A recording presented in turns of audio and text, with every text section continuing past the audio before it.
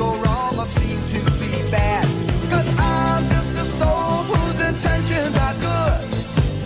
Oh Lord, please don't let me be misunderstood.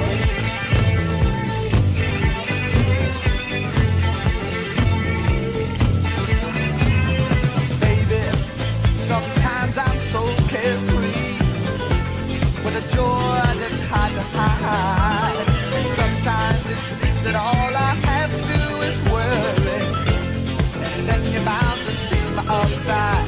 'Cause I'm just a soul whose intentions are good. Oh Lord, please don't let me be misunderstood.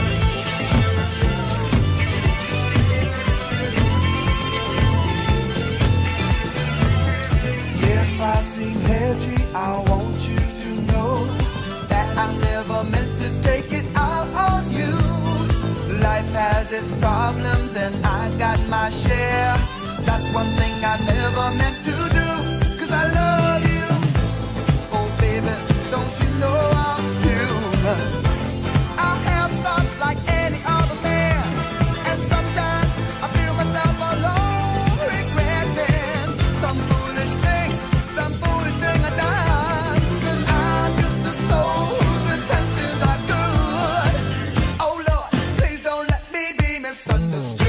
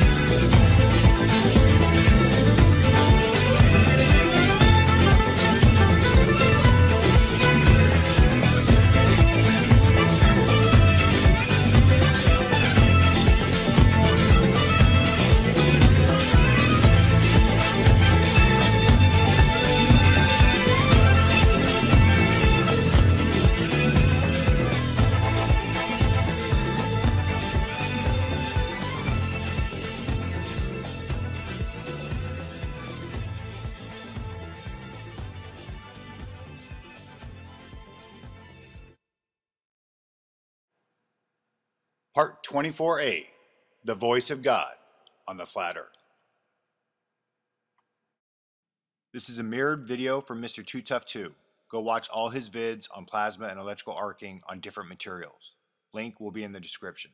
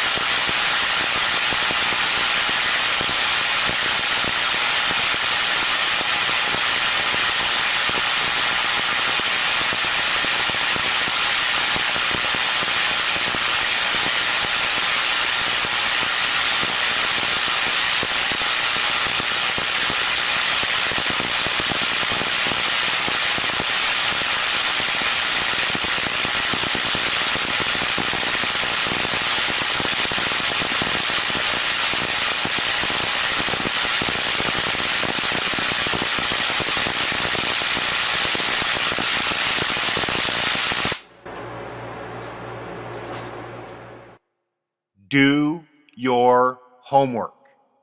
It'll save your ass. If you know the enemy and know yourself, you need not fear the result of 100 battles. If you know yourself but not the enemy, for every victory gained, you will also suffer a defeat. If you know neither the enemy nor yourself, you will succumb in every battle. Sun Tzu, The Art of War. Part 24B, Liquefaction and Rocks on the Flat Earth. Watch primer fields 1 through 2 to understand the pressure release. With the pressure release will come an earthquake so big it'll be off the charts. Matthew 24, 1 through 2, King James Version. And Jesus went out and departed from the temple, and his disciples came to him for him to show him the buildings of the temple. And Jesus said unto them, See ye not all these things? Verily I say unto you, there shall not be left here one stone upon another that shall not be thrown down.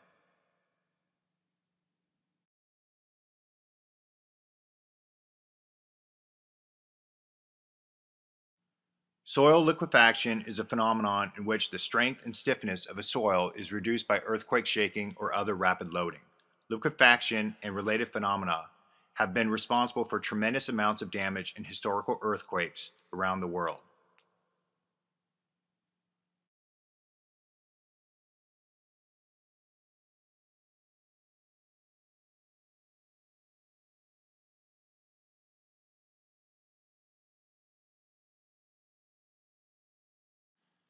Here's a demonstration of how liquefaction works. Link will be in the description. Make sure to notice that the thing that's buried will rise and the thing that's on the surface will sink.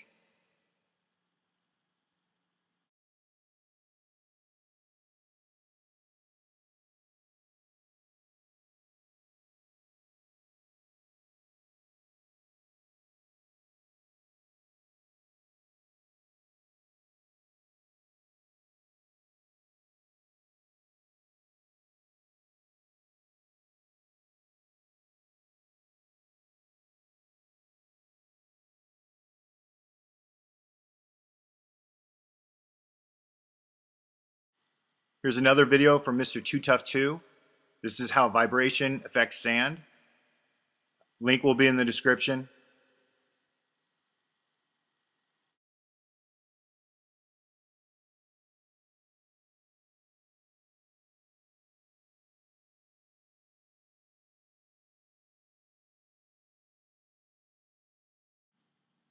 Build your house on a big ass rock, or find some bedrock to survive being sucked down to hell.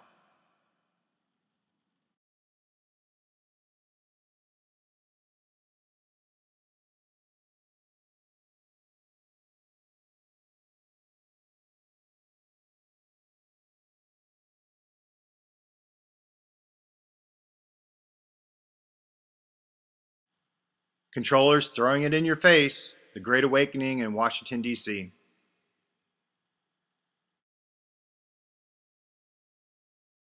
Psalms 31:2, King James Version. Bow down thine ear to me. Deliver me speedily.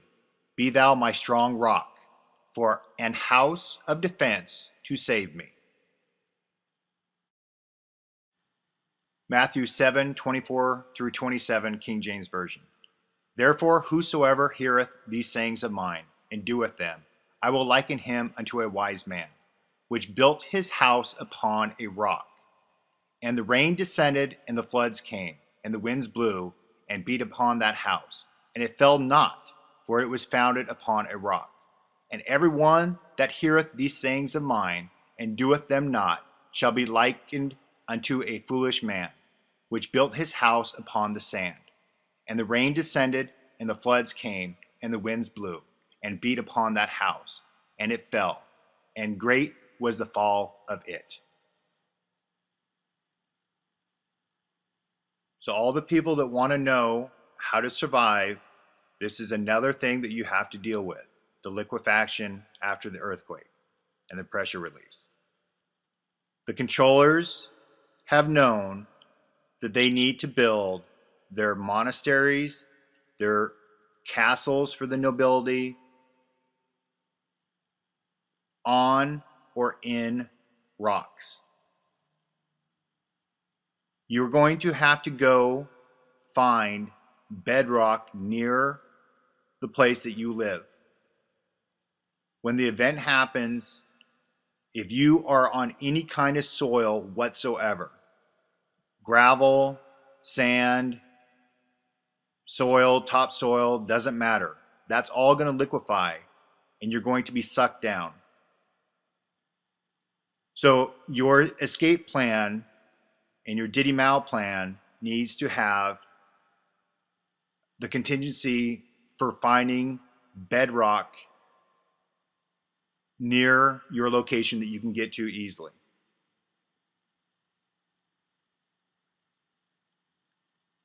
You're going to want big rocks, because during the lifting section of the rapture, you want to make sure that it's firmly grounded in the ground itself.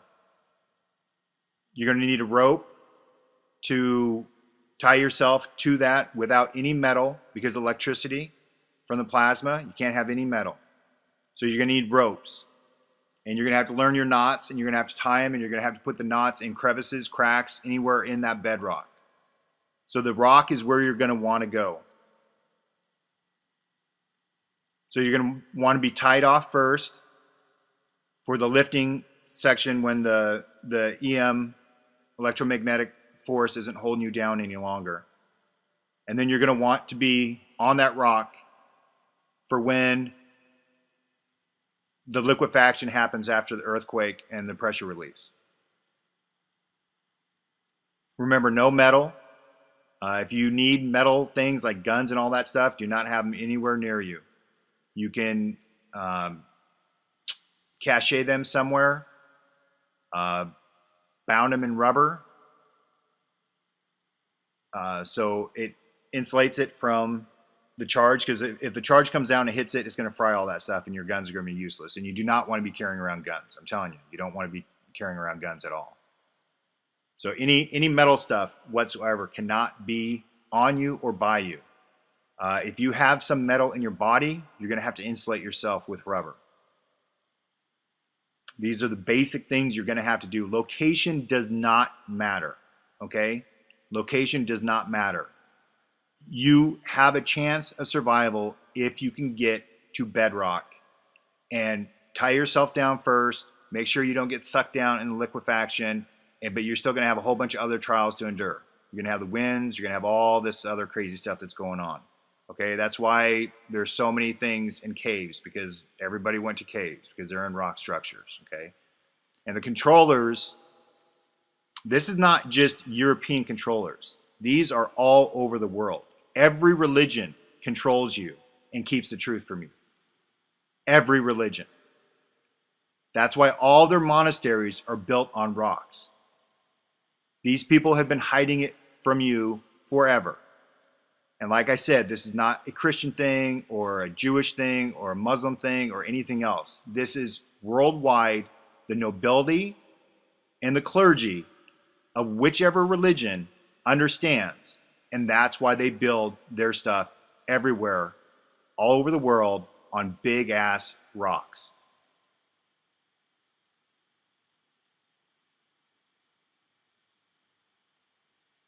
So do your homework in your local community. Find where bedrock is near you. Find the closest one. Find it where it's easy to get to, via roads or walking if possible. But you're going to want to be one of the first ones to get there. All right, remember, no metal. Insulate yourself with rubber if you have to, if you have metal inside of you. Bring a rope. And ride out the 7 days of Hell Week the best you can. And obviously, you're going to want to get out of the cities. Okay? You do not want to be in a city. They are all going to be fried, completely fried from the electricity that's going to come down. They're going to ground through the cities because all the steel and metal and wiring and everything else. And then you're going to want to stay away from forests or anything that's combustible. You want to be in open clearings. Find rock that's in open clearings. You don't want to be in the heart of a jungle or the heart of a forest, or you're going to fry. And if you put rubber around you to insulate yourself, that stuff's going to melt and it's going to be on your skin, and that's not going to feel pleasant. So stay away from anything that's combustible. So you want open fields, open plains, and find bedrock within those places. All right. These are the things you have to do in order to have a chance to survive. But if you do these, you have an excellent chance to survive. Go find that rock, baby. Go find the rock. Part 24C, intervals between electromagnetic changeover events on the flat Earth. The time intervals between electromagnetic plasma changeover events. So here's how the process works. So the blue sky that we're in right now, then the plasma changeover that we're heading into, which is different than the other one, which I'll get to later in the series. And then it goes into the red sky, but the sky's not red. I just use that term. It's more like a sunset color or a sunrise color with clouds. Then into a different type of electromagnetic changeover event. It's completely different than the one that we're heading into. And then that leads back into a blue sky. And then the process just keeps on repeating itself over and over and over, and there's no rhyme or reason to it. And back to the plasma event that we'll be going into, which follows the blue sky.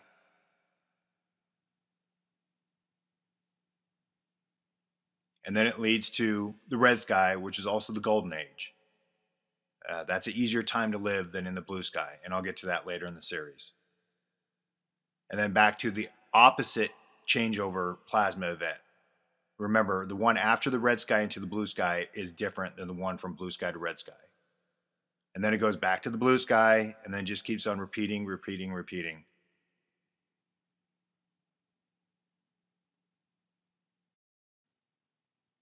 Ocean floor magnetic striping.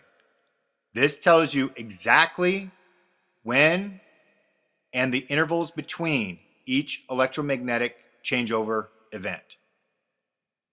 The negative is the white sections, the positive is the black sections. These are the interval patterns of your true history of how many times these events have occurred. So how have the controllers deceived you? because they've told you that it's millions and millions and millions of years between each one of these interval patterns, and it's not. These are centuries. Some 60 years, some 300, 400 years. But like they do with everything, they invert the truth. It's 180 degrees opposite of what they tell you is generally the truth. These are not millions and millions of years. These are centuries. They happen regularly and often. And our history shows that if you learn how to see the history correctly. So here's a close-up of the most recent section of that chart. The bruness is what we're currently in. And you can see that's a big section. And that makes a huge difference for the severity of the event. The severity of the event is dependent on how long between each occurrence. The more pressure is built up through length of time, the more deadly the catastrophe is. So if you look into the sections where they're really short intervals between the black and the white, those aren't bad. Those are survivable. But as you go longer and longer, the pressure keeps on building up. And as the pressure builds up, when that releases, those are worldwide events that completely wreak havoc on everything. So short duration between events, not so bad. Long duration, really, really, really bad. And you can see how long the bruness is. It's been a while since the pressure has been released. I know the date of when the bruness started. I'm not going to reveal the date because it really doesn't matter to any of this. You guys, if you guys look into history, you guys will be able to figure it out. I've given plenty of clues on when the last one happened. But the pressure has been building up and building up, building up. So the time interval has been long on this one. So it's going to be a bad catastrophe. It's going to be bad. It's not going to be as bad as some. There were some that went 1,000 years. Those were the ones that decimated the population. But this one is going to be really bad. That's why I say this one is survivable. It's going to be tough, but it's survivable. Again, the answers are always simple. Do your homework.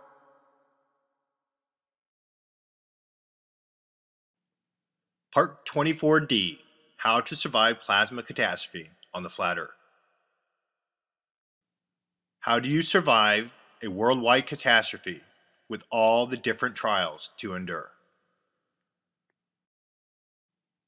Get mentally strong and toughen up. Stop being a victim, docile, and complacent. The only thing that will get you and yours through is you. Keep calm and survive Hell Week. You have to stay calm because you have to think rationally. You have to adapt and overcome by using your brain. If you use your brain, you will be one of the ones that will survive. Only the strong will survive. To all the preppers out there, sorry to say it, but you have wasted a lot of time and money on things that will not happen. A lot of that gear is going to be completely useless. But there is a positive side to this, and I'm going to get to it right now. You don't need a lot of stuff at all to survive this. After the changeover event, there is no night. The way that the sun illuminates afterwards, coming from a different direction, makes it where there is no nighttime. So flashlights, all that stuff, you won't need after the changeover. Revelation 21, 22 through 25, King James Version. And I saw no temple therein, for the Lord God Almighty and the Lamb are the temple of it. And the city had no need of the sun, neither of the moon, to shine in it. For the glory of God did lighten it, and the Lamb is the light thereof. And the nations of them which are saved shall walk in the light of it, and the kings of the earth do bring their glory and honor into it. And the gates of it shall not be shut at all by day, for there shall be no night there.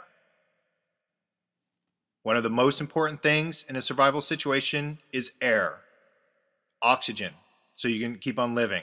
You can only go a couple minutes without it before you die. So make sure that you have a place where you have good ventilation and you can get the air that's going to be needed. You're going to need something to cover your mouth because there's going to be the conflagration fires going on.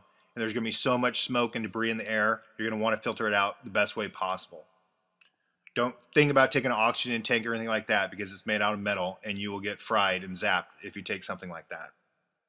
Location, location, location.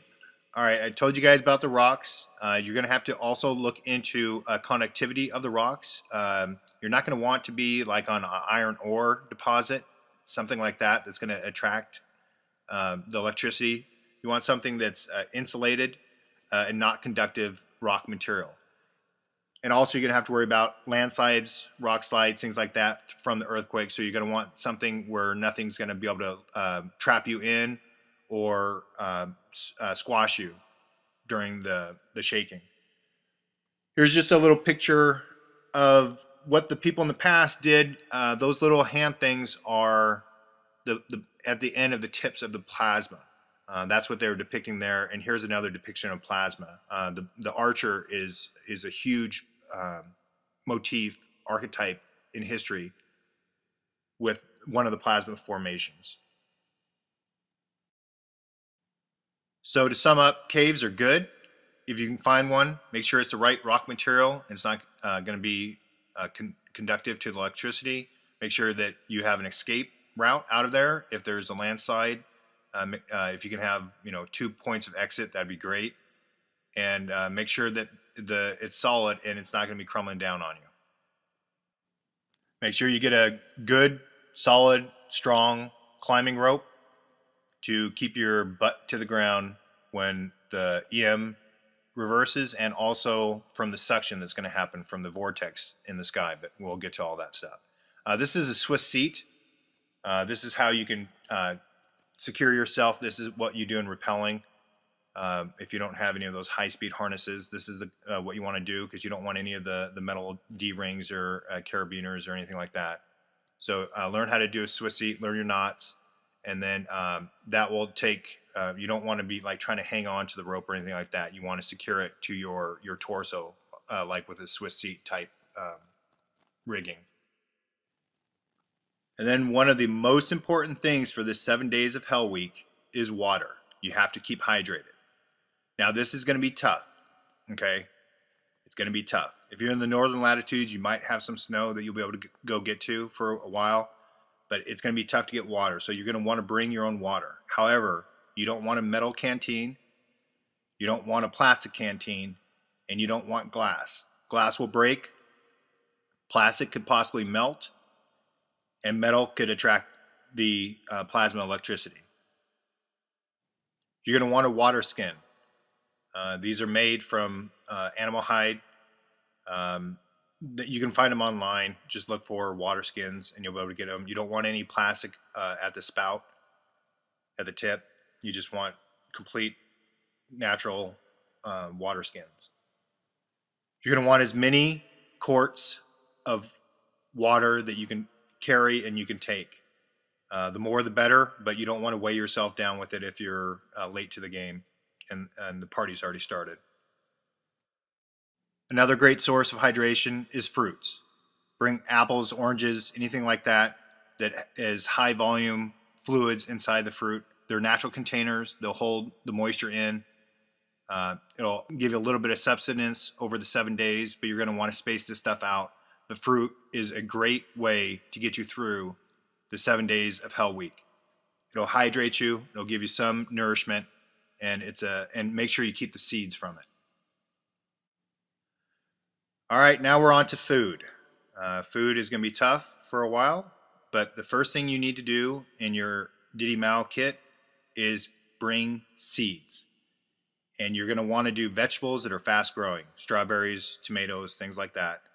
You're not going to want to plant these seeds until well after Easter, and we'll get to that in part 25. But you're going to want to bring seeds for vegetables for the short term, and then for the long term, you're going to want to bring fruit seeds so you can grow trees afterwards. And that's going to take a long time to get the fruit from that. So vegetables are your short-term option, fruit long-term. Remember not to plant your seeds during or right after Hell Week. You're going to want to wait a while. until everything calms down, which is right around Easter time, and I'll get to that in part 25.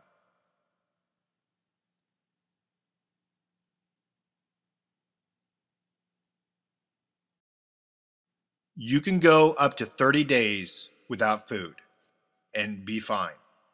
Do not bring dehydrated food. Do not bring jerky. Do not eat the jerky. Do not bring crackers, anything like that that's processed or dehydrated, because you will become dehydrated. It is more important for you to have the hydration and go hungry than vice versa.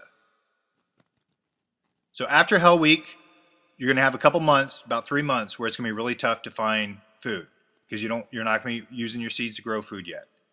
All right, there's going to be meat sources all over the place. It's just going to be what you're willing to endure and what you can stomach. But you're not going to want to cook any meat that you find. You're going to want to eat it raw. The raw meat has moisture in it, and that's where you can get a lot of your moisture. You're not finding pure drinking water is going to be really tough, so you're going to have to get moisture somewhere, and the best way of doing that is through meat. Now, make sure you understand what kind of meat you can eat and what you can't. And the Bible tells you. You need to learn why they tell you about unclean and clean animals. Okay? That is really key to understanding what kind of meat you can eat so you don't get parasites and all the other bad things that come along with it. First aid kit, hydrogen peroxide. If you have metal in that kit, you better leave it behind because it's going to get fried, and you don't want to get fried because of a first aid kit. Grooming supplies. If it's metal, leave it behind, cache it somewhere, and hopefully that will make it through, and then you can get to that cache after the Hell Week. If your cache of all of your supplies doesn't make it through, your guns, ammo, knives, nails, hammer, whatever you plan on taking, if that doesn't get through, then you better learn how the natives made it through stone, wood, antler, tools, and devices. If you're going to be wearing combat boots or work boots, make sure they're not steel-toed. You will get zapped. This is one time when rubber shoes will actually come in handy. And another benefit of the new sky is there's no winter. There's no seasons. It's all one temperature throughout the entire year. The temperature is a nice, balmy 60 to 70, so you got nothing to worry about as far as temperature. You will, prior to Hell Week, if you're in the northern latitudes, you'll have the winter temperatures and everything, so you'll need that stuff to get to that point. But once you get to that point of Hell Week, cold weather gear is not going to be anything that you're going to need. You don't need all this, sleeping bags and all that kind of stuff. It's going to be nice, warm temperature, okay? And there's no more seasons. Okay, matches. Starting fire. Don't do it. You don't need to cook your food. Just dehydrates it. You're going to not want to worry about that at all. If you get a compass that gets through, remember it's going to be opposite now. So what used to be north is now going to show south on your compass. So just remember, do opposite. So if you want to learn how to make it, keep everything local. Learn your local animals, your local plants, what you can eat, what you can't eat. That's why you don't want to travel anywhere with this. You want to stay in your location that you absolutely understand. Learn your area. Learn your local topography, plant life, animal life, all that kind of stuff. You're going to want to learn how natives survive, okay? Living off the land. So Aboriginal Australians, Native Americans, African tribes, South American Amazon tribes. Learn how they survive. That's how it's going to be for a while before civilization picks back up after a couple decades. And remember, the answer is you. Educate yourself, do your homework, understand the enemy, which is the plasma, and you'll be able to defeat it if you're smart. Use your brain.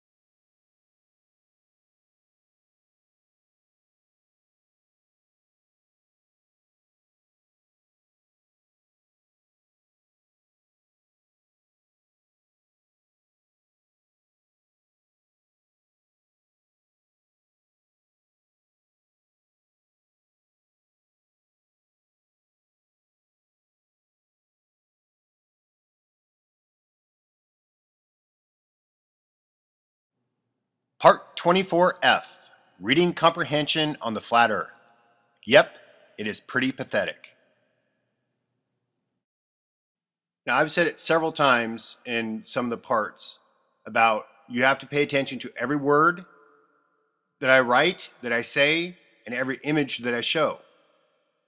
I've said multiple times, keep calm, to survive Hell Week. Well, I also said it in part 24, keep calm and happy 3 months. The happy 3 months is in reference to how long it's going to take for things to calm down after Hell Week and after the event. Fires are going to rage. The conflagration is going to rage for at least that long. Everything is going to be lit up and it's going to be burning for that duration of time. A regular forest fire will last a month. This thing is all the forests are on fire. All the cities are on fire. So the conflagration is going to be going on for a while. That's why he said don't plant your seeds until after everything calms down. Now, there is going to be a period of time coming up very shortly. Mia and I are going to be taking a road trip. So there's going to be, a week, 2, maybe 3 weeks. We don't know how long we're going to go. But we're going to go and we're just going to go chill. And we're going to go find some spots that we've always wanted to go see. And we're going to go see them. We're not going to have internet access. So we're going to be, not posting videos or anything during that time. We'll probably give you guys a heads up when we leave. But it's going to be probably within the week, maybe a little bit after that. So keep calm, do your research, and learn about reading comprehension and audio and visual comprehension. You guys have to pay attention to words that are written and what they actually say. So if you want to go in and reread the Bible, you need to understand comprehension. If you want to go in and reread other historical texts, you need to understand reading comprehension. Every word has a meaning, and it has a meaning for a reason. You just can't skim. You can't, read it as fast as you can because you want to get done with it. And then what's the point? Why even do it? Stop wasting your time. Go find some bedrock or do something else that's more important. So that's kind of what's going on. I'm not sure if I'm going to have 25 done and ready because I'm getting stuff ready for our road trip. So I don't know if 25 is going to be before we leave or after we leave. But I've given you guys plenty of stuff that you guys can research. Plenty of things that you can do to prepare and plan. I'm not quite sure why people are still asking questions on, when's it going to happen? I don't know how many times I have to say it. I don't know when it's going to happen. Let me repeat that. I do not know when it's going to happen. I'm still watching the time, and the time is quite frightening right now. But anyways, I do not know. And then people asking, well, what do we do after this? What do we do after that? It's like, come on, people. Use your head. What do we do after Hell Week? Well, what do you think Hell Week's going to be like afterwards? Right? I need to spell out that you ain't going to have nothing. Use your head, people. There's a point where you guys have to do your own work, okay? You have to do your own work. You have to find your own escape plans, your Diddy Mao plans, all that stuff you guys have to do yourself. Because every person has their own individual situation, and there's not some magic bullet that's going to, be good for everybody. You guys have to do your own work, okay? Research the Golden Age if you need something to look forward to. I spelled it out pretty well. I will get into more detail in 25, 26, 27, thereabouts. Because this isn't about, where I'm trying to scare people and like, oh my gosh, catastrophe's coming. No, I want you to understand the Golden Age is what they are striving for, the controllers. That is the great work, is to get back to the Golden Age. It's that important, the difference between the red sky and the blue sky. So go back into history. Hindu texts talk about it. Buddhist texts talk about it. Ancient Greece, read about that stuff. And it'll give you the motivation to get through Hell Week and the 3 months of hell afterwards. Because it is a wonderful time to live. An absolute wonderful time to live. And you won't be missing your cars or anything like that because you just sitting and chilling, baby. Sitting and chilling.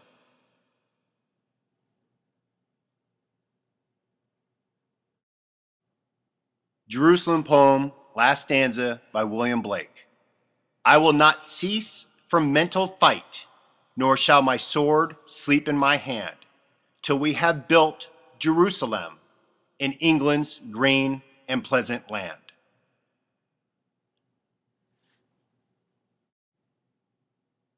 And if you want to know where Jerusalem is, it's not a city in Israel in the Middle East.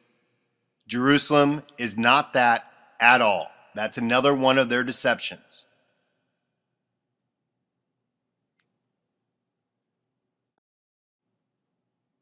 Now, if you want to know how to read the Bible correctly, these are the 3 things that you have to understand about the Bible. 1, it is the history of a people. Not the people you think, but it's the history of a people. Number 2 is the history of the catastrophes. And number 3, on how to rebuild their family, social, communities, and societies again after the catastrophes. That is what the Bible is about. 1, the history of people. 2, the history of the catastrophes. And 3, how to rebuild after the catastrophes. If you guys look at it with those eyes, you will understand that collection of books called the Bible. Part 24G, Reading Glasses and Rebar on the Flat Earth.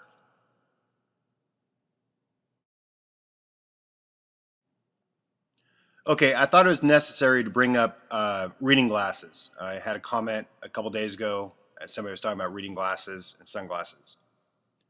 I'm going to talk about them because of computer screens, okay? Because computer screens wreak havoc on my eyes.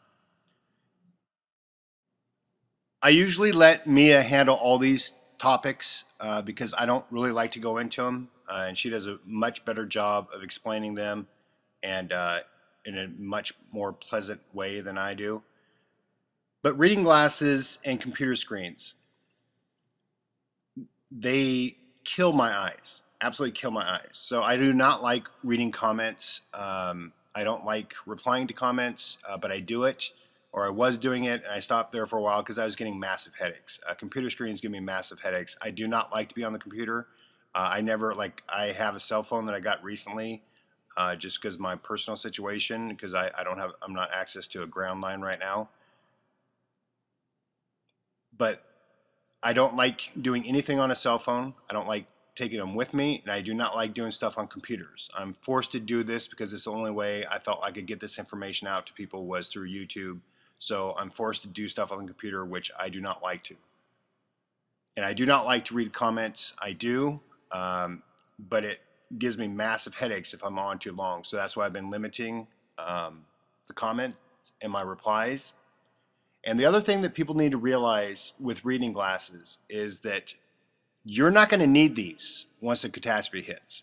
Okay, there's not going to be anything to read, and you're not going to be doing anything where you're going to be needing to see at that very close distance. Everything is going to go back to the way that your eyes were created, which was to see far away from a binocular eye set that we have. So now, what you're going to want, and the reason why I won't get corrective glasses is because I don't want it to ruin my eyes. If you wear glasses, you are changing the way that your eyes see the world. And I am choosing to not worry about computer screens and find small text and everything because I want to be able to see the way that my eyes are supposed to see at distance.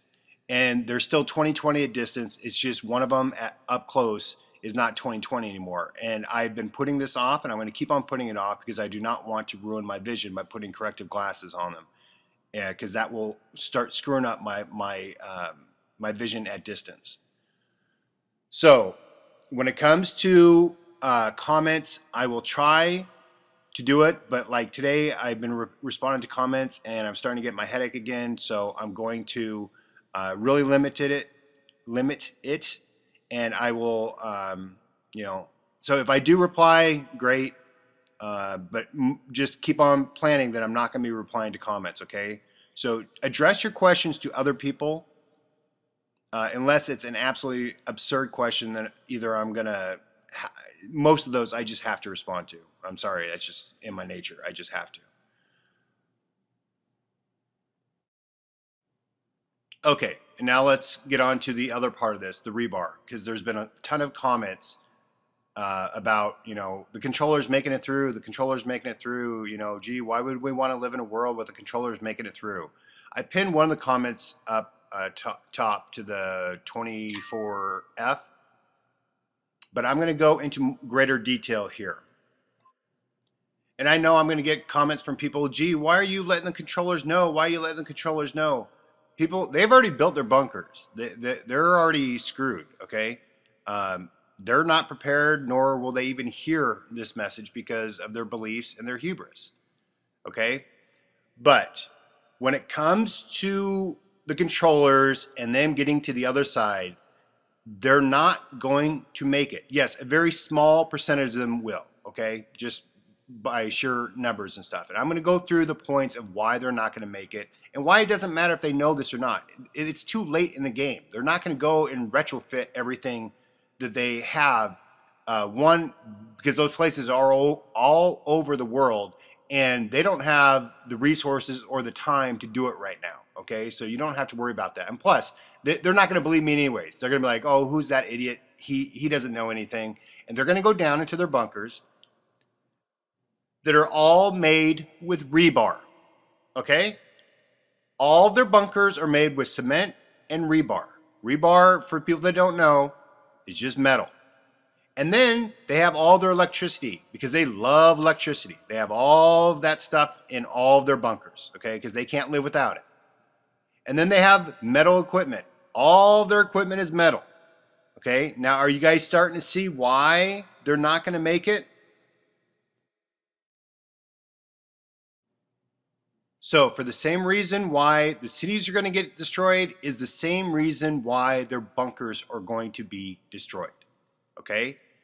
They're going to go down into these underground bunkers that are absolutely littered with steel, electrical wiring, metal, gasoline, everything else. This plasma does not stop at the surface. Okay, when it grounds, it goes into the ground where these bunkers are, and they are going to get fried. So all the people that hate the controllers and are worried about them getting through, feel good that they are going to be fried, just like anybody that stays in the cities. Okay, the people that stay in the cities are going to get fried, and the people that go underground in these bunkers will be fried. Now, you have a better chance of surviving this by staying on the surface and getting away from combustible materials, staying away from metals, all the things that I've been trying to tell you. Okay, the controllers aren't going to hear me. They're not going to hear me at all. They're not going to listen. They have their own beliefs, and they think what they think, and they're wrong. And they're going to learn it in that day when they all get fried. Now, there's other things that are going to occur that makes being underground not good at all, besides the electrical plasma that's going to be grounding through their bunkers, okay? And you're going to have an explosion with the press release that is going to be so massive that anything that's underneath ground is going to be absolutely leveled, okay? It's going to be leveled. The density of ground and the density of water makes sound waves even more intense in those densities. Air has the least amount of density, therefore it's the least amount of concussion and shock wave that you're going to get up in the air. Now, with that earthquake, with the pressure release, and like I've said before, an earthquake does not kill you. What kills you is things falling on you or things opening up and you falling in them. So being in a bunker, you are putting stuff over your head.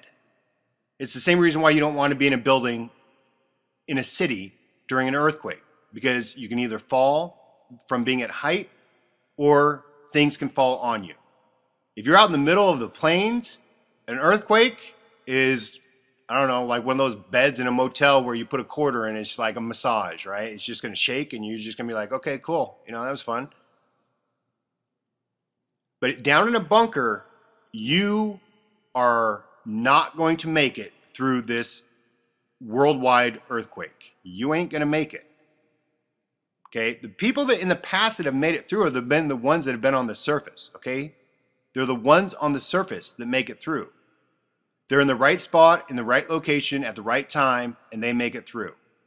Being underneath ground is not what makes people come out. Now, there are cases where, you know, they talk about going down into caves, you know, underground caverns and things like that. That's a little bit better because there's no metal in there. But these underground bunkers, they are shysta out of luck.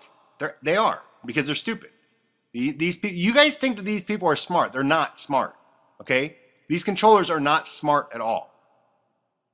Now, the very top level of them, yeah, because they're not telling the bottom level people what to do properly. They don't want them to get through either. You know, these top level people, like the top 8,000 controllers in the world, they don't want the bottom 90% getting through of the minions that have been working for them. They don't want them to get through at all. Okay, so you're going to have earthquake, you're going to have pressure release, you're going to have shock wave, you're going to have things falling on them, along with all the electrical stuff that's going to be happening to them down the bunker. And then, so let's say a handful of them do make it through. Their planes are going to need spare parts. Their Humvees, their tanks, all those things are going to need spare parts and gasoline. Gasoline is going to be no longer, okay? They're going to have some stuff stored. If that stuff gets through, it's going to be used before they know it. And plus, gasoline only has a shelf life of a year before water starts building up in it. You cannot store gasoline longer than a year because the water will build up in it from condensation in the air, and it mixes with the gas and it ruins the gasoline. So there's a whole bunch of reasons why. Okay, but you have to understand the infrastructure after this event is gone. It is not a population killer. It's not an animal killer. What it is, it's a civilization killer. Okay, anything that was based off of electricity, the infrastructure that we have now in modern society is what gets leveled.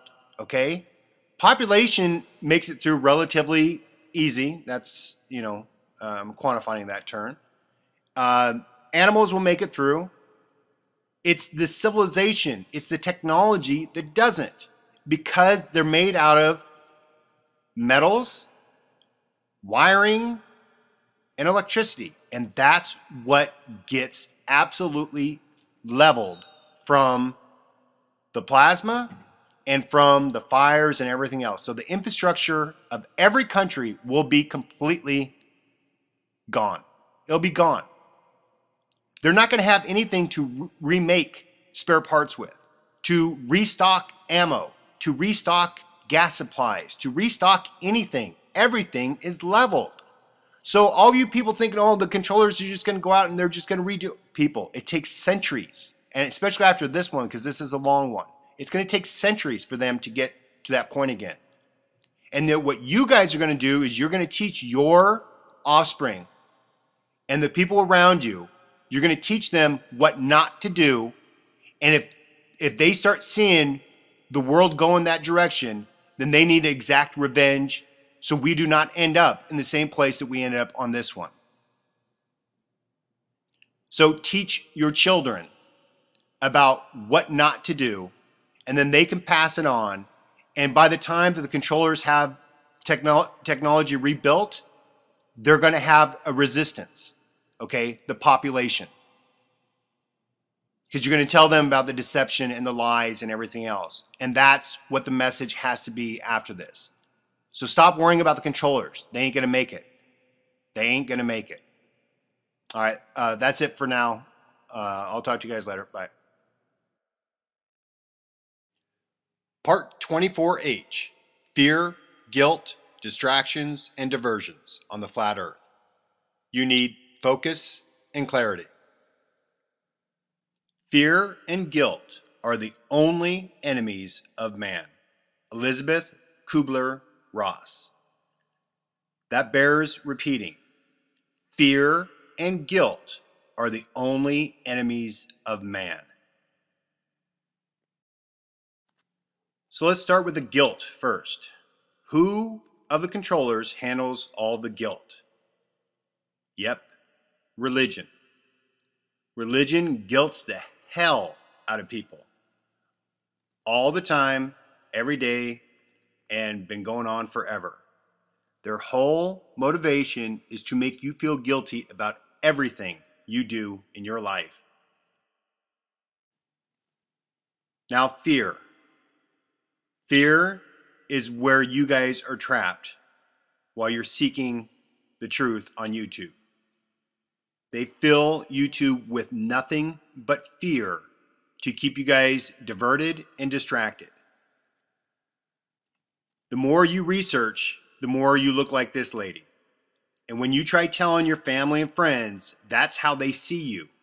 Because you guys have been completely duped on YouTube, following all these fake truther channels with a bunch of nonsense. And I'm going to go over the majority of them right now. The New World Order, the one world government.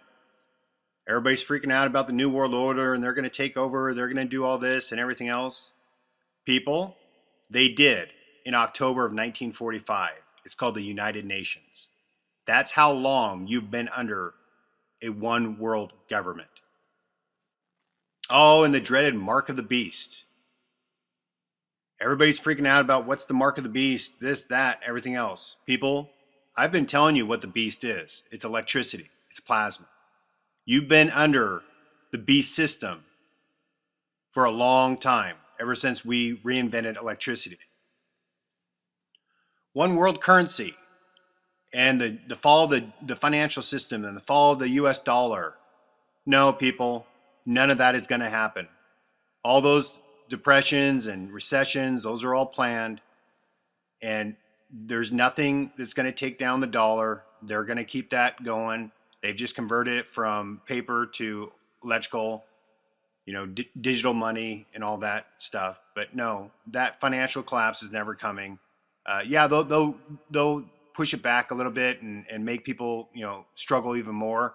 But the economic system is not going to crash.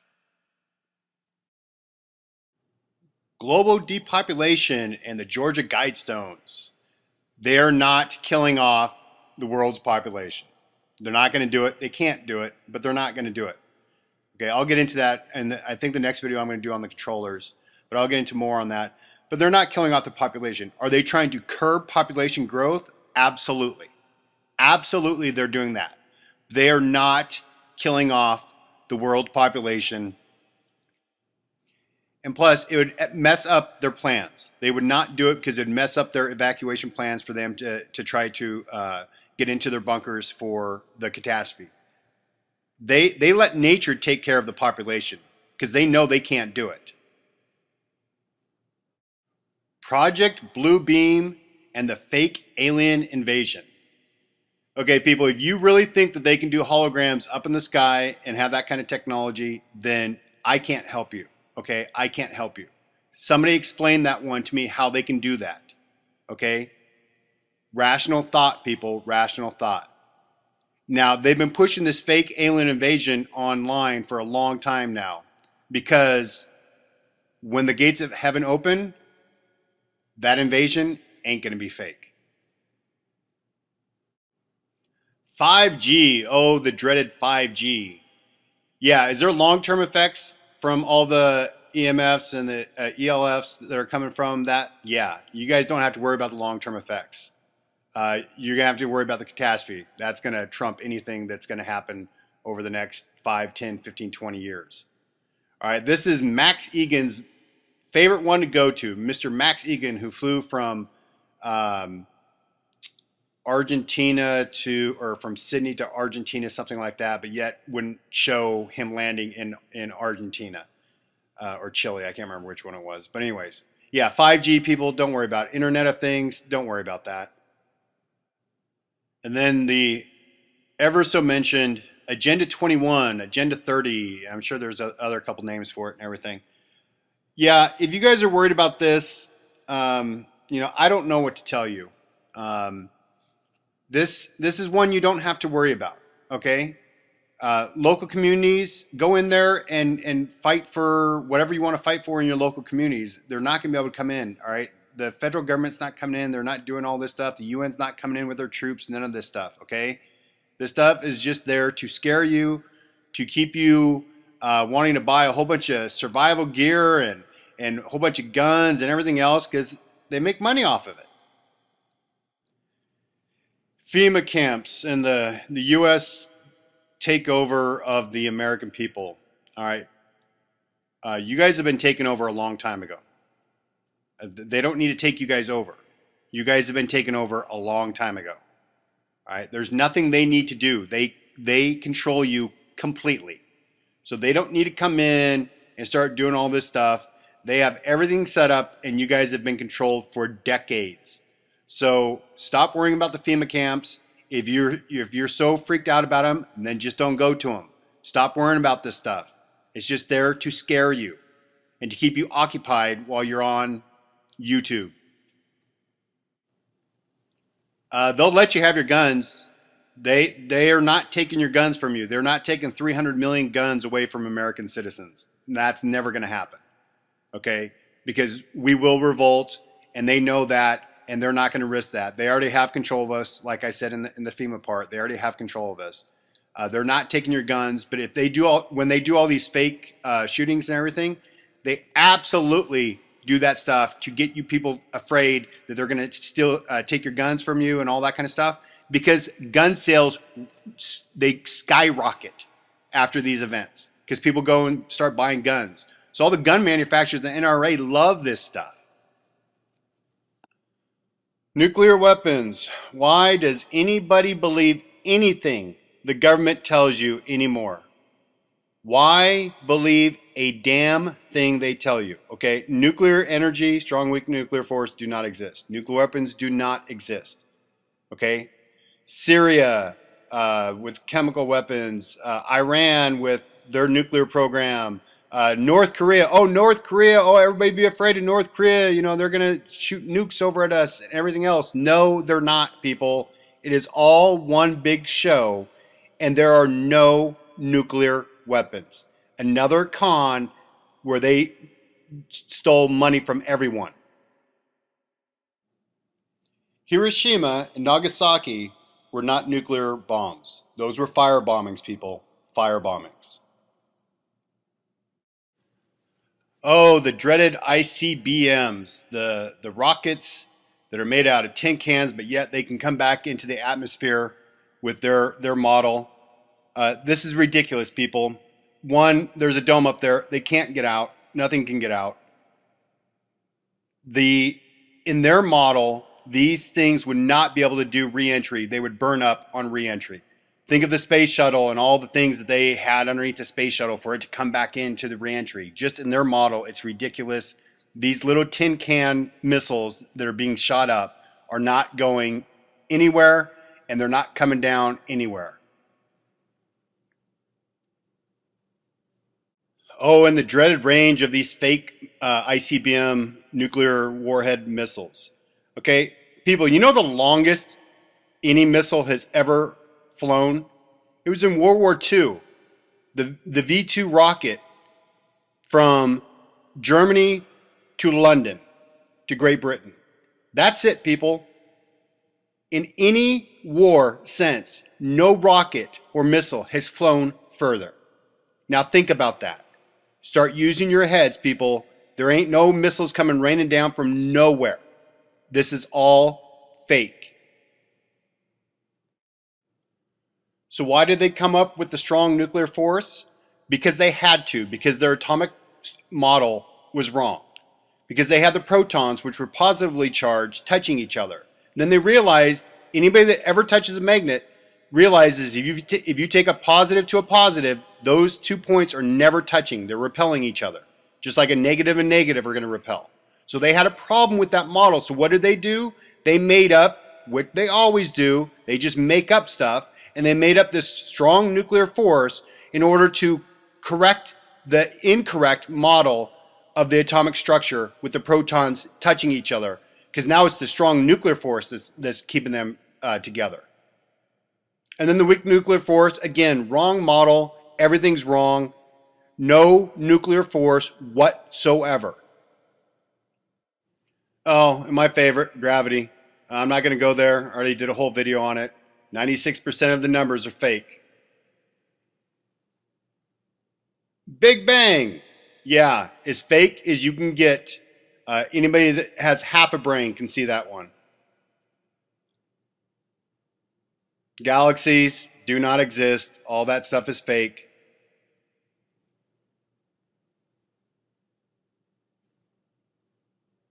And then their patron saint.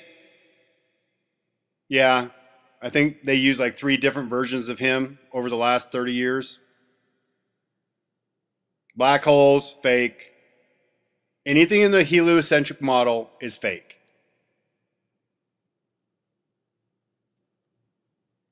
And their other patron saint of the heliocentric model, Einstein with his, yeah, I've already said enough about Einstein. And then his famous equation, E equals mc squared. People, go learn how they figure out the speed of light. And then his special theory of relativity. If you want to go learn the most ridiculous thing in the world, go read that thing.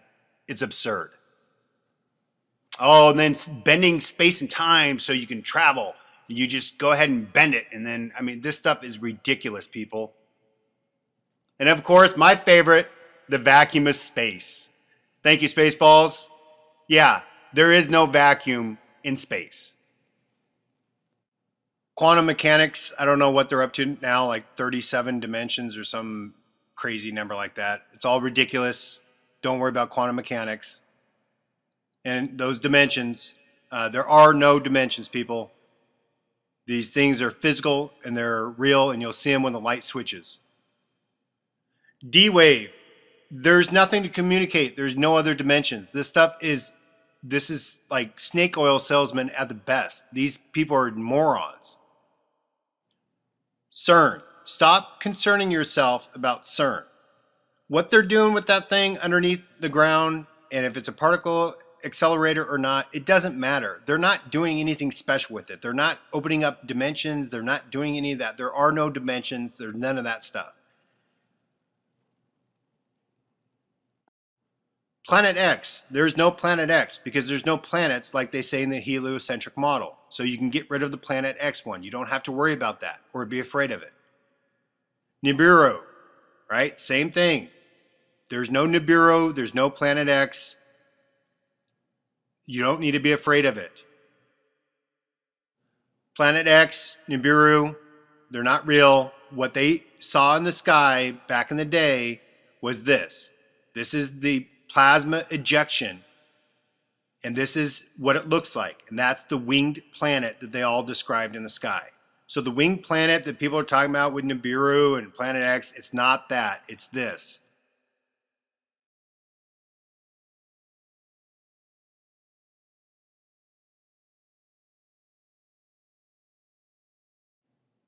And another thing you do not have to be afraid of, because it will never happen, is a comet hitting the Earth, a meteor, the size of frickin' Manhattan, or an asteroid hitting the Earth.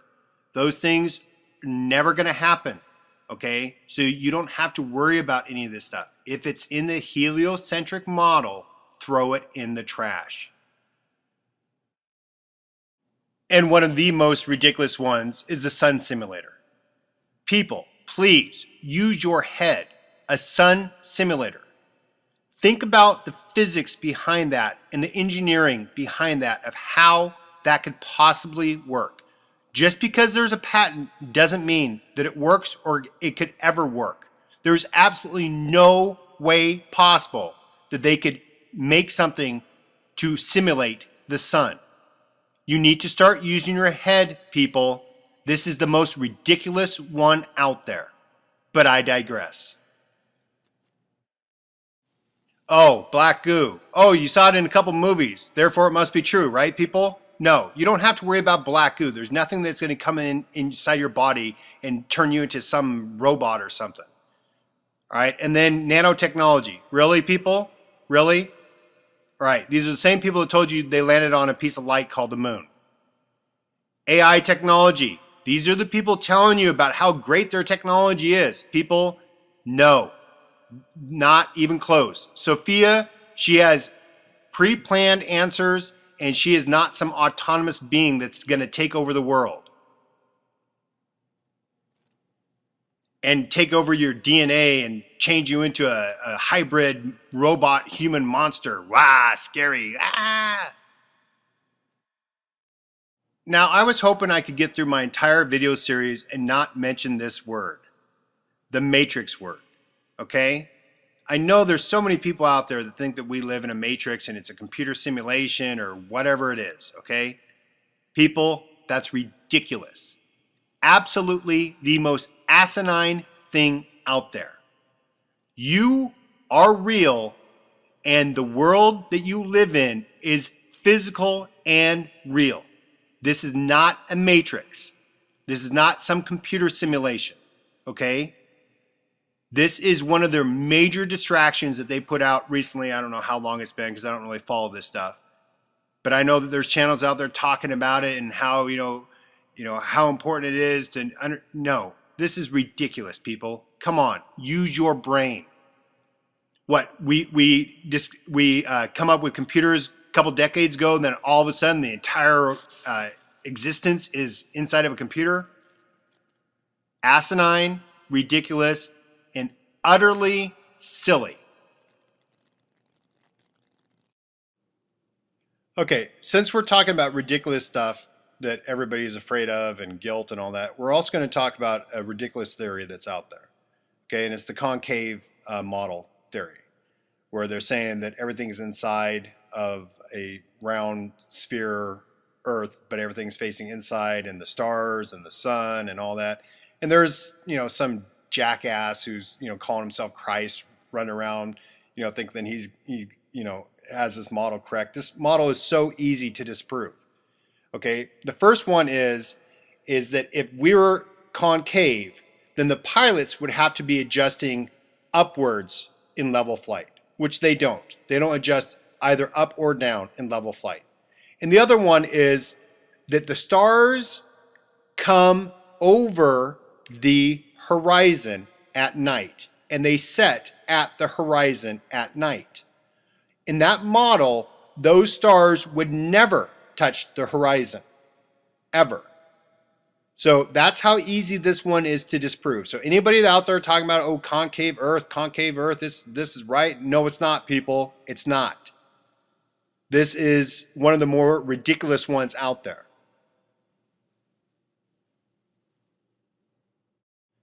Okay, so people, the reason why they distract and divert you with all these crazy theories out on YouTube, and I'm talking about the controllers here, is because they want you to make you look like an idiot to all of your friends and family, so you can't convince them.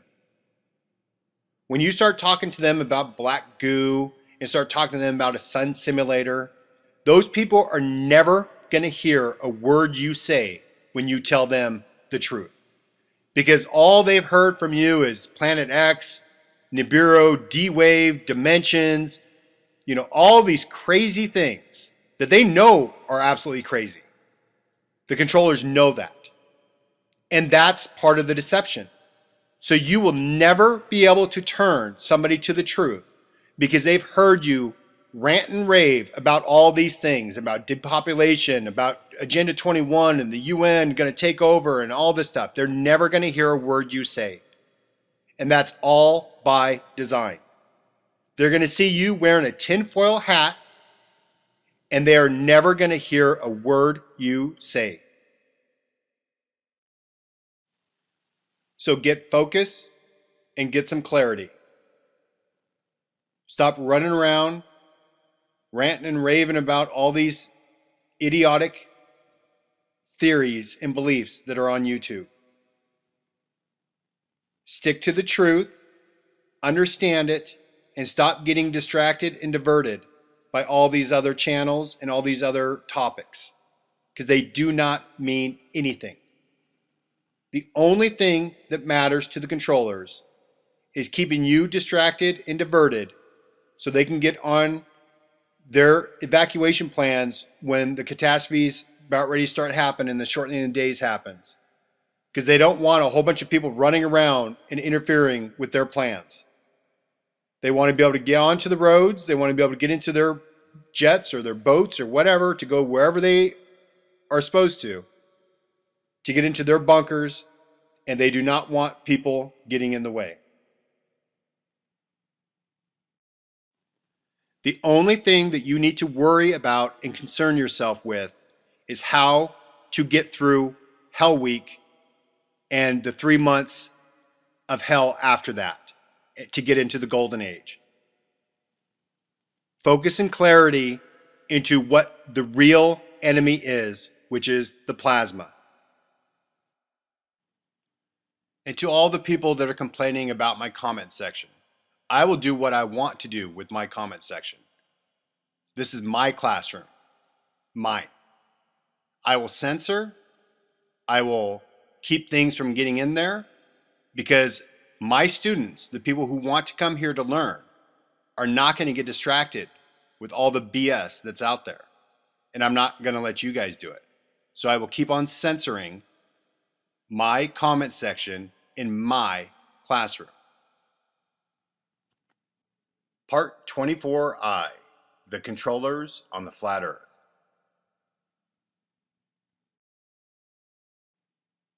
So who are the controllers?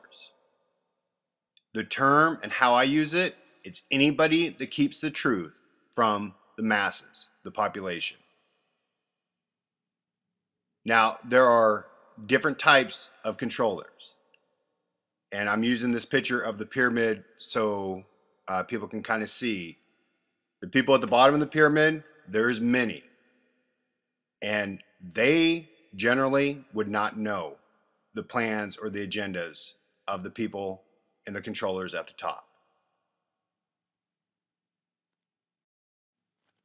So who would be the ones at the bottom? Teachers, professors, clergy, priests, pastors, bishops, rabbis, doctors, lawyers, judges, scientists, those type of people. Those are your low level. Politicians, congressmen, low level people. And another huge group of low level controllers are people in media, radio personalities, news anchors, reporters, fake truthers that are out there on YouTube and other internet sites that control the information that's being told to the population, to the masses. Their message is broad and important for the controllers, but they're still low-level controllers. So who would be towards the middle of the pyramid of the controller system? Your top level government officials, your top level, presidents, prime ministers, people like that. That have, the Pope, the figureheads, the puppets that everybody sees out there, the head of industries that are placed in those positions. Those are your mid-level controllers. So who are the top level controllers? I would have no idea, and nobody else would either, because their whole mission in life is to stay out of the public eye and to remain in the shadows and stay hidden. They control because they hide themselves and who they are and what they are. They are not going to be on some nightly talk show or doing interviews or anything like that. These people stay in the shadows, and they stayed in the shadows for a long, long time. So what are the motives of the controllers? Let's start with the low-level controllers. They just want to get paid. They just want to have a career. They want to, live in the system that they believe in, because they're clueless. They have no idea. The low-level controllers have no idea of what's going on out there. The mid-level controllers probably have some idea, but they don't have the full picture. The top-level controllers would never let anybody that's not in their club of, say, 6,000 to 8,000 people worldwide ever know what the true motives are and the true agenda.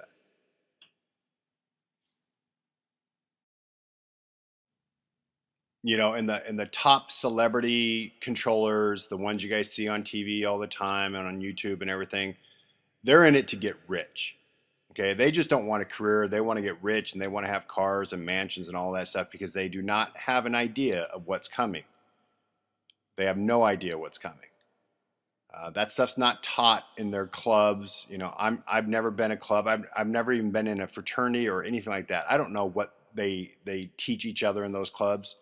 So I'm speculating here, but I know they're not teaching the truth. These people don't know the truth. They're taught, esoteric wisdom, and they're taught all these things from the past. So the low-level controllers and the mid-level controllers, they're doing it straight out of greed. They want to be paid. They want to be rich. They want to have a lifestyle. They want to live comfortably. They want to, have sex, drug, rock and roll, all that kind of stuff. That's their motive, especially the mid-level controllers. The top-level controllers, they could give a rat's ass about that, because they are rich beyond anybody's wildest dreams.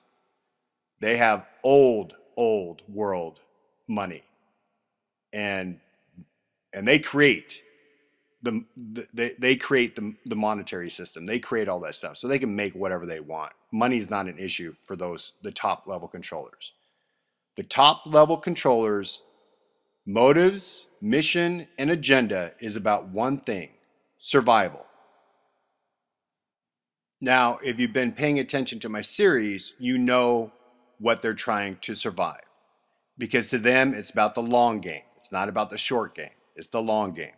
They know about the catastrophe. They don't know how it works. They just know about it. They know and have our true history. Let me repeat that.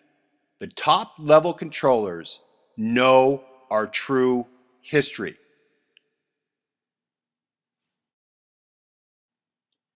And that is what they are hiding from the masses: our true history.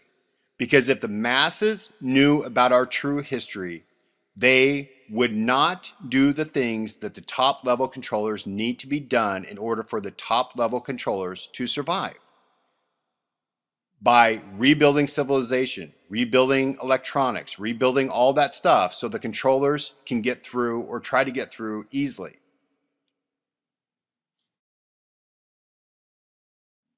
So if the population of the world understood their true history and understood about the catastrophes and the plasma changeover events, people would not be going to work.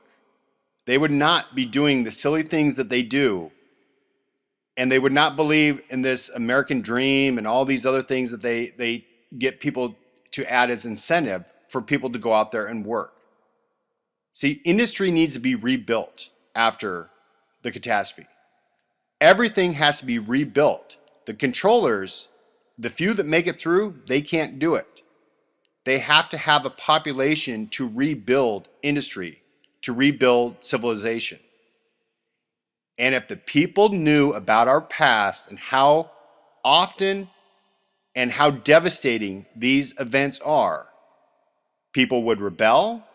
They would not go to work. They would be like, yeah, no, I'm not doing that. I'm not wasting my time going to a 40-hour-a-week job to get paid nothing to struggle for my entire life. No, I'm not doing that. I'm going to go chill.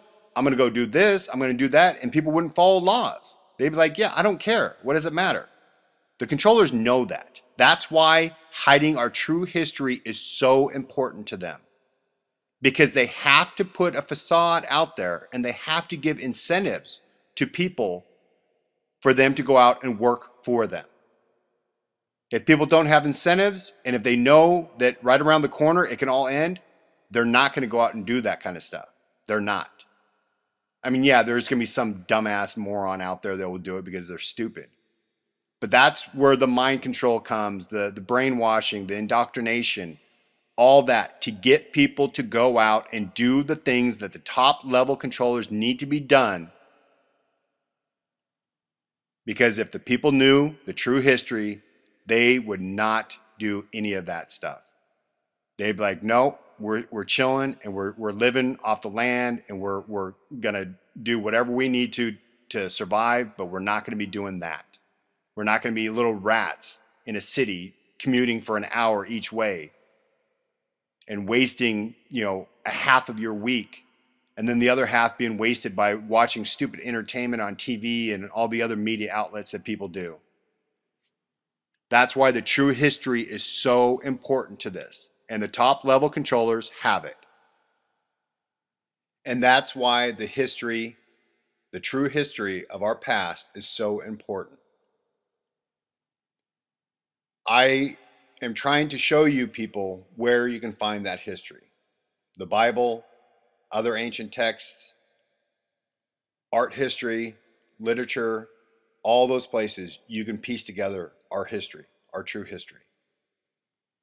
Now, I was planning on making videos and in this video series about, getting in depth in the history, but there's enough stuff out there that I didn't need to do it. That's why I've been sending you to the New Earth channel, Wise Up, Philip Druzizin's channel, and the Bible, the Quran, all those things. There's enough stuff out there where I didn't need to do it. I just need to point you guys in the right direction. So the top level controllers know our true history, but what they don't know is how these electromagnetic plasma catastrophes happen and the science behind it.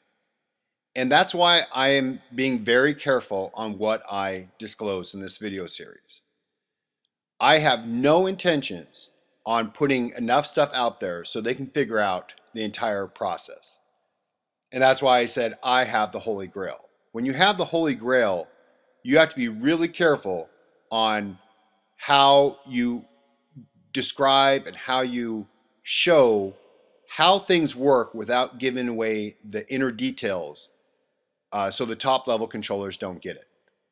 And I'm not going to divulge anything that's going to jeopardize them getting the Holy Grail or how it all works.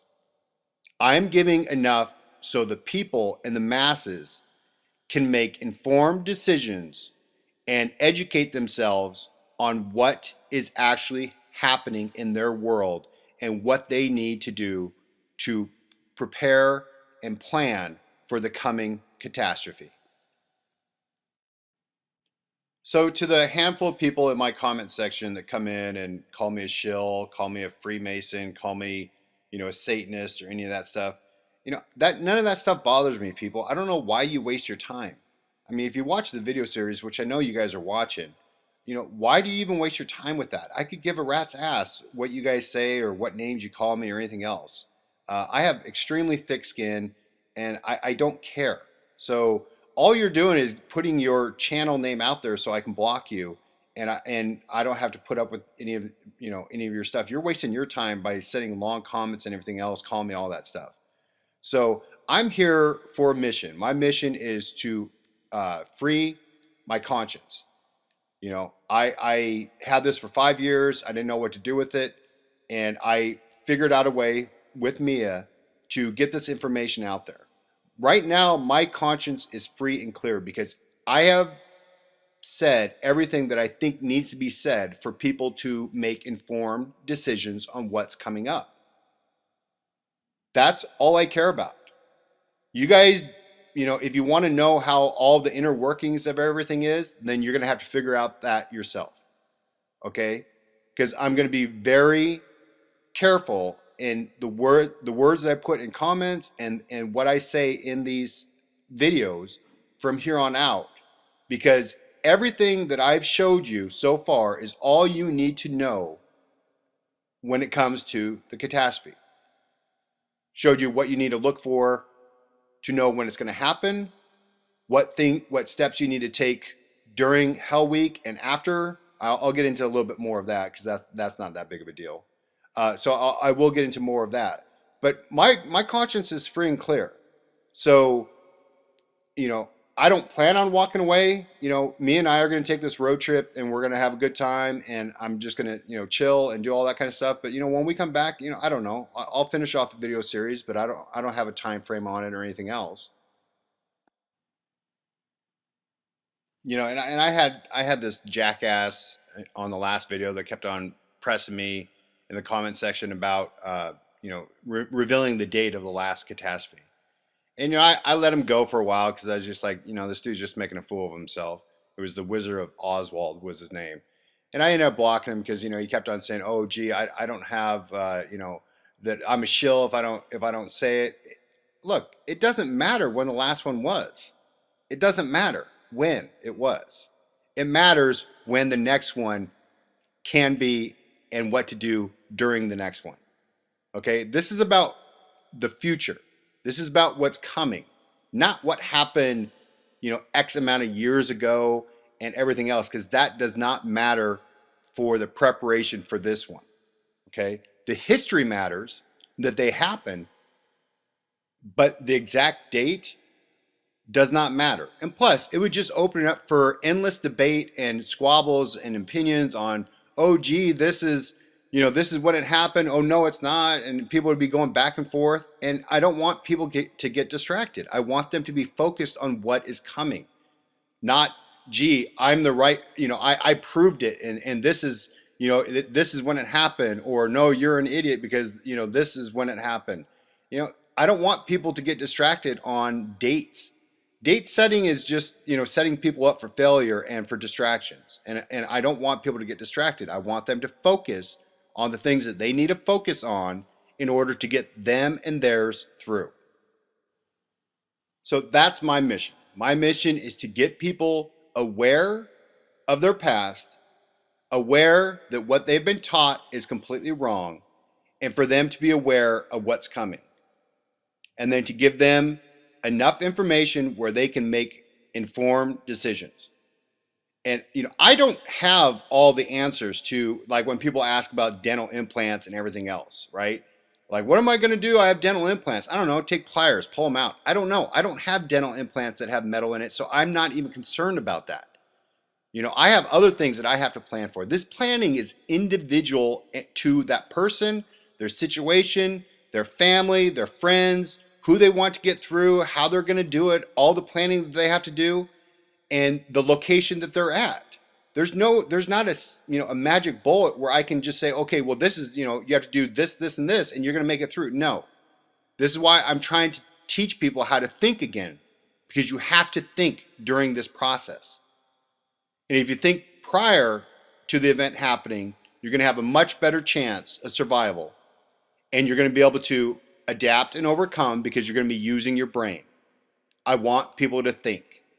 Now, a lot of people think that I'm an asshole and I'm rude and everything else. I don't care. I don't care what people think about me. If I can get people to use their mind again and get them through, then my job will be a success. Okay? If I can get good people through, and then they can teach their offspring and warn and tell all the future generations what not to do so we can prevent this, then I did my job. Now, my other thing that I really want to say in this video, and I think I'm going to end it with this, is to all the minions. And the minions are the low-level controllers. You guys need to get a clue. You need to wake up and you need to get a clue. Okay? Those top-level controllers do not give a rat's ass about you. Matter of fact, they despise you. They despise you. So all the people that are out there, that have a little bit of idea of what they're actually doing and who they're working for and the complete idiocy of the system that they're in, get a clue and get away from it. Walk away from it. Save your soul, walk away from it. What you're doing, if you're working for the government and you're eavesdropping on people, and if you're doing all this stuff, you guys are so low level. You ain't going nowhere. Nobody's going to be there at the end to try saving you and your families. You guys are peons. You're minions to the top level controllers. They despise you. They hate you because of how you're willing to sell out your own kind. And you guys ain't going nowhere. So to the truth community out there that are, the ones that are the lowest level controllers that are steering people in the wrong direction, wake the hell up, you guys. Wake the hell up. All those guys that have, that had criminal records and then they got a call from, some government agency, hey, why don't you come do this for us and start doing these little shows and we'll pay you good money to do it. You guys ain't going nowhere. You guys are going to be shit out of luck when this event happens because you guys are on neither team. You're not on our team, and you're definitely not on the team of the top level controllers because they're going to leave you hanging in a New York minute. So the minions, the peons at the bottom of that pyramid, wake up. Get out of it. Stop doing the crap that you're doing to the good people. Rethink your life now. Rethink it. All right, that's all I'm going to have for today. I don't know if I'll have another video up before me and I take our road trip, but we are going to have an awesome time, and we're going to be just going and chilling, and we're going to be going and see some sites that we wanted to see. And go visit some friends and family up and down the coast that we're on. And I'll talk to you guys later. Thank you. Part 25A, Why the Sun is Wider and Hotter on the Flat Earth.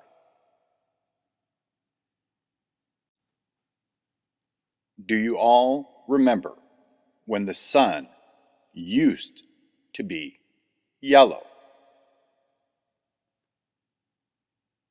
Anyone who is over 30 should remember the sun was a lighter shade of yellow, and anyone over 50 remembers it as a darker shade. Well, not anymore. It is a bright white color, and there is no yellow hue in it anymore. Well, the answer to why that is makes perfect sense in the correct model. And makes absolutely no sense in their ridiculous model.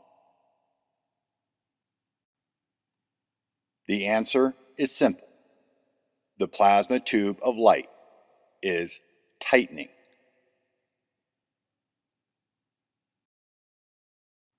Due to angular momentum. Remember, arms out, wide and slower. Arms in, narrow and faster.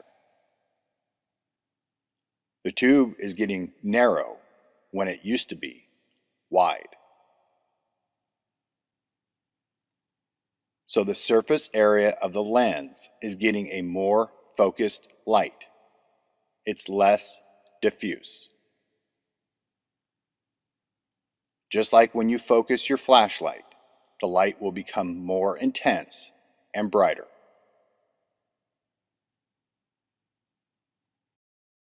Spot beam is focused and narrow. Flood beam is not focused and wide. So the plasma tube of light that is hitting the lens was wider and is getting more narrow. So the focal point of light is getting more focused and intense. The intensity of the focal point is what is causing the color change. But here is the real kicker. When I finish this series on why the sun is hotter and wider, you will have the biggest sign for when the MCO will happen. Even better than the shortening of the days. Sorry, JC, I have the complete working model. Next video, part 25B, the hotter sun or focal point and global warming on the flat Earth. Part 25B, the hotter sun or focal point and global warming on the flat Earth. The first thing everyone should understand is all numbers can be manipulated to support whatever claim one wants. Any accountant or scientist knows that. Remember, the BS fake numbers of gravity. They just plopped in 96% of their values to make their equations work. You need to learn how to hear what is really being said.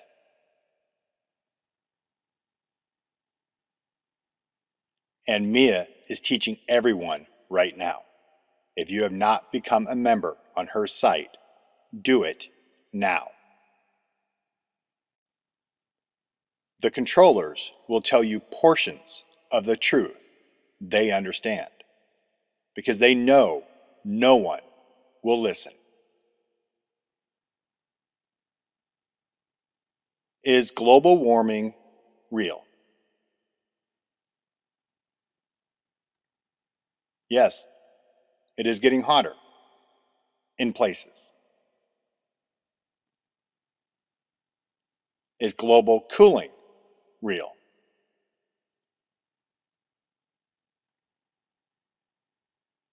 Yes, it is getting colder in places. So, is the climate changing?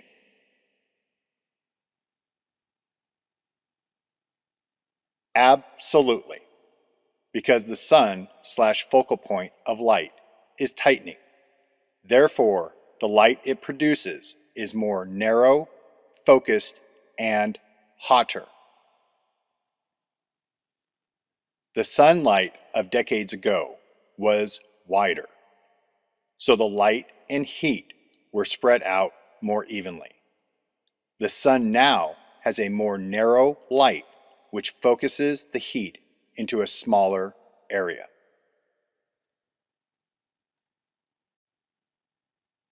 So the areas that are under the more narrow light for the longest duration will get the more extreme hot weather.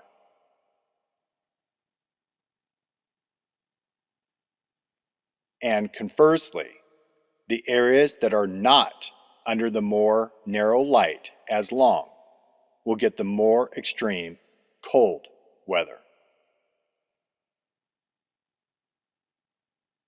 With the tightening focal point of light and more extreme natural weather, the controllers need to control. How do they do that? Through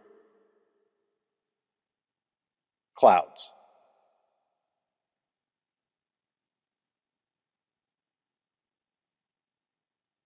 Via weather modification.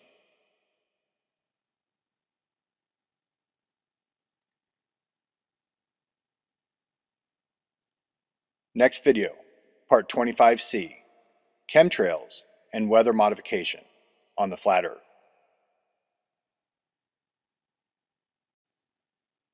Part 25C, weather modification on the flat Earth. A strategy that accomplishes one objective is good. A strategy that accomplishes multiple objectives is superb. Brian Austin Lambert. As science investigates the natural environment, it also modifies it, and that modification may have incalculable consequences for evil as well as good. Weather modification is the act of intentionally manipulating or altering the weather.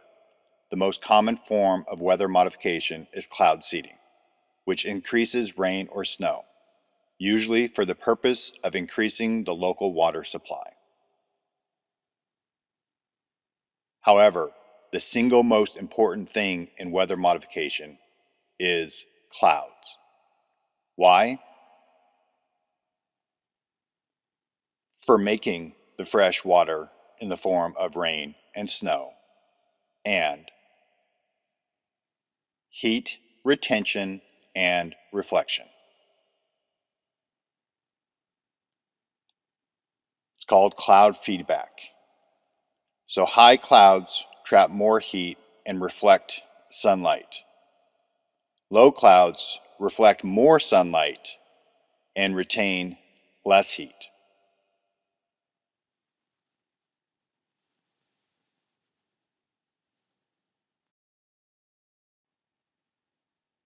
All right, so the incoming solar radiation, 51% is absorbed by the surface of the Earth. 4% is reflected back from the surface. The atmosphere reflects back about 6%, and the clouds reflect about 20% of incoming light, and it absorbs another 19%. So 39% to 40% of solar radiation is absorbed or reflected back from clouds.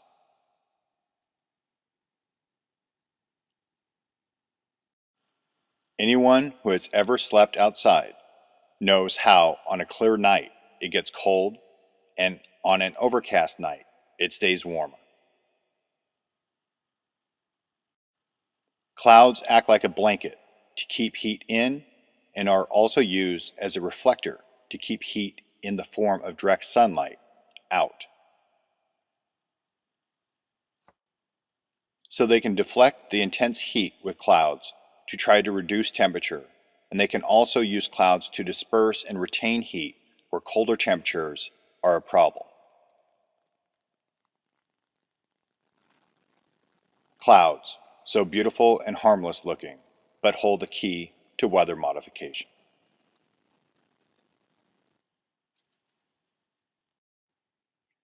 Clouds have multiple purposes or objectives for the controllers. 1. Fresh water, rain and snow. 2. Sunlight reflection. 3. Sunlight absorption. 4.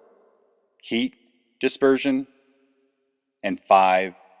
Visually obscuring the sun and moon to hide the signs for the EMCO. I will get into that in a later video. Next video, part 25D, chemtrails on the flat Earth.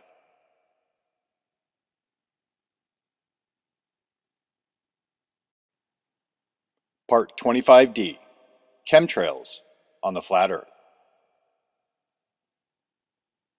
What chemtrails are not.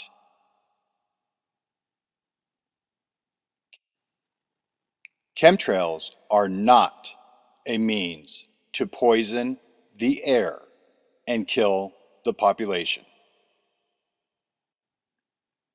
Rational thought, folks. Remember, even the controllers have to breathe the air. They are not poisoning the only supply of air that everyone has to breathe. Are there other objectives the controllers use chemtrails for? Absolutely, but it is not to kill their property and slaves. Again, that would be you. The EMCO will take care of that. So what are chemtrails? Just a cheaper and more efficient way of making clouds. Here's a before and after picture of chemtrails turning into clouds. And here's another picture of before, during, and after of the sky, chemtrails, and then clouds being formed. There are private companies that make clouds and modify the weather like this one, called Weather Modification Incorporated.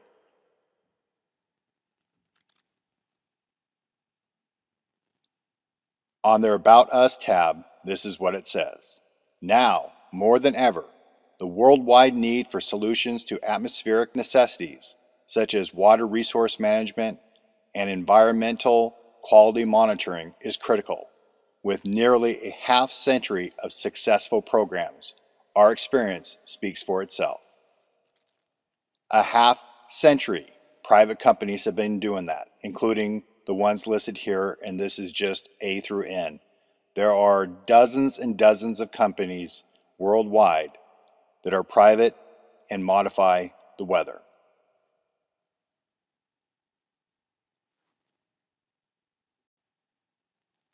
Now, if you were a controller, would you leave it up to the free market and private industry to control the weather? And would you use planes like this one?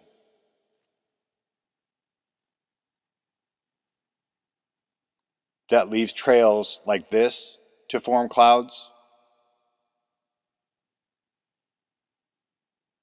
Or would you enhance your capabilities by what is already out there to really modify the weather?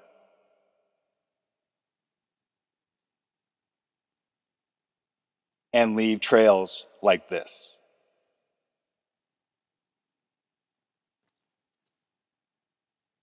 There are an average of 9,728 passenger planes in the sky at any given time. Chemtrails are worldwide. Yes, even in England, Switzerland, Italy, Israel, Russia, China, etc. Everywhere planes fly. The controllers are using the world's passenger jets to covertly, not really, if people would get their head out of their asses, to modify the weather by creating more clouds. The sun focal point is tightening and getting hotter, so they are using clouds to mitigate and disperse the heat. The objectives of passenger airliners: 1. To make clouds quickly and cheaply. 2. To use petroleum-based fuels. 3. Cheap and fast transportation for passengers. 4. Cheap and fast transportation of products. 5. To fleece the people, slaves, out of money by convincing them to take vacations to faraway destinations that are pointless. 6. To take away freedoms in the name of safety. 7. To have fucking power-tripping losers grope people for no reason. Sorry for that little rant. I have only flown twice since 9/11 because I don't want to support that industry or the Orwellian measures that they have put in place since.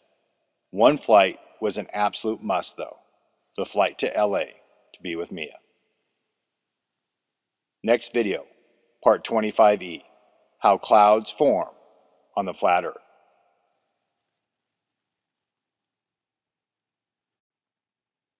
Part 25E, how clouds form on the flat earth.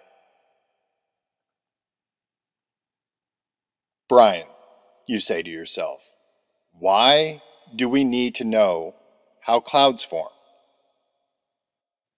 Oh, how clouds form is so important to how your world really works.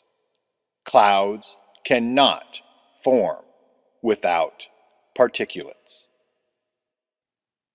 You need particulates: dust, salt, pollen, smoke, exhaust, pollutants, etc., with water vapor and a temperature below the dew point so that the air is saturated and clouds can form.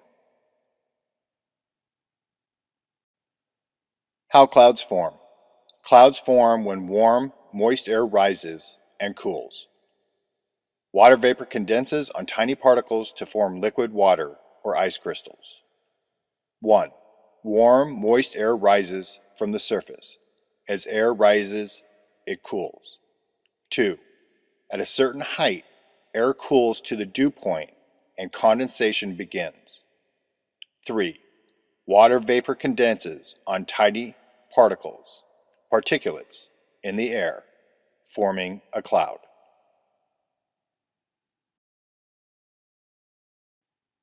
Air pollution comes from a wide variety of sources. Some of the most excessive sources include vehicle or manufacturing exhaust, forest fires, volcanic eruptions, dry soil erosion, and other natural sources, building construction or demolition. Atmospheric aerosol. Aerosol is just another word for particulate. Here's all the different ways that the particulates can get up into the atmosphere, and they have to be up there in order for water vapor to form on something. There has to be tiny particles of matter for water to form on.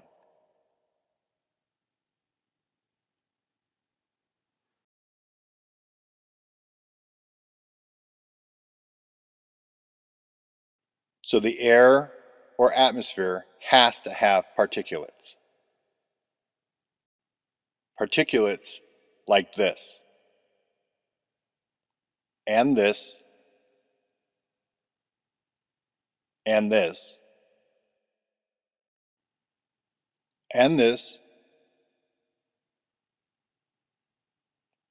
and this. Chemtrails are just another way to make clouds. People, you need to start trusting your senses again. The answers are simple. If you see clouds being formed from chemtrails, why do you need anyone to tell you what chemtrails are?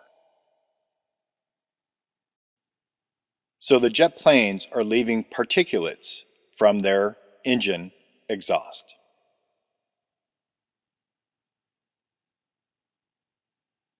And this is the end result if the air temperatures are right.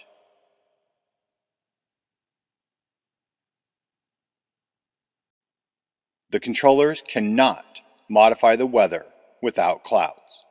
And to make the clouds, they need as many particulates or pollutants in the air as possible.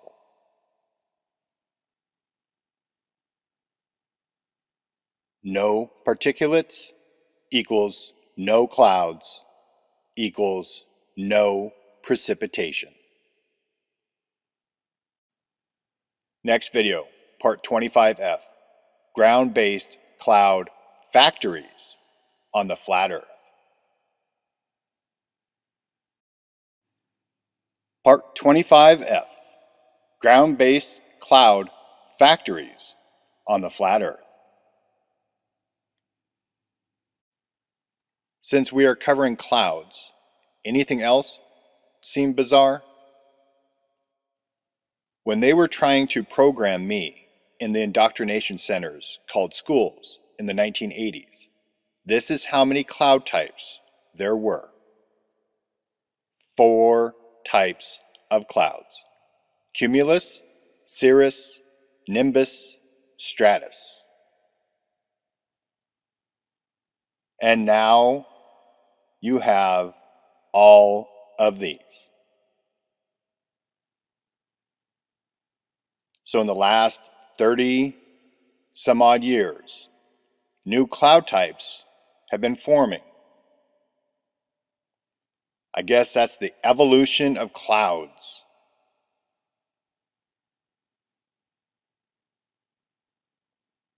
But you have to look at who's naming them. NOAA and NASA. Now there are 32 types of clouds. 32, interesting number. The freezing point of water and the highest level of the Masonic order. All right, on to the topic at hand. Ground-based cloud factories. Most people believe that the weather has only been modified since the mid-1900s or so, due to the advancement of airplane technology. You do not need planes to modify the weather. I'm sure most of you have seen this. This is the NASA cloud making machine. I believe it's in Alabama. This is just one of many different ways to make clouds. And then there's all the other ways to get the particulates up in the air for the clouds to form on.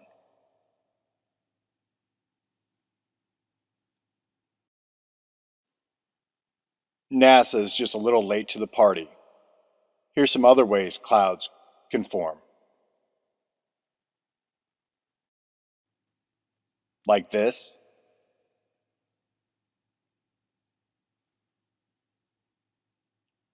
And this.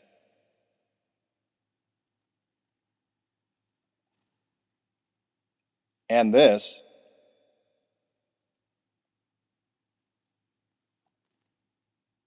And this.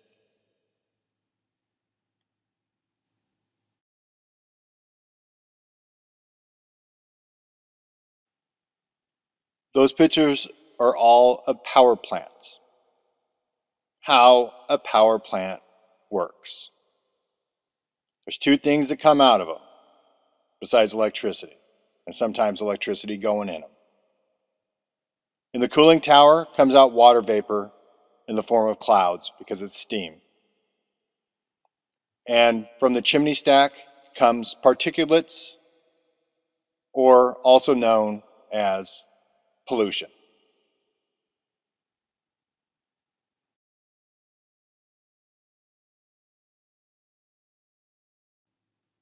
Tangent.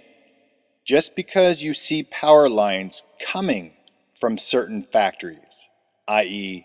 nuclear, that does not mean the electricity is coming from the plant. There are 62,000 power plants all over the world. That includes coal, oil, natural gas. All of those power plants put up particulates into the air, or pollution.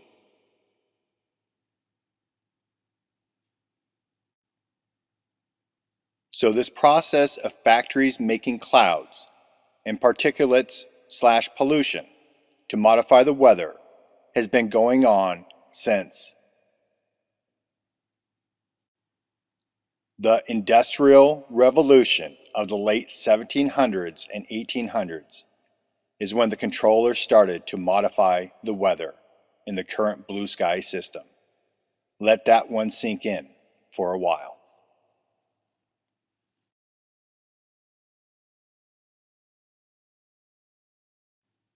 The Industrial Revolution ground-based factories were very efficient at getting large amounts of particulates into the air.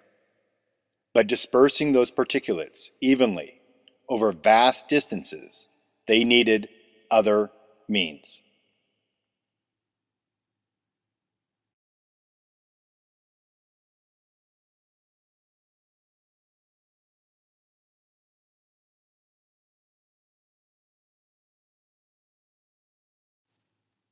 The controllers have always had a particulate problem. Civilization has to generate particulates to form clouds and make the precipitation to have fresh water. Pollution equals particulates equals clouds equals precipitation. No precipitation equals no fresh water to drink, no water for crops, and no water for domesticated animals. Tough to build a civilization without fresh water. Go figure. Pollution is actually a necessity for life and civilization. Main objectives of factories. 1. To get particulates/pollution in the air. 2. Create clouds for precipitation. 3. To burn fossil fuels/petroleum. 4. Create energy/electricity. 5. Employ the slaves. 6. Create useless petroleum-based products for the slaves to buy and for the slaves to willingly give back their wages to the controllers.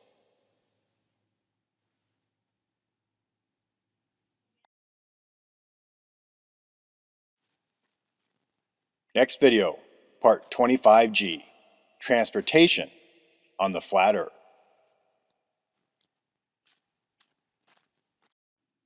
Part 25G, Transportation on the Flat Earth.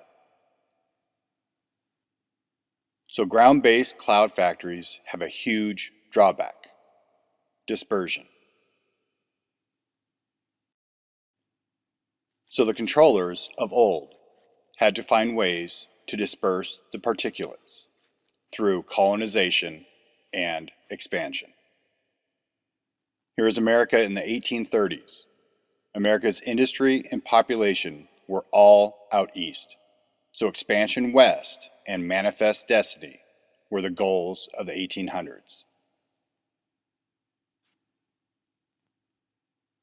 So through expansion and transportation, the controllers were able to disperse their particulates worldwide. During the 1800s worldwide, the controllers used coal and wood-burning steam engines on trains to disperse particulates and people to lands that were devoid of industrial civilization. So railways were the most efficient means on land. So in the 1800s, the railways took off all over the world, and especially in the United States. Today, there are over 141,000 miles of railway in the US alone. On rivers, lakes, and coastal areas, the controllers used coal and wood-burning steam engines on steamships during the 1800s.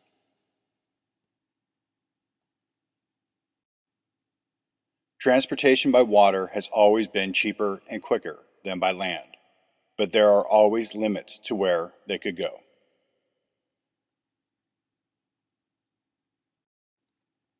By the turn of the century, metal-hulled ships took over, and fleets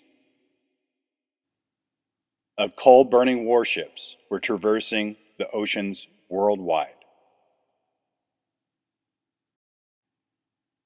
During the European colonization and expansion. For passengers, they eventually created huge passenger ships like the Lusitania and the Titanic to transport peoples throughout the world. And if you think those particulate-making ships are no longer, think again.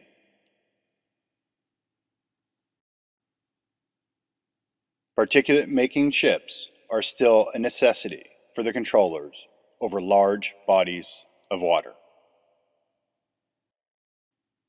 There are about 1 million ships and boats, not including recreational boats, in the world.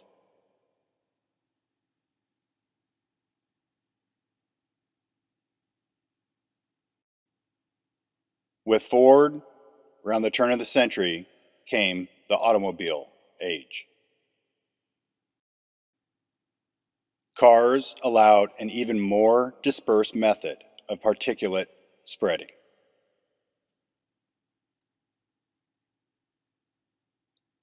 Railways are like the main arteries, and roadways became the capillaries into the really remote areas. So hence the rise of the suburbs in the 1950s, and eventually even the remotest of areas with off-roading vehicles and trucks. There are over 1 billion passenger cars in the world in use today.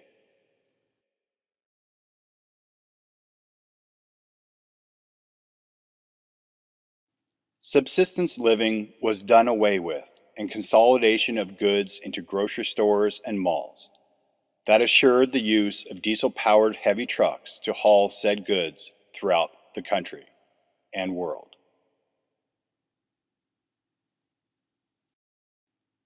In the undeveloped areas, heavy equipment, bulldozers, excavators, dump trucks, etc., were spreading particulates. And the military handles the worst of the lands for bases and training, and spread worldwide to countries that were not on board with the controller's agenda.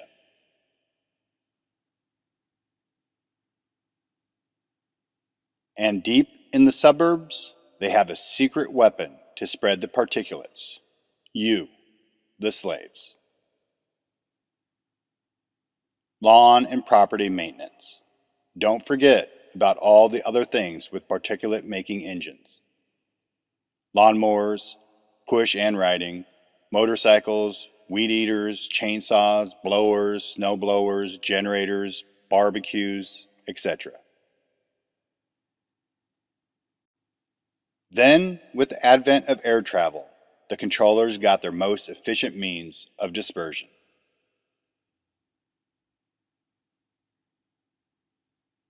They could deposit the particulates at elevation and create routes wherever they needed them. There are about 40,000 large passenger, cargo, and military planes worldwide, not including light aircraft, carrying over 4.1 billion passengers annually.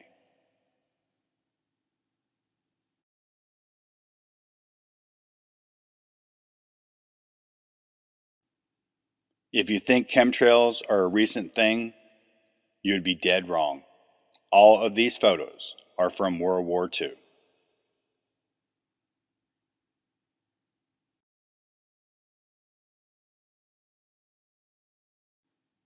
So the controllers just needed to subsidize all of their transportation efforts.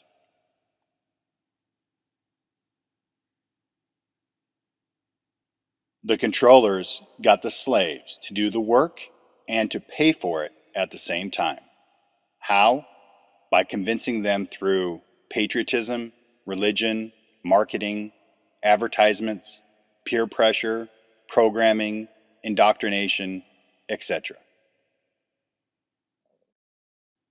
The controllers convinced the slaves they needed to move to a certain place, take a vacation to some exotic land, buy that third car, get that huge house, manicure their lawn, get those Air Jordans for their kid, eat organic, buy cheap, crappy products from Walmart, etc., etc., etc. The controllers convinced all their slaves that they could be more than a slave via money, status, fame, celebrity, wealth, awards, accolades, etc. And all the slaves bought it, hook, line, and sinker. Because the controllers know the slaves do not know the difference between wants and needs. Next video, part 25H, greenhouse and CO2 on the flat earth.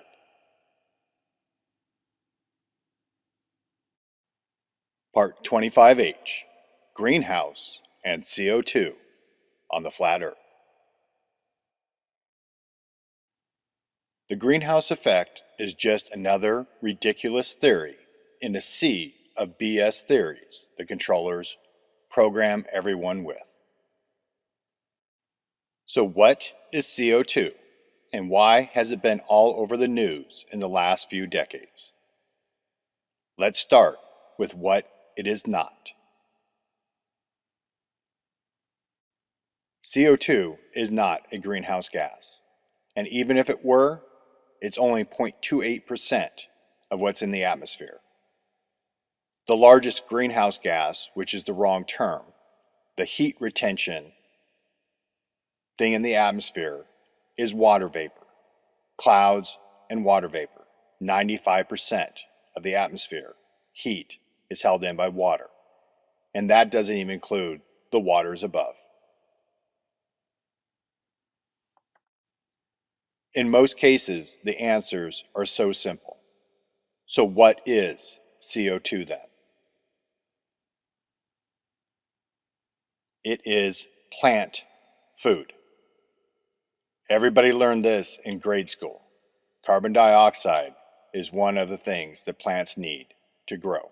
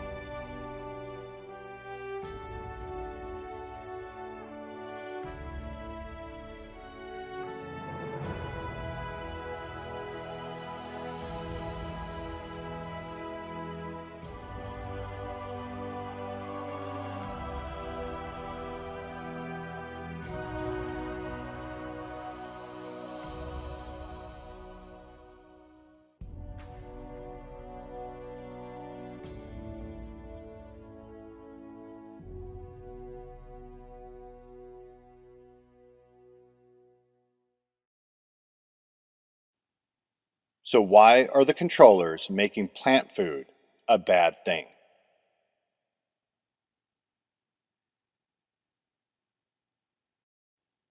Because a world thick with heavy vegetation all over the place would be a very bad thing. With the impending conflagration fires caused by the electromagnetic plasma changeover event, or EMCO. Part 25O, the shortening of days on the flat Earth.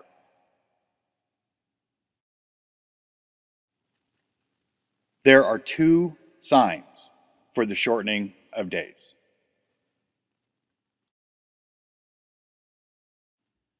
Number one, due to tightening and speeding up of the plasma tube of light, the 24-hour day is shorter.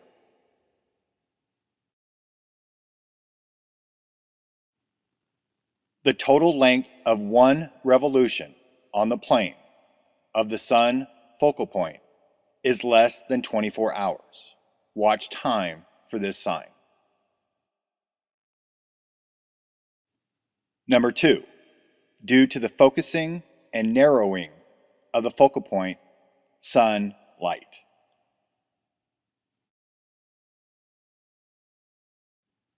The total surface area of the plane that receives sunlight is becoming less or decreasing.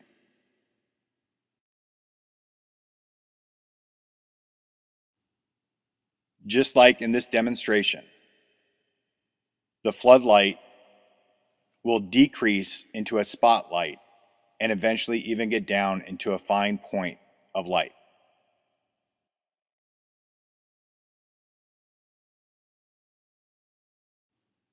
So remember, the yin equals the night. The yang equals the daylight.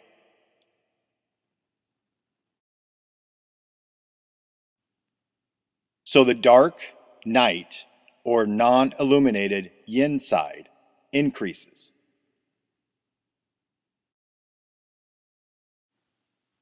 And the sunny daylight or illuminated yang side decreases. Which means the daylight from sunrise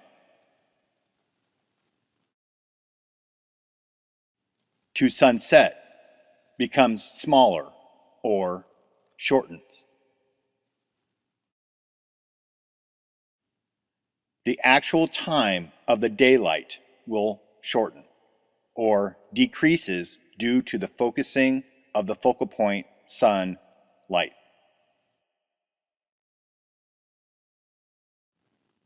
So here is the process. As the sun focal point continues to go north,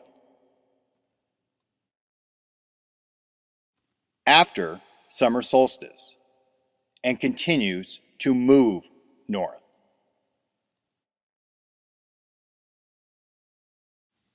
the sun focal point is at the Tropic of Cancer at summer solstice, the second red line from the top.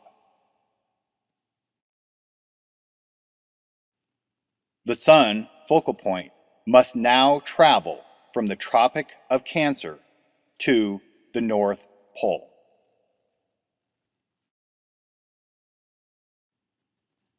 Every revolution losing more daylight and gaining more nighttime.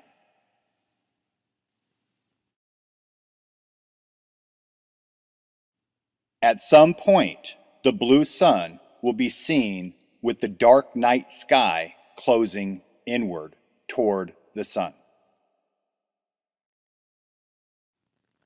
The dark, starlit sky will slowly become the backdrop for the night and the daytime sky.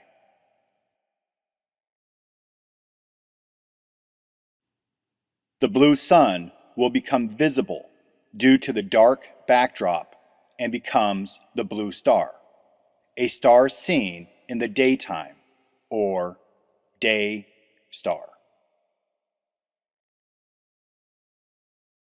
2 Peter 1:19, King James Version. We have also a more sure word of prophecy, whereunto ye do well that ye take heed, as unto a light that shineth in a dark place, until the day dawn, and the day star arise in your hearts.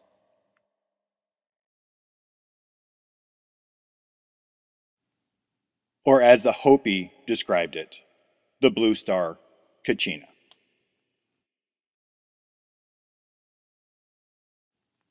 And now, the bad news.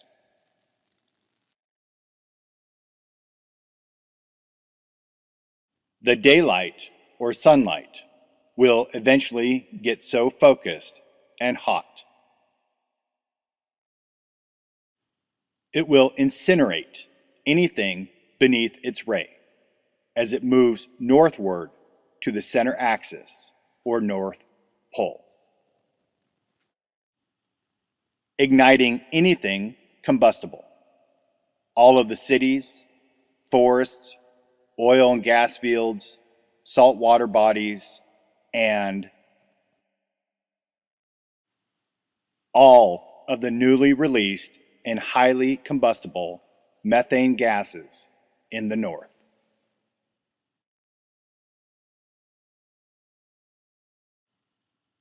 All of the permafrost will have melted and released its methane stores. And the Arctic Ocean will have grown warm enough to release all of its methane also.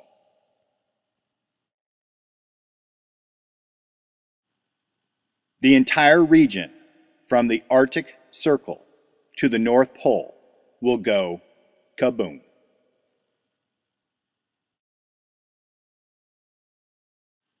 The cork holding in the pressure is now popped.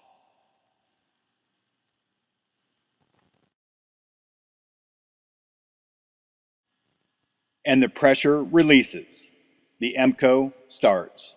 Expansion begins for the growth of the cell you live on. If you haven't noticed yet at how perfectly everything ties together, everything has a function to play in the life cycle of every cell. Next video, part 25P, distance and time on the flat Earth.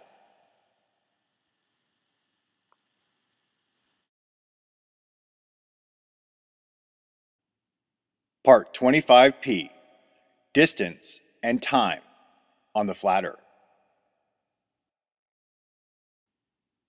The time in hours and minutes does not matter in the context of the sun focal point spiraling inwards or outwards. How many revolutions are made or a day is what is important for the timetable of events. Counting the days is what is important, not the hours in the day.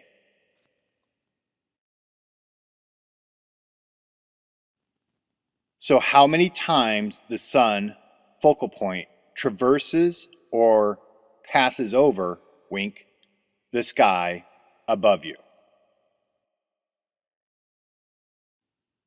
North Pole to Arctic Circle, 1,650 miles.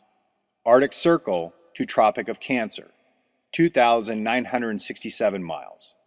Tropic of Cancer to Equator, 1,622 miles. Tropic to Tropic, 3,244 miles.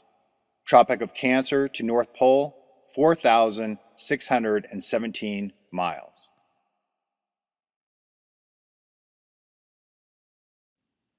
If the sun focal point continues to move north at summer solstice, how much time in days before the sun focal point reaches the North Pole?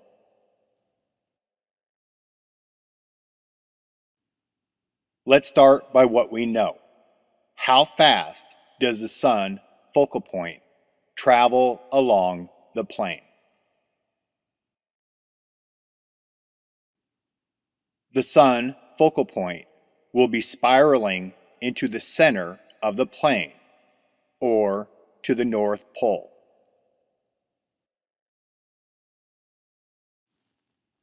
From solstice to solstice, it takes the sun focal point 6 months to travel from the Tropic of Cancer to Capricorn, or vice versa.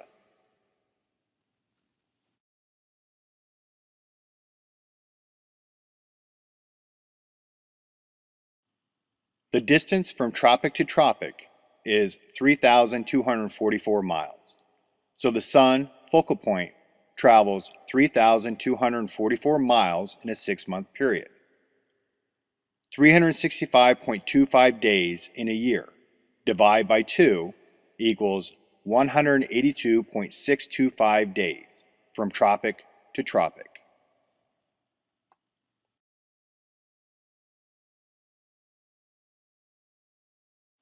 (3,244 miles divided by 182.625 days equals 17.7632 miles per day. At summer solstice, the sun focal point is at the Tropic of Cancer and then begins its northward inward spiral to the North Pole.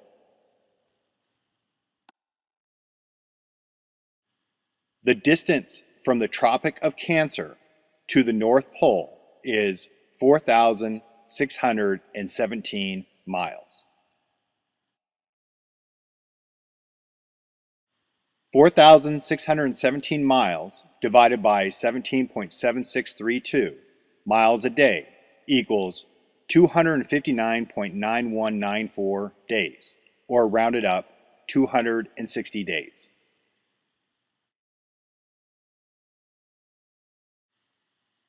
Summer solstice is June 20th in 2020.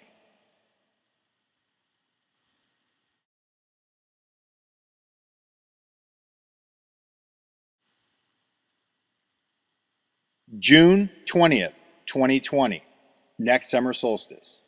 260 days from that date is March 7th, 2021. That's when the sun will reach the center point at the North Pole. So you can see you will have plenty of time once you see the early sign of the sun going outside of its normal parameters to get to your location well ahead of the brain-dead zombie masses.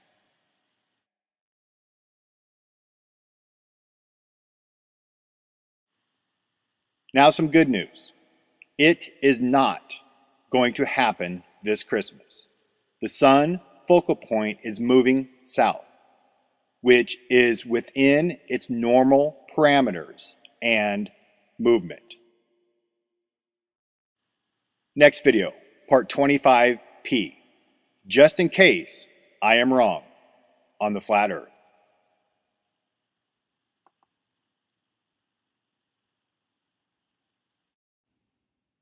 Part 25Q. Just in case I am wrong on the flat earth. Preface.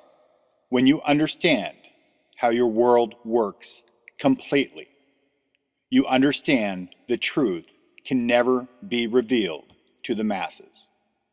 Kimberly and I have known that since the beginning. No delusions here. Me starting up the Sun series again and her starting the Masters and Controllers series has put us on very thin ice.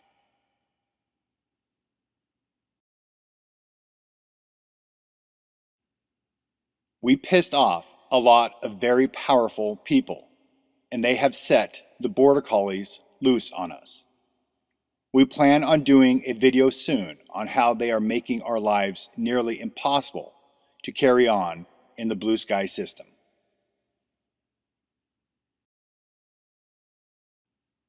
We don't give a shit what they continue to do to us. They have really pissed both of us off, and we are not going down without a fight, and we will have the last word.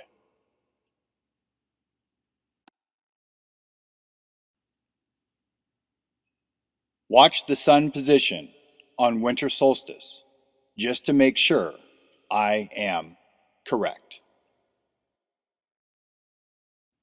If I have it backwards and blue sky to red sky is the sun focal point going outwards towards the flip ring or the South Antarctic ring, then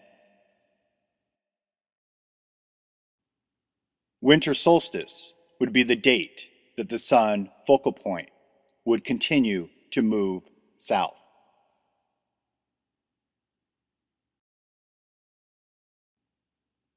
The distance from the Tropic of Capricorn to the Antarctic ring is the same as Cancer to the North Pole, 4,617 miles. The number of days would be the same as in the other EMCO scenario, 260 days. Remember, winter solstice, then 3 days of no movement of the sun's position.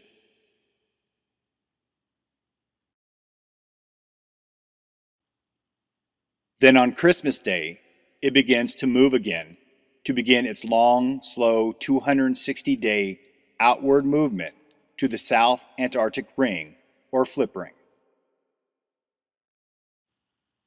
So starting the 260 days at Christmas, what a coincidence, or as I like to say, what a coinkadink.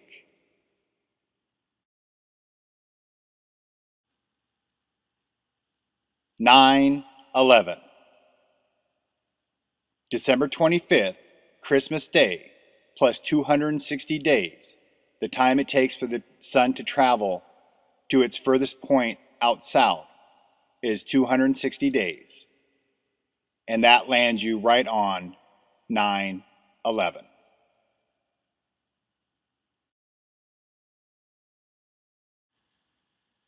Yep, 9/11.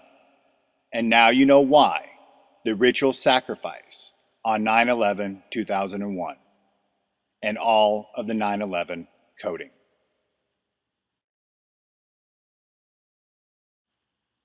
You're welcome. I have a gift of seeing things others can never see.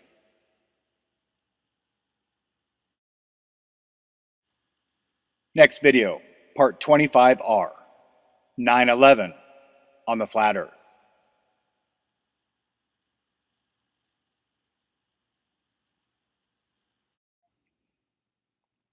Part 25R, 9/11 on the flat earth.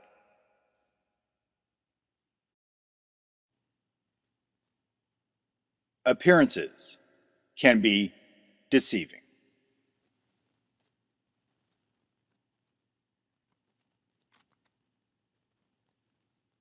A picture is worth 1,000 words.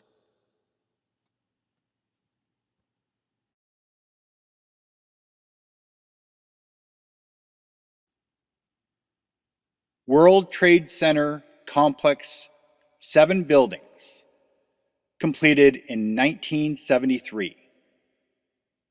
Height, World Trade Center 1, 1,368 feet. World Trade Center 2, 1,362 feet. Stories, 110. 10 million square feet of office space. 50,000 workers.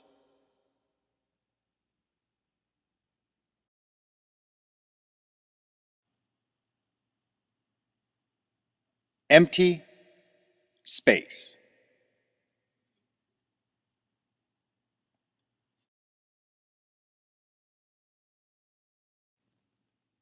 One World Trade Center, or Freedom Tower, erected in the same location as the Twin Towers. Completed November 3rd, 2014. Height 1776 feet. Stories 104. 3.5 million square feet of office space. 20,000 workers.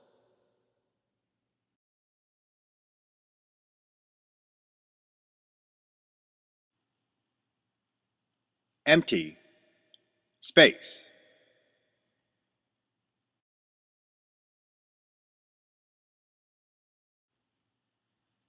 The Twin Towers were just radio transmitters, dressed up as skyscrapers to deceive the public. No different than the Eiffel Tower, just a good old radio transmitter with different decks for tourists.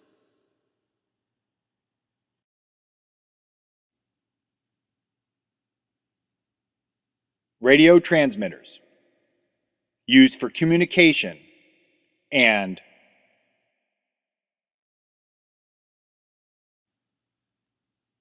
The Twin Tower buildings used for a different type of communication. Symbolism. Symbolism. Noun. The practice of representing things by symbols. Symbol. Noun. Something used for or regarded as representing something else. A material object representing something immaterial.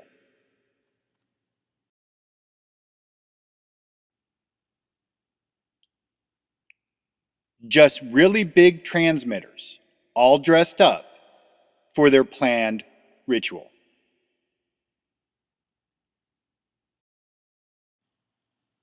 Radio transmitters built on Radio Row in New York City. A symbol for communication for the world to see.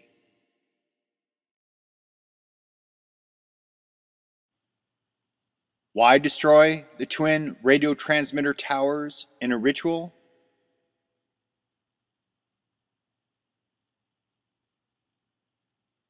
It's all about the symbolism.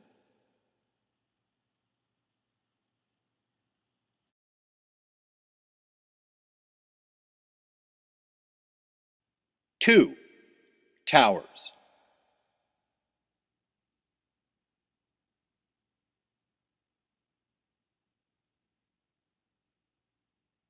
Into one tower.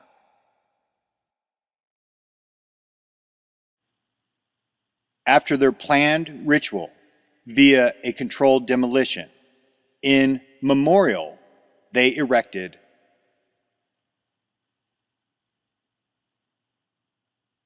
the twin blue beams or blue rays of light.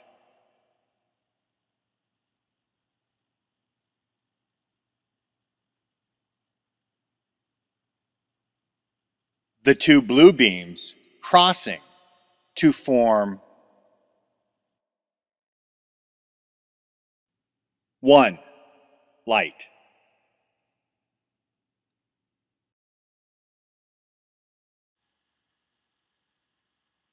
What did the twin towers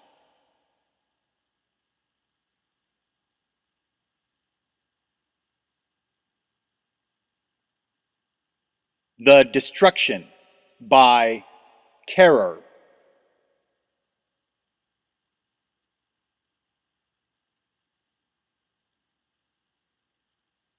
and the two pillars of light represent?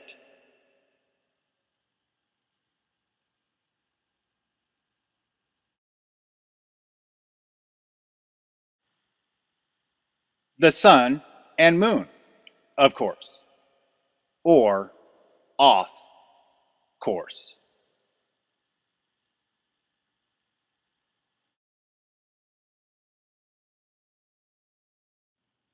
The twin towers or twin pillars in masonry. One pillar with the sun over it, the other pillar with the moon over it.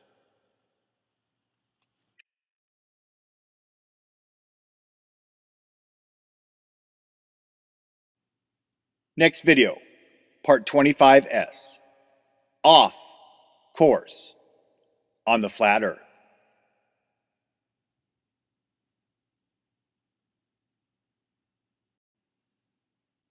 Part 25S.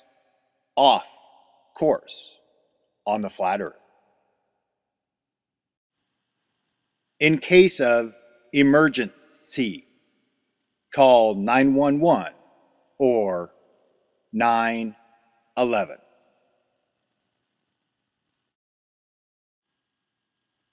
For all of the international members, in America, we dial 911 or 911 for emergencies, a system set up in 1968 for first responders.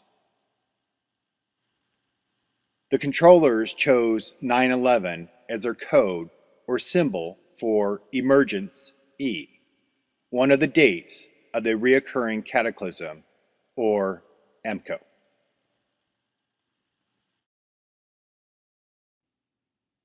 The members in their club all know the coding and symbolism.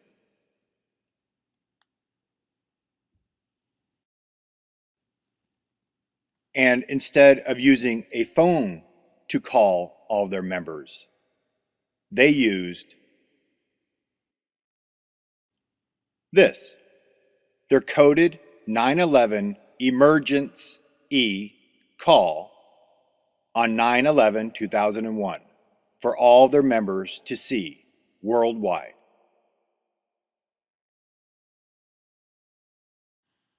What was their message they were conveying to their members?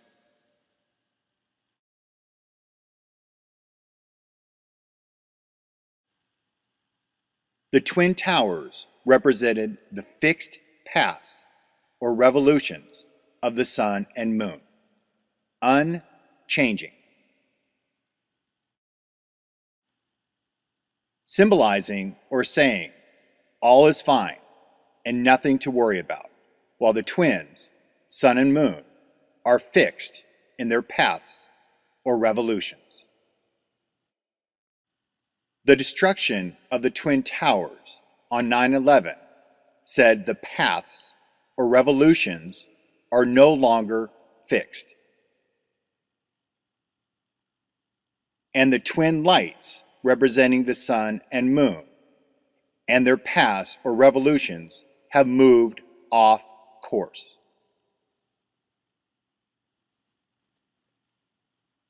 The earliest sign to detect the MCO will occur.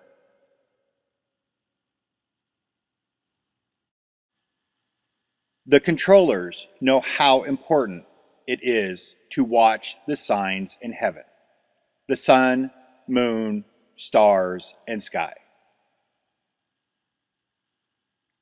They detected the change in paths or revolutions of the sun and moon prior to 9/11/2001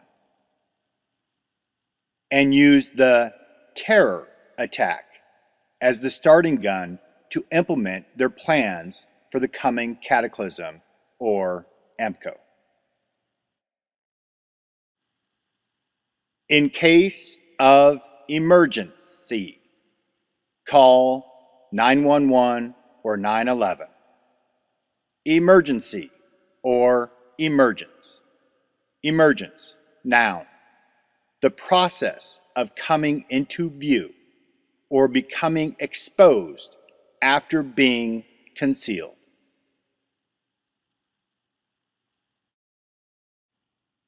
Their call to their fellow members to start preparations for the impending terror to come.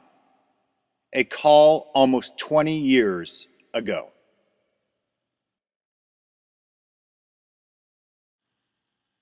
We had 20 years to prepare. So did they. They, meaning you, the slaves. Independence Day. Resurgence.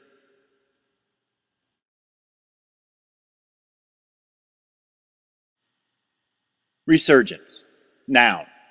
An increase or revival after a period of little activity, popularity, or occurrence.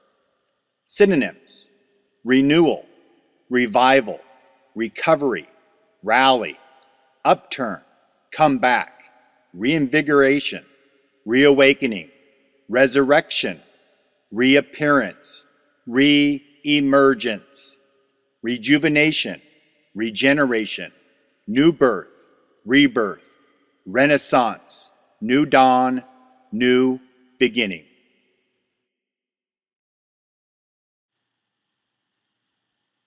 Independence Day resurgence. Words have meaning for a reason.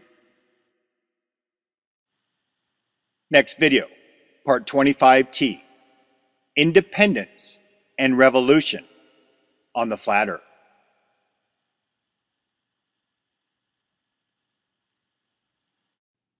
Part 25T. Independence and revolution on the flat earth. How do the controllers hide the true history of the MCOs? Through plagues, wars, rebellions, and revolutions.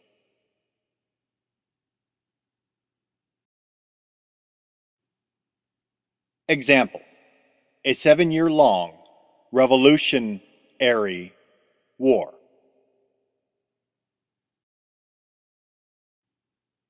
Or the Revolutionary War of the Sun.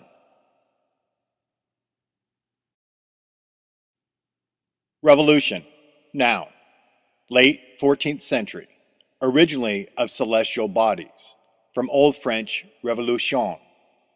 Course, revolution, of celestial bodies, 13th century, Latin, revolvere, turn, roll back. The sun turns or rolls back in its path or revolution from solstice to solstice, its dependent parameters or set order. Dependent, adjective, determined or conditioned by another. Independent, adjective, not dependent on something else. In, meaning not or opposite of. For independence to occur, the sun must break its dependence on its set order or parameters. Cancer to Capricorn.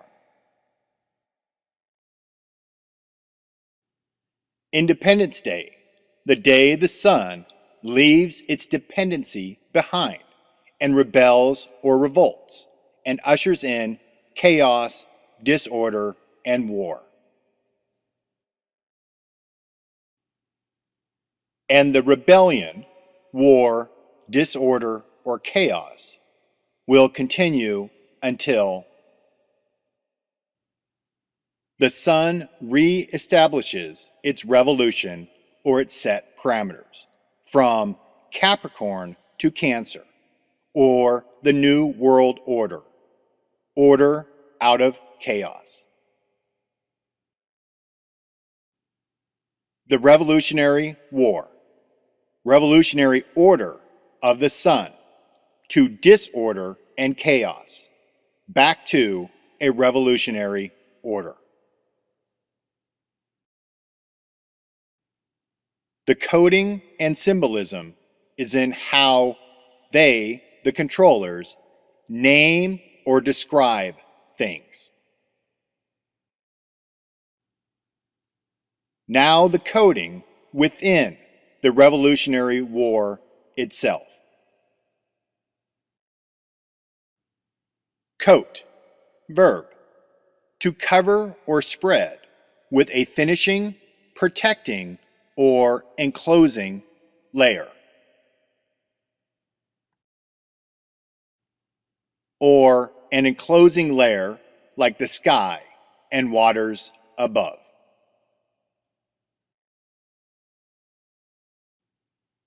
Where the blue coats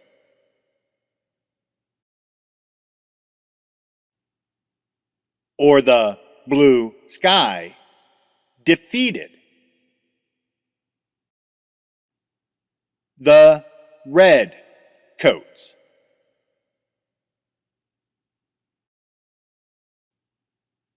Or the red sky.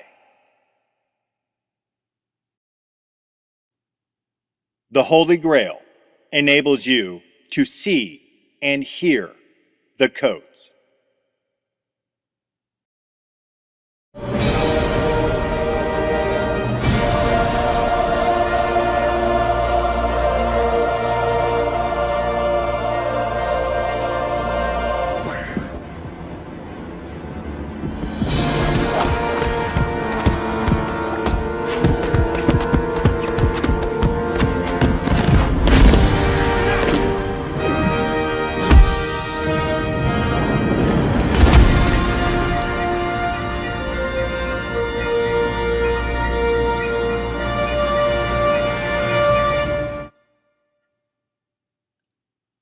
all of the answers are in the coding and symbolism.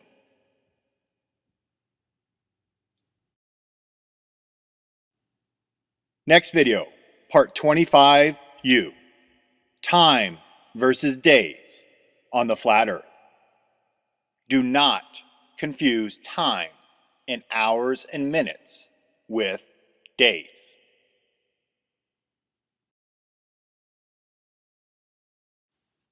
A day is a measure of distance, not time.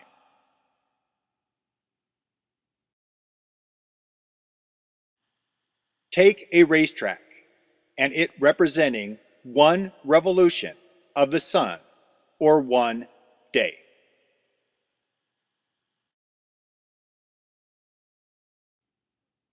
One lap around the racetrack or the distance traveled is what a lap is measuring.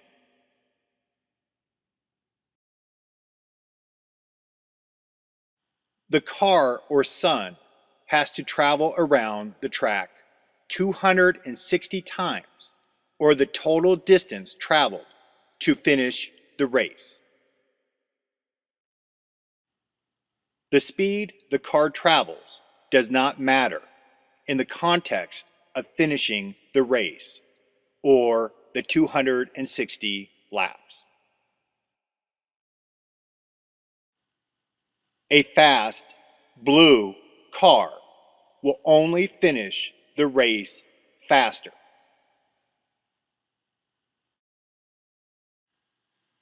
But it has to complete the distance of 260 laps, regardless of its speed or time, to finish the race.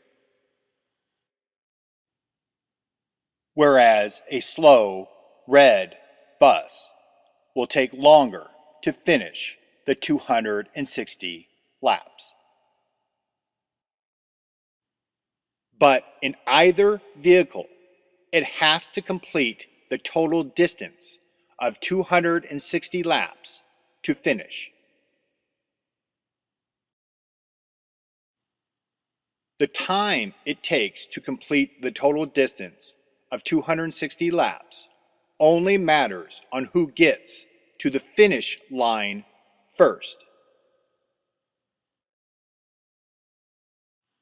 Regardless if the fast blue car finishes the race in 1 hour and the slow red bus in 10 hours.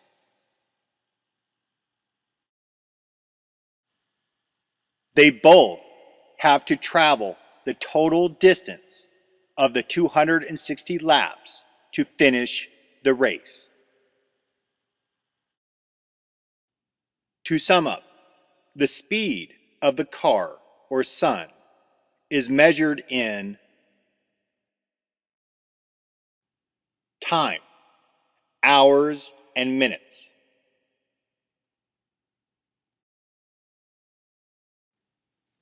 The length of the day, or one revolution of the sun,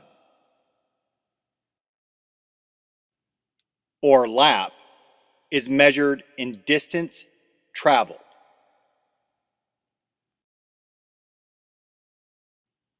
The car or sun must travel the total distance of 260 laps, or revolutions, to finish the race, regardless of the time it took to finish. Next video, part 25V, length of a circle on the flat earth.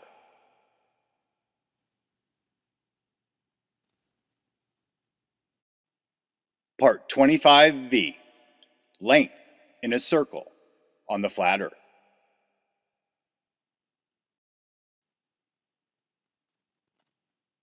Take a running racetrack.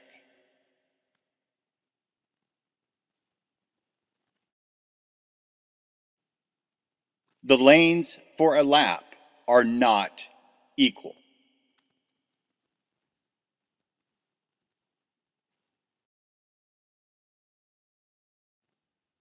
The inside lane is a shorter distance than the outside lane.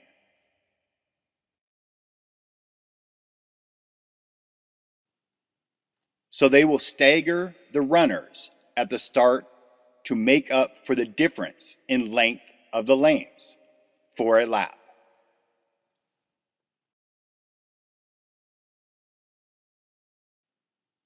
Starting on the inside lane of the track, if you are traveling in a spiral to get to the center of the stadium, the total distance that needs to be traveled is less.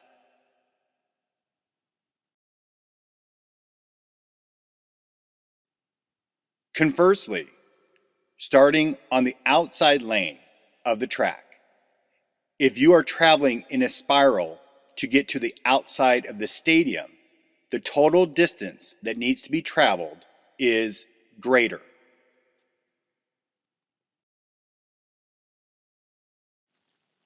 What is the difference between distances of going to the center, North Pole, of a circle or to the outside of a circle, South Antarctic flip ring?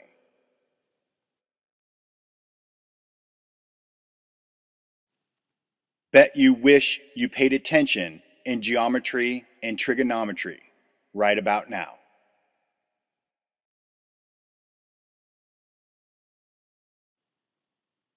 Good thing y'all found me.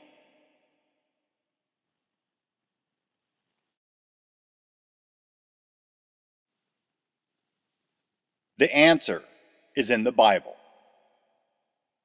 Read me.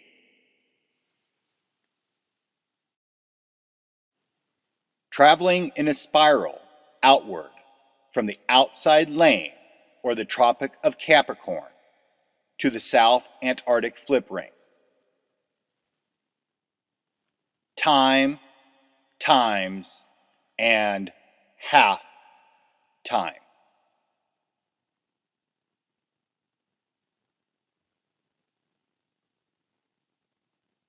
Traveling in a spiral inward from the inside lane or the Tropic of Cancer to the North Pole at the center.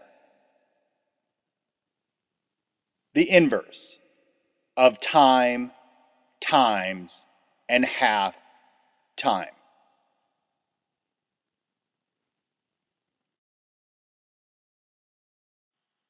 Inverse, noun, something that is the opposite or reverse of something else.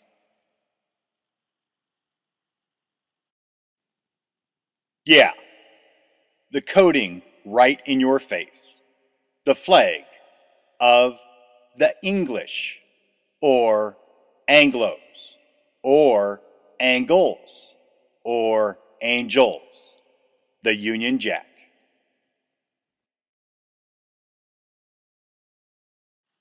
I told you I was going to make you think.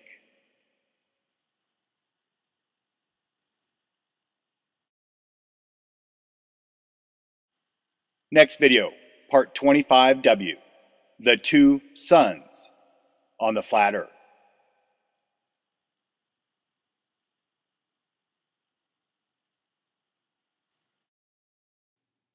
Part 25W, the two suns on the flat earth. As above, so below.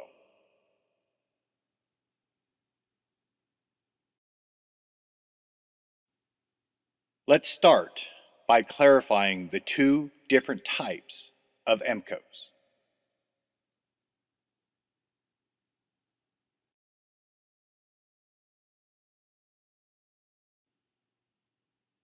First, the blue sky and blue sun MCO.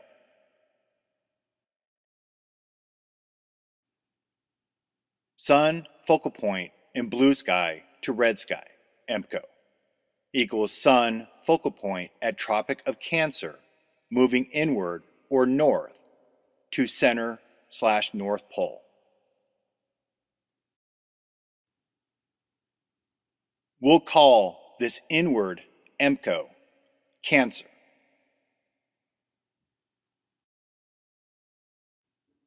Cancer EMCO, shorter time in total hours.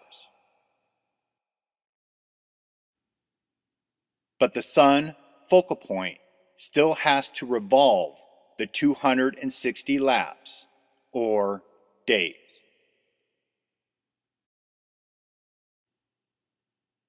Cancer EMCO equals sun/focal point, small, fast, blue car. Or a shrinking, tightening, small, fast, hotter, blue neutron star in their model.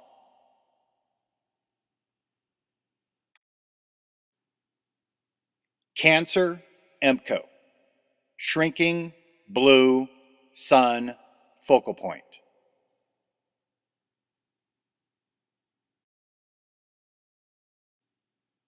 Our current blue sky, sun focal point in our dome.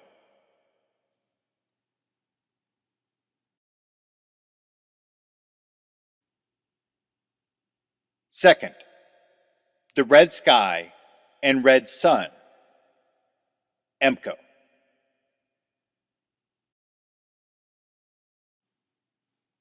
Sun focal point in red sky to blue sky, EMCO, equals sun/focal point at Tropic of Capricorn moving outwards or south to the Antarctic flip ring. We'll call this outward EMCO Capricorn. Capricorn EMCO, longer time in total hours. But the sun/focal point still has to revolve the 260 laps, or days. Capricorn EMCO equals sun/focal point, large, slow, red bus. Or a growing, widening, large, slow, cooler, red giant star in their model.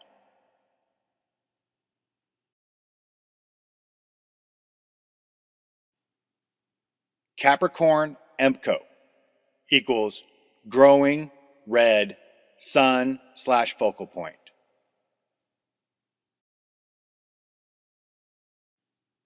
Or Nibiru, the destroyer.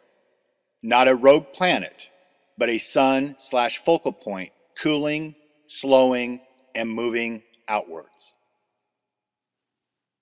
Where is the expanding, growing, giant red sun, or Nibiru, the destroyer?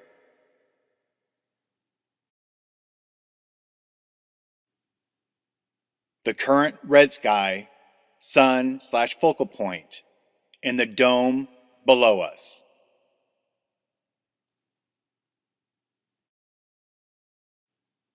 Our brethren of the other half of the sphere we live in, opposite of us.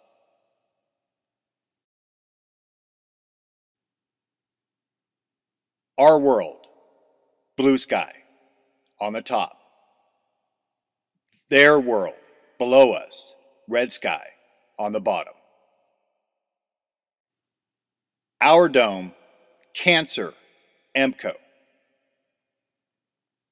The dome below us, Capricorn EMCO.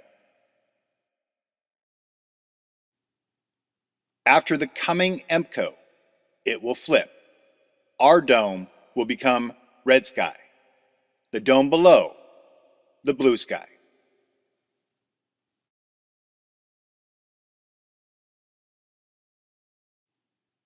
As above, so below.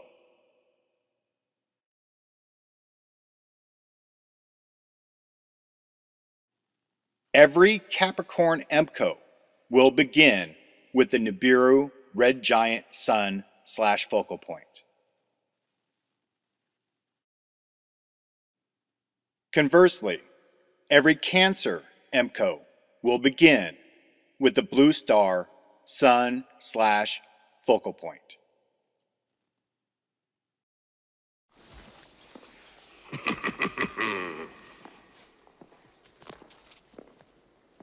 I have something to say. It's better to burn out than to fade away.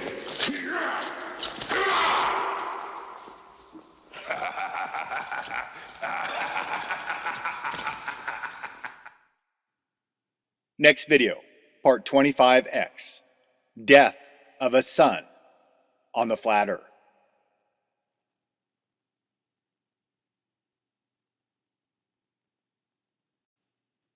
Part 25X, Death of a Sun on the Flat Earth.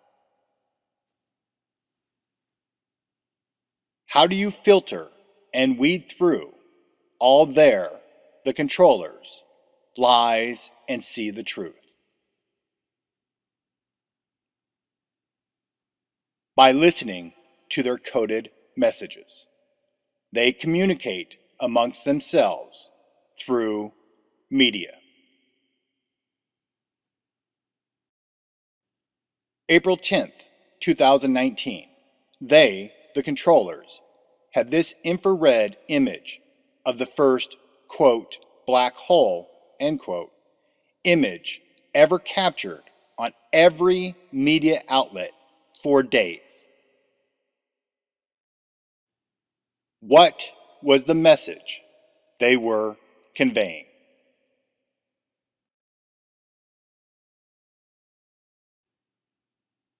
The death of a sun.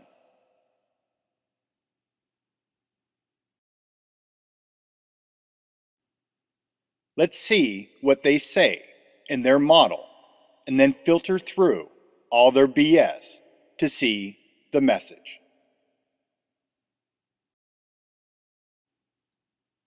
A black hole, the end of the life cycle of a star or sun.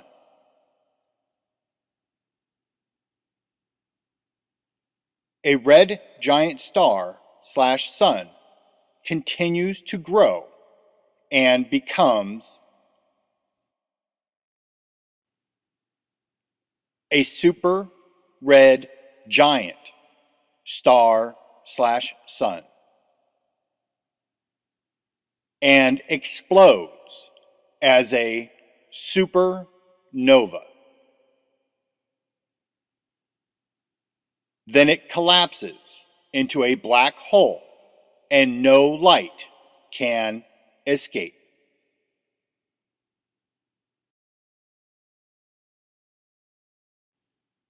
Red giant sun to super red giant sun to massive explosion in the form of a supernova to a black hole that emits no light. Or the coding, a red sun expanding and growing until it explodes, and then darkness. So why the coded message that bombarded all the media about the first ever, quote, black hole, end quote, image ever captured? A confirmation of their cataclysm and timeline.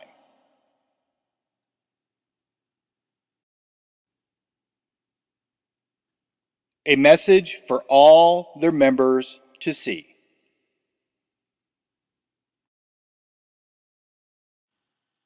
The Capricorn MCO. Wink.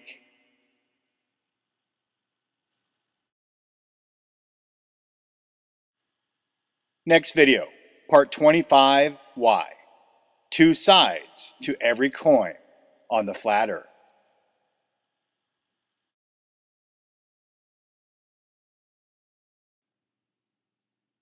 Part 25Y.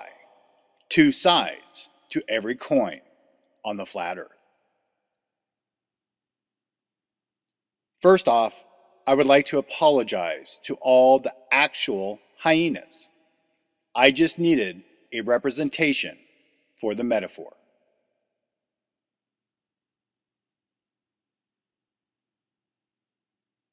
But Brian, why are they coding for the Capricorn MCO if we're going into the Cancer MCO?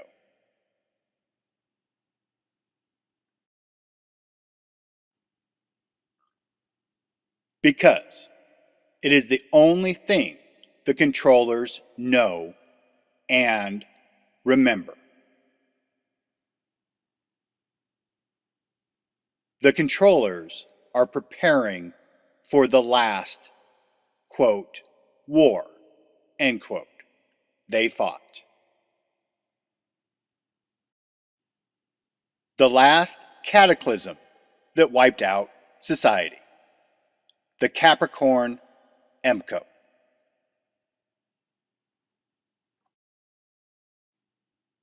However, the masters are preparing for the next, quote, war, end quote. The masters know that every coin or disc has two sides.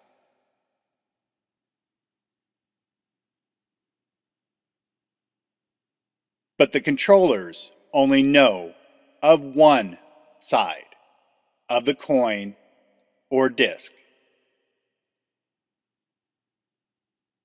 or only one side of the medallion.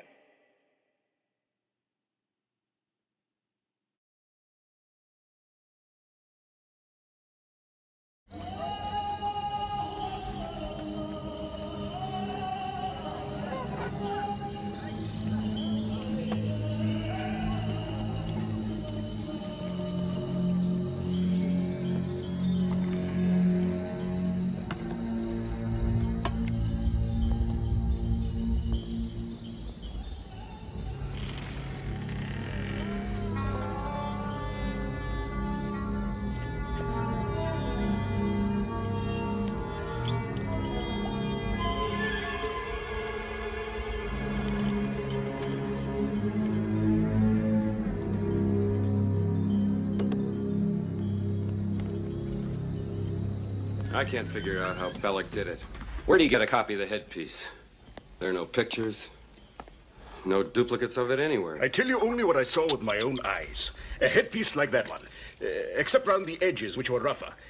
In the center, the Frenchman had embedded a crystal, and surrounding the crystal, on one side, there were raised markings, just like that one. They made the calculations in the map room? This morning, Willock and the boss German, Dietrich. When they came out of the map room, they gave us a new spot in which to dig. Out, away from the camp.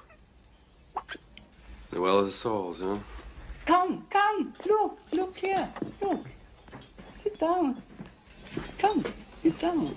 What is it? This is a warning not to disturb the Ark of the Covenant. What about the height of the staff, though? Did Bellick get it off of here? Yes, it is here. This was the old way. This means 6 kadam high. About 72 inches. Wait! And take back 1 kadam to honor the Hebrew God whose ark this is.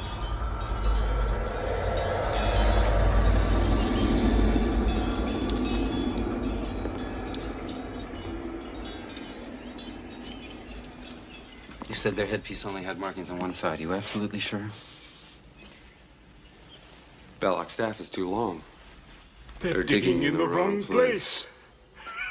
I am the monarch of the sea. I am the ruler of the...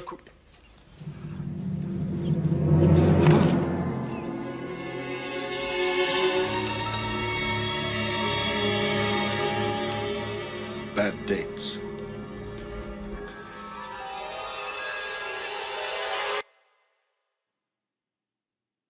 The controllers have been preparing for the wrong EMCO.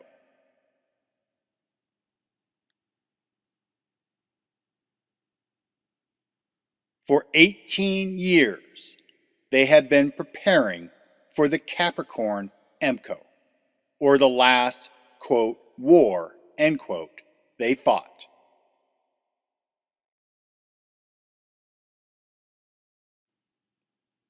The controllers are digging in the wrong place.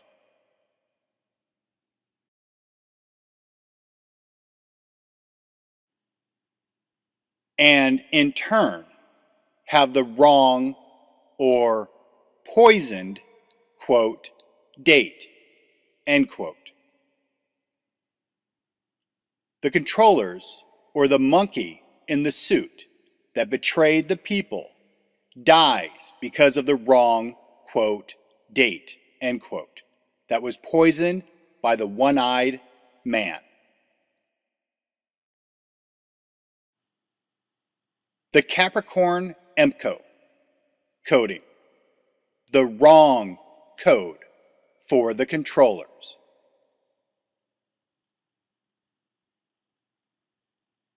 The Cancer EMCO coding, the code within the code, or opposite and correct coding for the masters. The incorrect message for their controller minions, and the correct opposite message for the master's coding.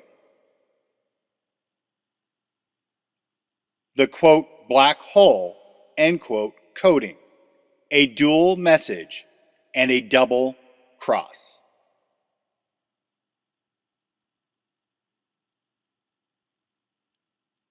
Next video, part 25Z, the double cross on the flat earth.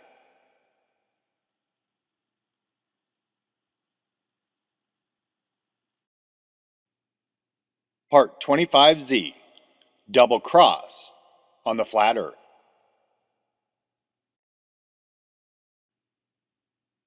Matthew 19:23-24, King James Version. Then said Jesus unto his disciples, Verily I say unto you, that a rich man shall hardly enter into the kingdom of heaven. And again I say unto you, it is easier for a camel to go through the eye of a needle than for a rich man to enter into the kingdom of God.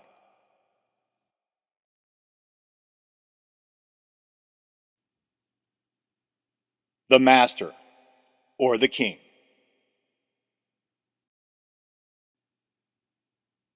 The controllers.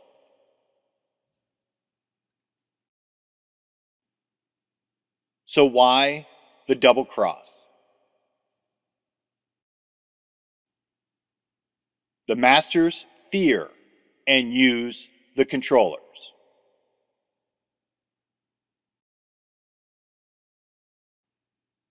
Just like the controllers fear and use us. The king would never share its kill or share its secrets with the scavengers. The masters deplore the controllers and don't trust them. Controllers are the worst because they have no loyalty, even to their own kind. Yes, he is eating his own.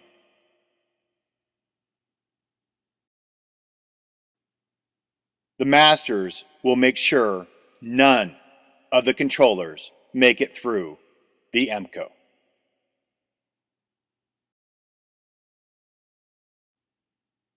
Eliminating the only real competition and threat to the master's power after the chaos ensues. And the controller's purpose will have been fulfilled prior to the EMCO taking place. No more control needed in the red sky. and even the king must rest. When the masters need to implement their control again,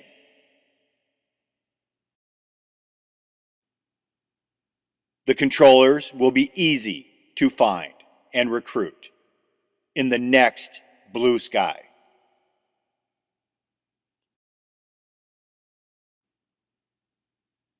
Because the masters understand human behavior: lust, gluttony, greed, sloth, wrath, envy, and pride.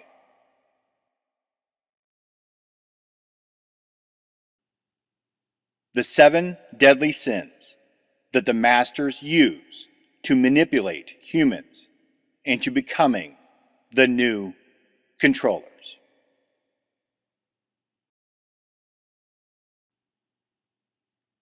And keeping the rest of the ignorant population as slaves.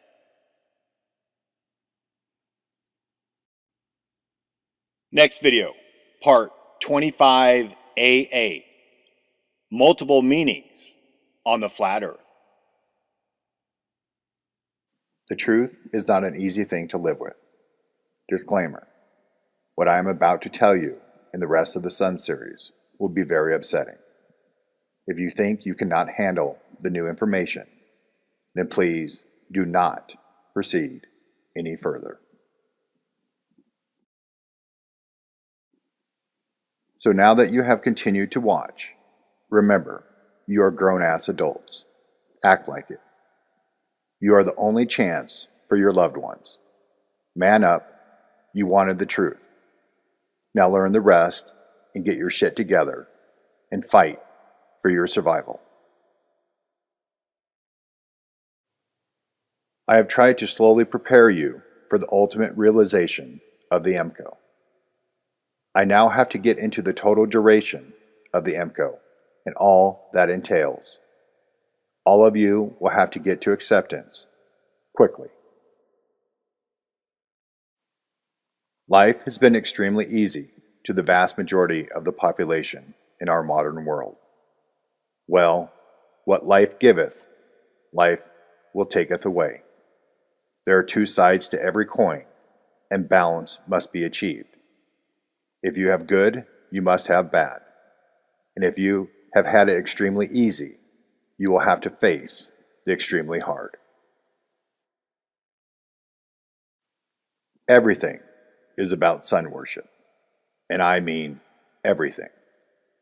But of course it is, because it is the one source of heat and hence life that we have. When you understand that the sun/focal point is not constant and never changing, then you can truly grasp the trials you will have to endure. Life is a test, and a grueling test at that. No one will escape the ultimate test. Your character is what will determine if you pass or fail, and your soul is what is at stake. You all know the date now. The test has begun.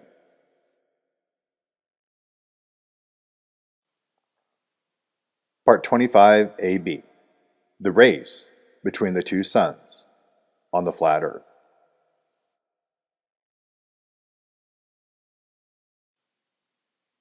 Part 25AB, the race between the 2 suns on the flat earth.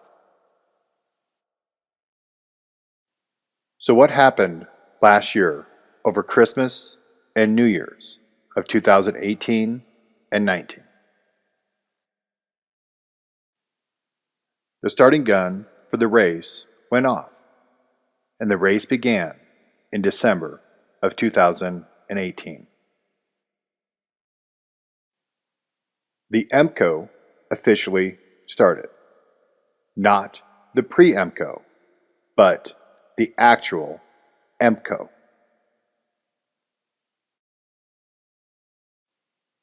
The race is between the two suns, our sun on our plane, and the sun in the world below us, the red sky sun, or Nibiru.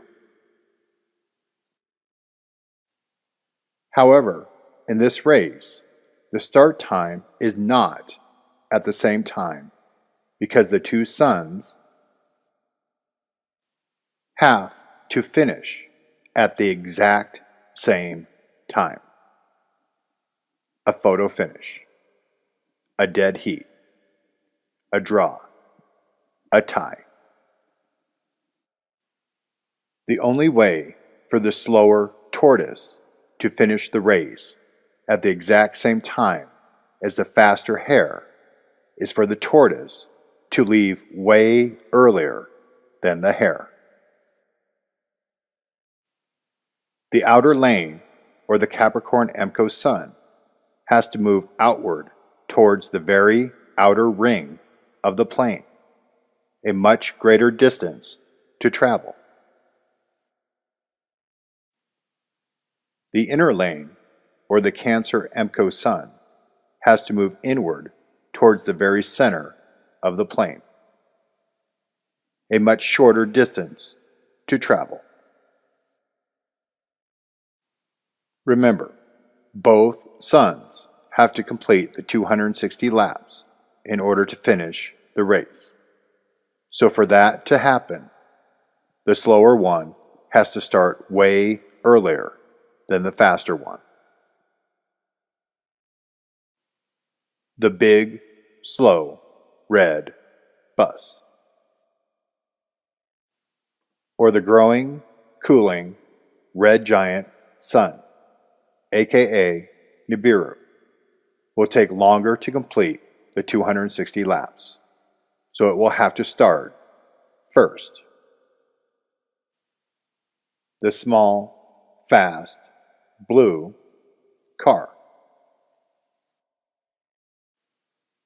Or the shrinking, hotter, blue sun will be quicker to complete the 260 laps, so it must start last or later.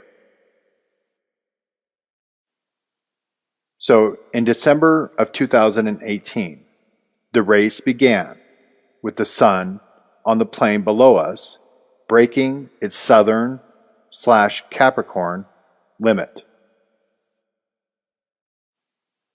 So their sun is making its very slow journey to its outer ring. The inhabitants of that world know their MCO has started, and I'm sure chaos abounds on their plane. So what is the difference in speed, and hence time, between the two suns? Capricorn MCO equals time times and half time. Cancer MCO equals the inverse. Next video, part 25 AC, time times and half time on the flat earth.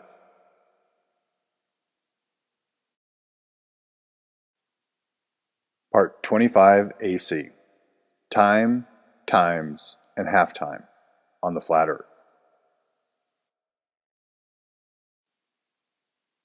What is time times and half time? Time equals 1, times equals 2, half time equals half. 1 plus 2 plus half, total equals 3.5. 260 is the value for time. 260 multiplied by 3.5 equals 910. 910, or 1 shy of 9/11. I can't make this shit up. Again, their sun on the plane below us must make 260 revolutions, or days. So their sun will traverse their sky 260 times. But the actual time it will take is 910 24-hour periods, or 910 24-hour periods divided by 365.25 24-hour periods in a year, which equals 2.4914 years. So in the plane below us, their sun is moving outward towards their southern outer ring. It will take 2.5 years in total time, or the lengthening of the days. But their sun will only traverse their sky 260 revolutions, or days, in those 2.5 years.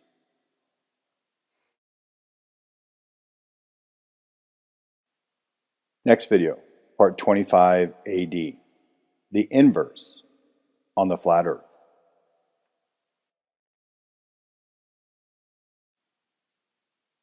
Part 25 AD, the inverse on the flat earth. What is the inverse of time, times, and halftime? Time equals 1, times equals 2. Halftime equals a half. 1 plus 2 plus a half equals 3.5. 3.5 equals 7 over 2. The inverse equals 2 over 7, or 0.28571429.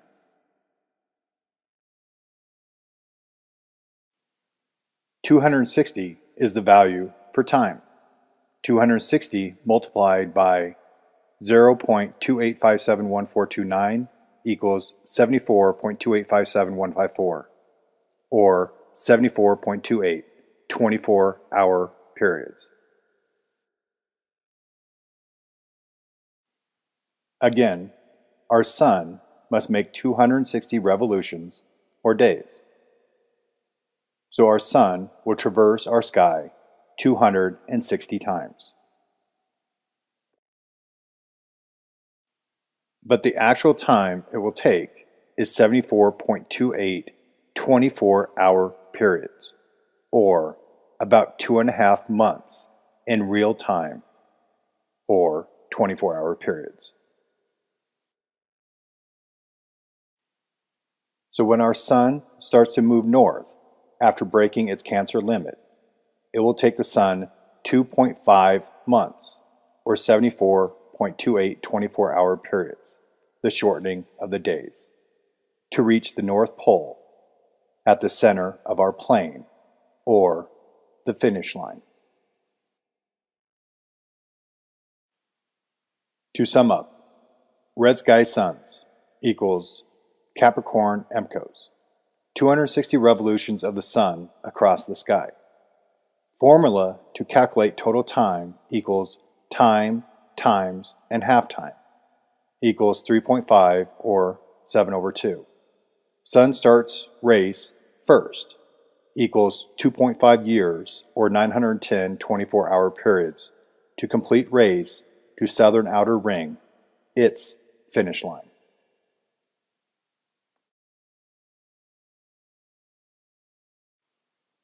Blue sky suns equals Cancer MCOs, 260 revolutions of the sun across the sky.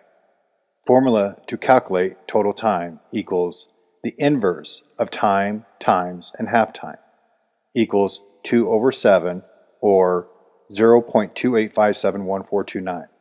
Sun starts race last equals 2.5 months, or 74.28 24-hour periods, to complete race to North Pole, or the center of the plane, its finish line.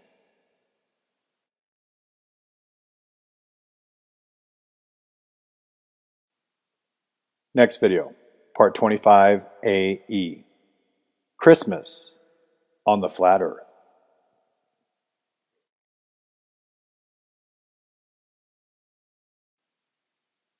Part 25 AE, Christmas on the flat earth.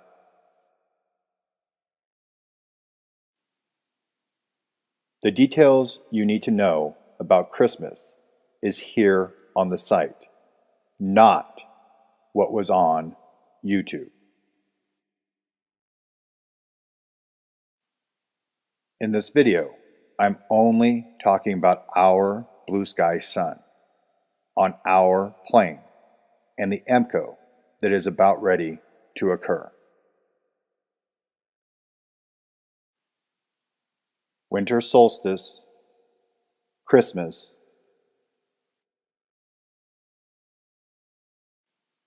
New Year's, and Epiphany is the exact same event as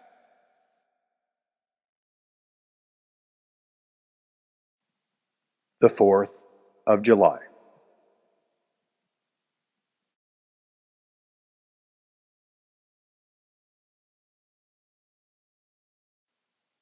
For the people going through the EMCOs, there are two different timekeeping methods or ways to track time. One, by counting the revolutions of the sun. Two, by using the 24-hour timekeeping method via clock or watch.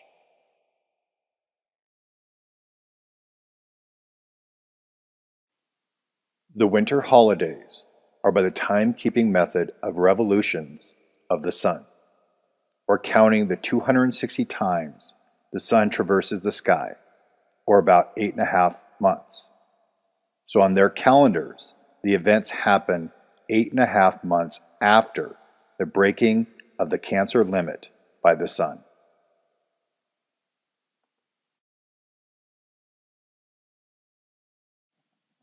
The 4th of July is by the timekeeping method of 24-hour periods, or by clock or watch, or 74 24-hour periods, or 2.5 months of actual time.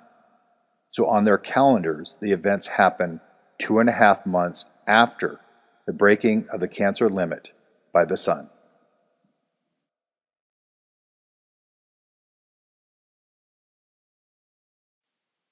Let this one process for a while.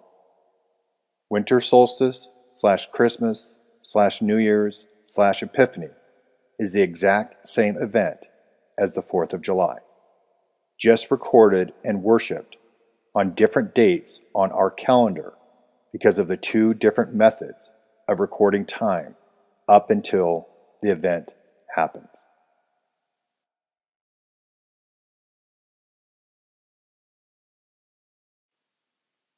Next video, part 25 AF, Easter on the flat earth.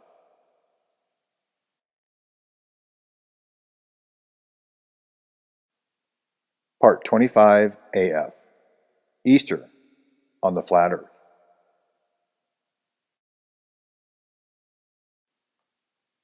So what is Easter?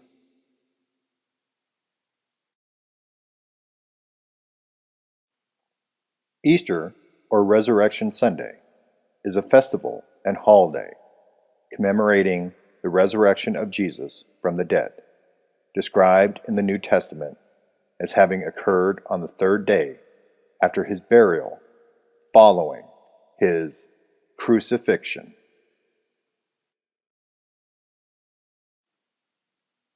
Then the next logical question is, who or what is Jesus?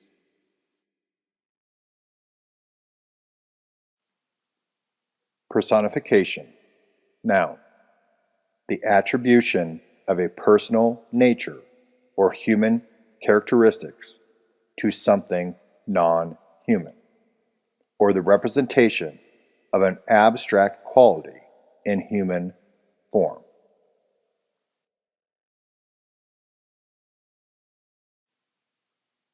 The personification of the sun, S-U-N. The sun, S-O-N, is the sun, S-U-N. Remember, all vowels are interchangeable.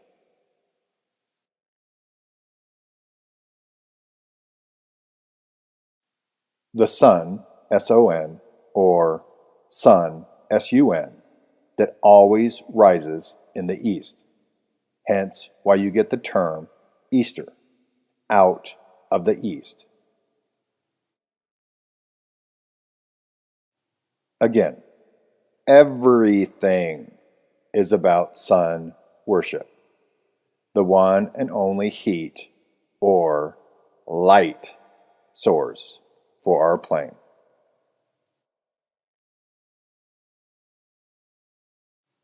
Do not confuse what I am saying. There was a man named Jesus, but the controllers took his story and personified it into the story of our sun.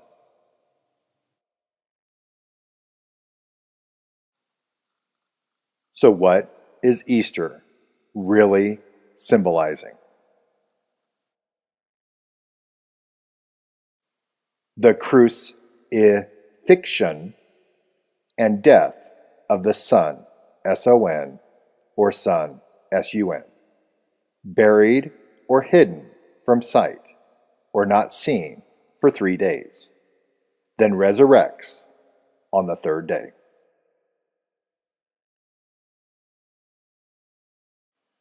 Crucifixion equals crux, equals cross. The cross equals the crossing. The crossing equals the Cancer-EMCO limit. The Cancer-EMCO limit equals summer solstice.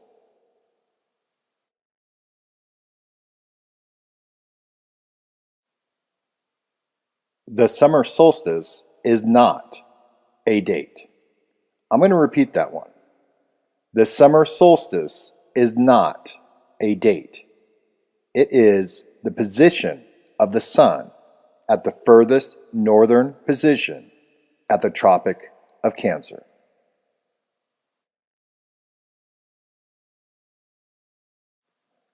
Due to the shortening of days prior to the sun breaking its Cancer limit or the crossing, the sun will be increasing in speed. The revolutions will be diverging from actual time, or the 24-hour periods.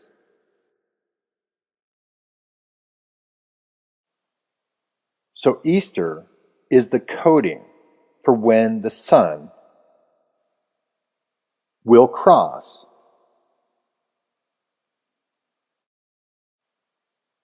the Cancer limit.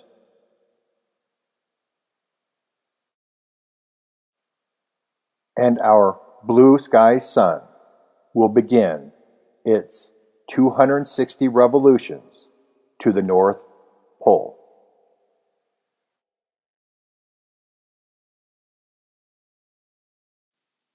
Due to the shortening of days, Easter is the summer solstice in the final year and is the starting point for our blue sky, blue sun, Cancer, EMCO.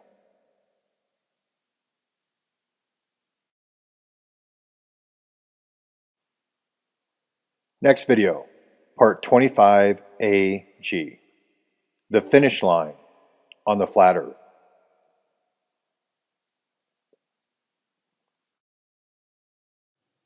Part 25AG, the finish line on the flat Earth. In this process of finding the truth, you have to ask the correct question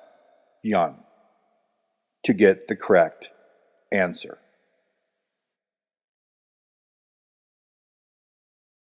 So, how do I know that the finish line is at the exact same time for both our blue sun and the red sun below us?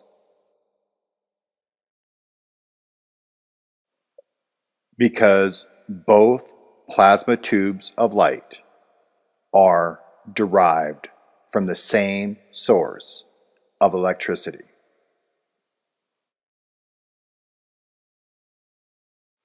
So the pulse, or the expanding and contracting of the plasma tube of light, which gives us our year or one full pulse, is the same for both suns. Which also means the spiral that gives us our days is also the same, just moving in opposite directions.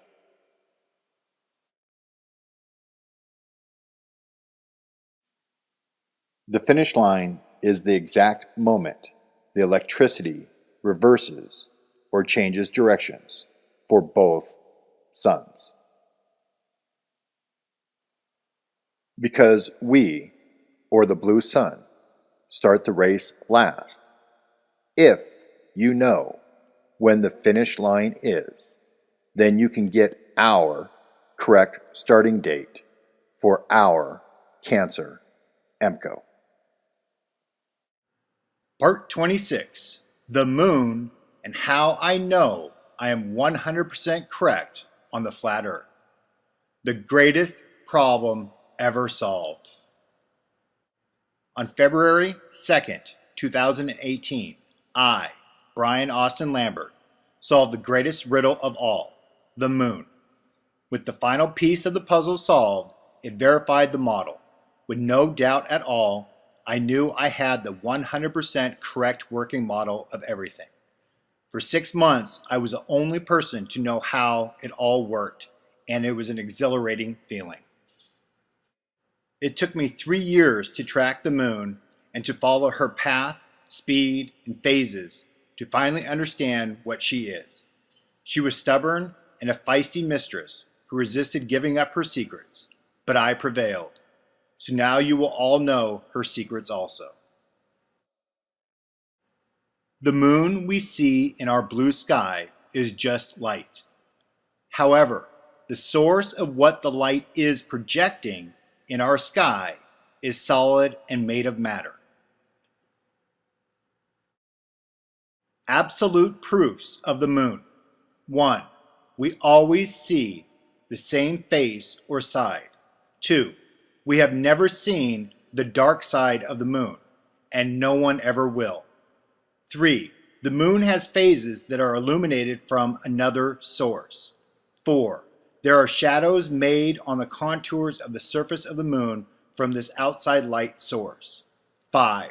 The moon is not flat, nor is it a sphere. 6. It is not spinning or rotating.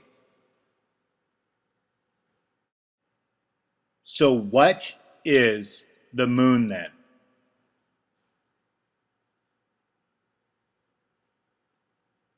It is a dome. Exactly the same structure as our Earth, but just smaller. Yes, people, it is a dome. But to be even more specific, the part you see is the ice dome. Go back and watch parts 14 through 19 again. You are looking from the outside looking in to that world's ice dome.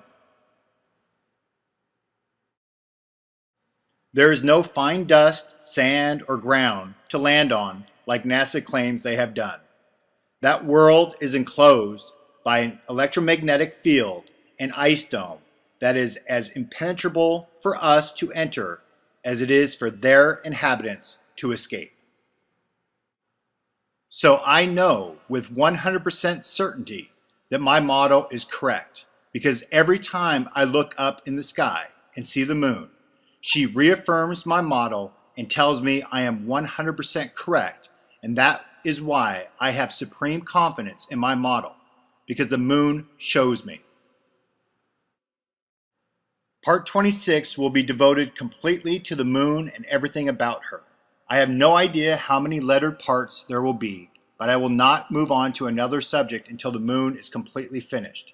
To see the big picture of everything, you have to understand her, and then everything else falls neatly into place. Part 26A, the real structure of the moon and everything else on the flat earth. Life, living, biological, everything is life, living or deceased. What you live on, the flat plane, is living. You live in a biological entity.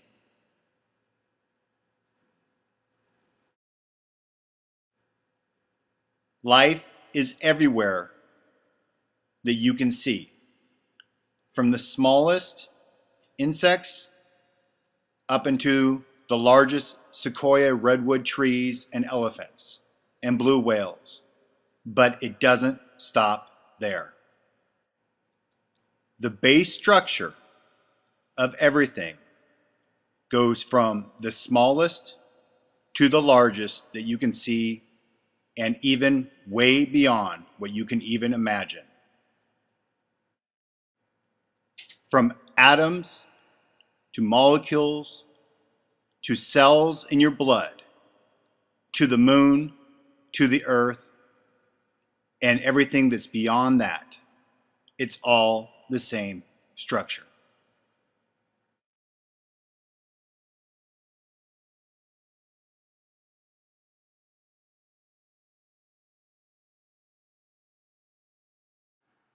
Wrong.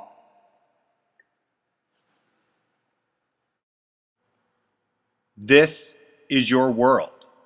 This is where you live. This is where your flat plane resides. Inside of an entity and inside of its brain.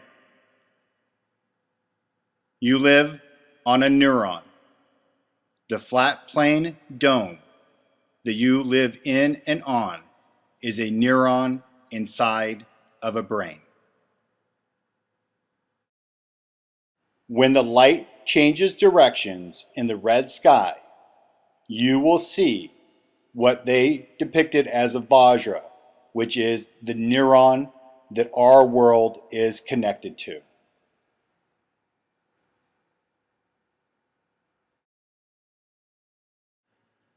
If still by this point you have not watched the primer fields, boy, you do not want to know the truth. Go learn the primer fields backwards and forwards to understand the structure. The purple ring down at the bottom is the choke ring. Between the choke ring and the flip ring is where all matter is created. And that is what you are standing on. This is the real structure of atoms.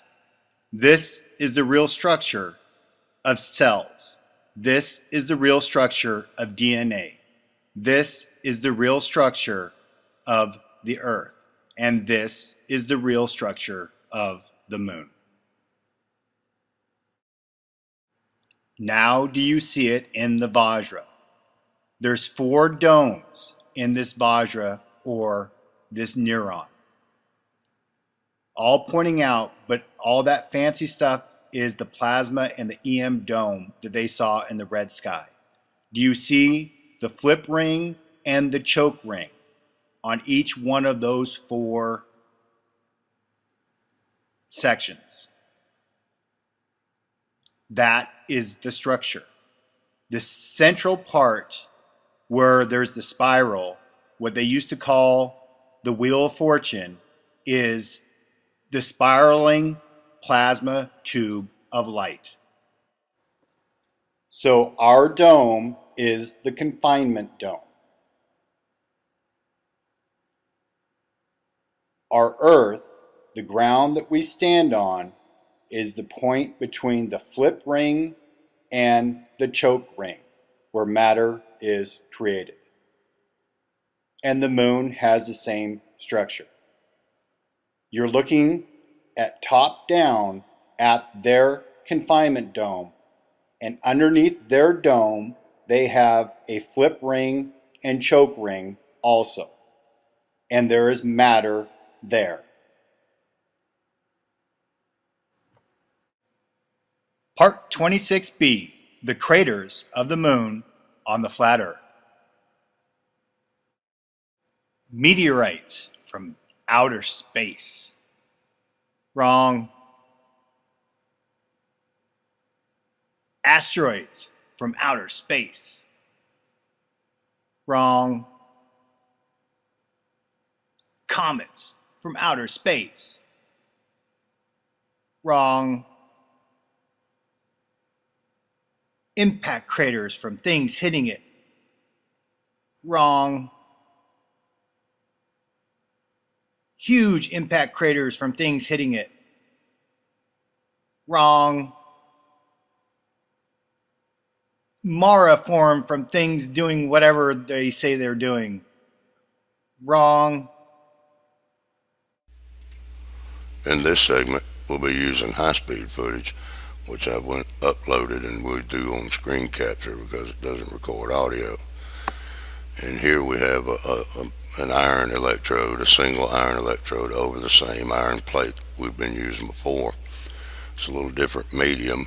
This medium is a mixture of flour and aluminum at about 100 to 1. The source of power we'll be using for this experiment is a 19 million volt handheld taser, which produces a substantial spark or bolt of energy, which we will see when I turn the video on, that creates an etching digging process that certainly could be responsible for a lot of the craters that we think are impact craters, and this could have some implications with volcanic activity as well. As we've seen in previous videos, you don't necessarily have to have the plasma light in order to evacuate material.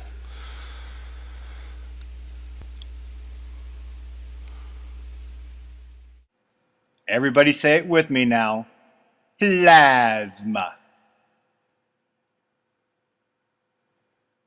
Everything in a living organism is electromagnetic. Everything. There are 4 types of craters on the moon. I will only cover 3 types right now. 1. Smaller craters formed from electromagnetic plasma arcing. 2. Larger volcano-like structures, i.e. Tycho and Copernicus craters. And the 3rd type, Mara, the gigantic darker circular formations. For the remainder of this video, I will only be focusing on the smaller craters that are formed from electromagnetic/plasma arcing. The volcano-like craters and the Mara craters will be in the next 2 videos in order. And the reason why I'm doing that is because they are formed from different processes than electromagnetic discharge.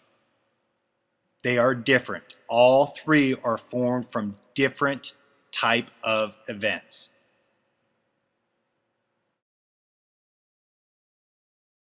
These smaller circular craters are formed not from impacts, but from electrical plasma arcing. So this is it. This is how it works for the small craters. Electrical discharge, plasma arcing creates craters. Craters that you see, the small craters that you see on the moon.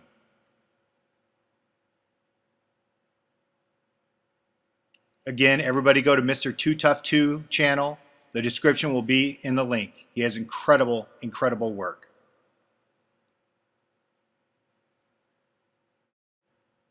And then here's the end result of what it looks like on the ice dome of the moon. Simplicity. I know I haven't said it in a while. Simplicity. Part 26C, the volcano-like craters of the moon on the flat Earth. You remember this one? Pressure, release. Pressure, release.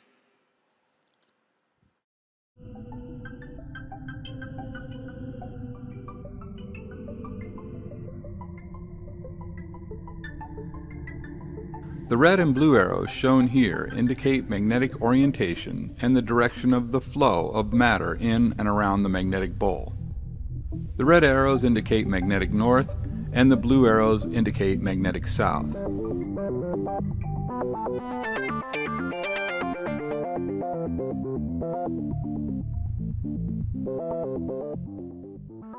Here we see a magnetic sphere being used to reveal the shape of the confinement dome.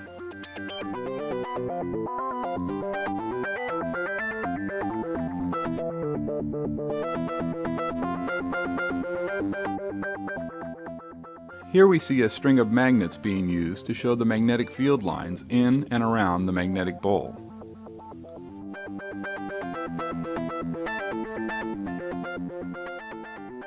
Here we see an example of the ejection forces that exist within the magnetic bowls. Then we see that this ejection force can be extremely strong.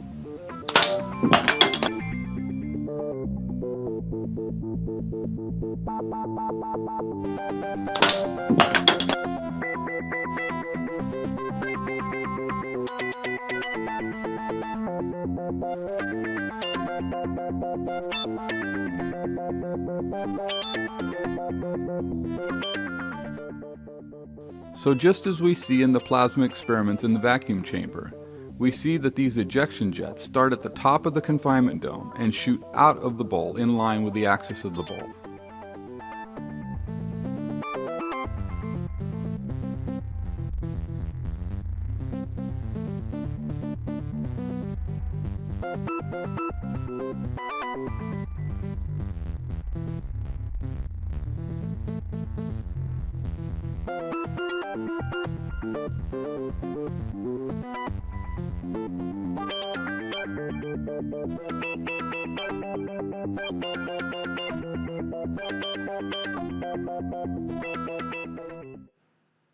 So remember what the moon is. It's just a confinement dome. And you're looking from the top down, looking at it directly straight down on top of the confinement dome. So here is the largest of the volcano-like craters, the Tycho crater.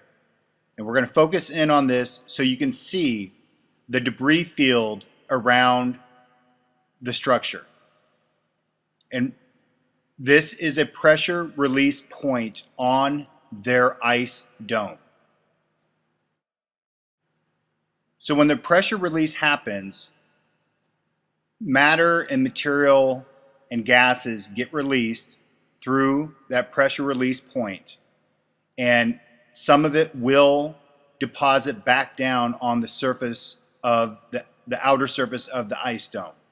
The blue arrows indicate where the majority of the ejecta lands, and the red arrows are from the furthest extent of that ejecta. Here is the history of the pressure release ejections that have happened on the confinement dome or the ice dome of the moon. Here's 7 major ones that can be clearly seen from any picture of the moon. Some are larger, some are smaller, and that's what I've been trying to say throughout the series with these events.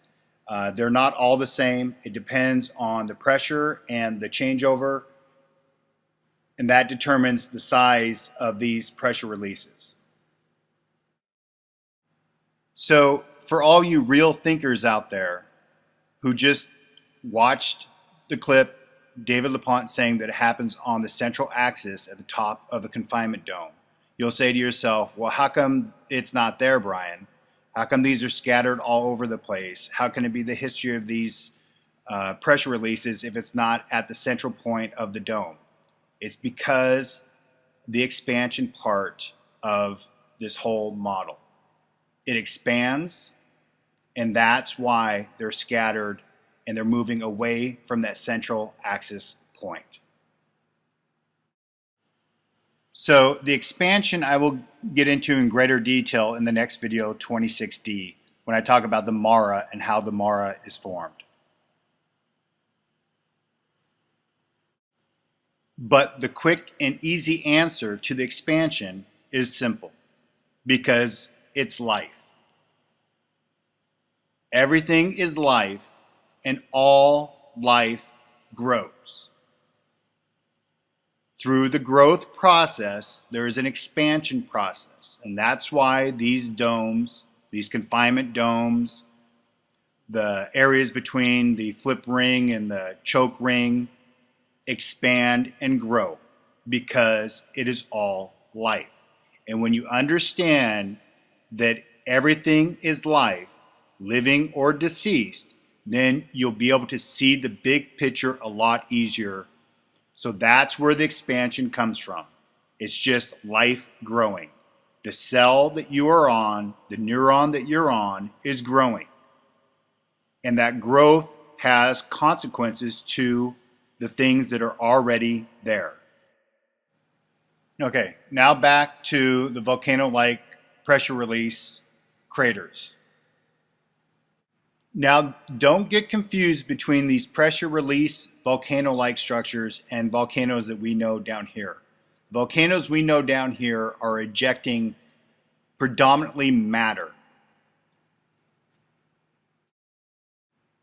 So it's ejecting matter that's been, the pressure has been built up in between the flip ring and the choke ring.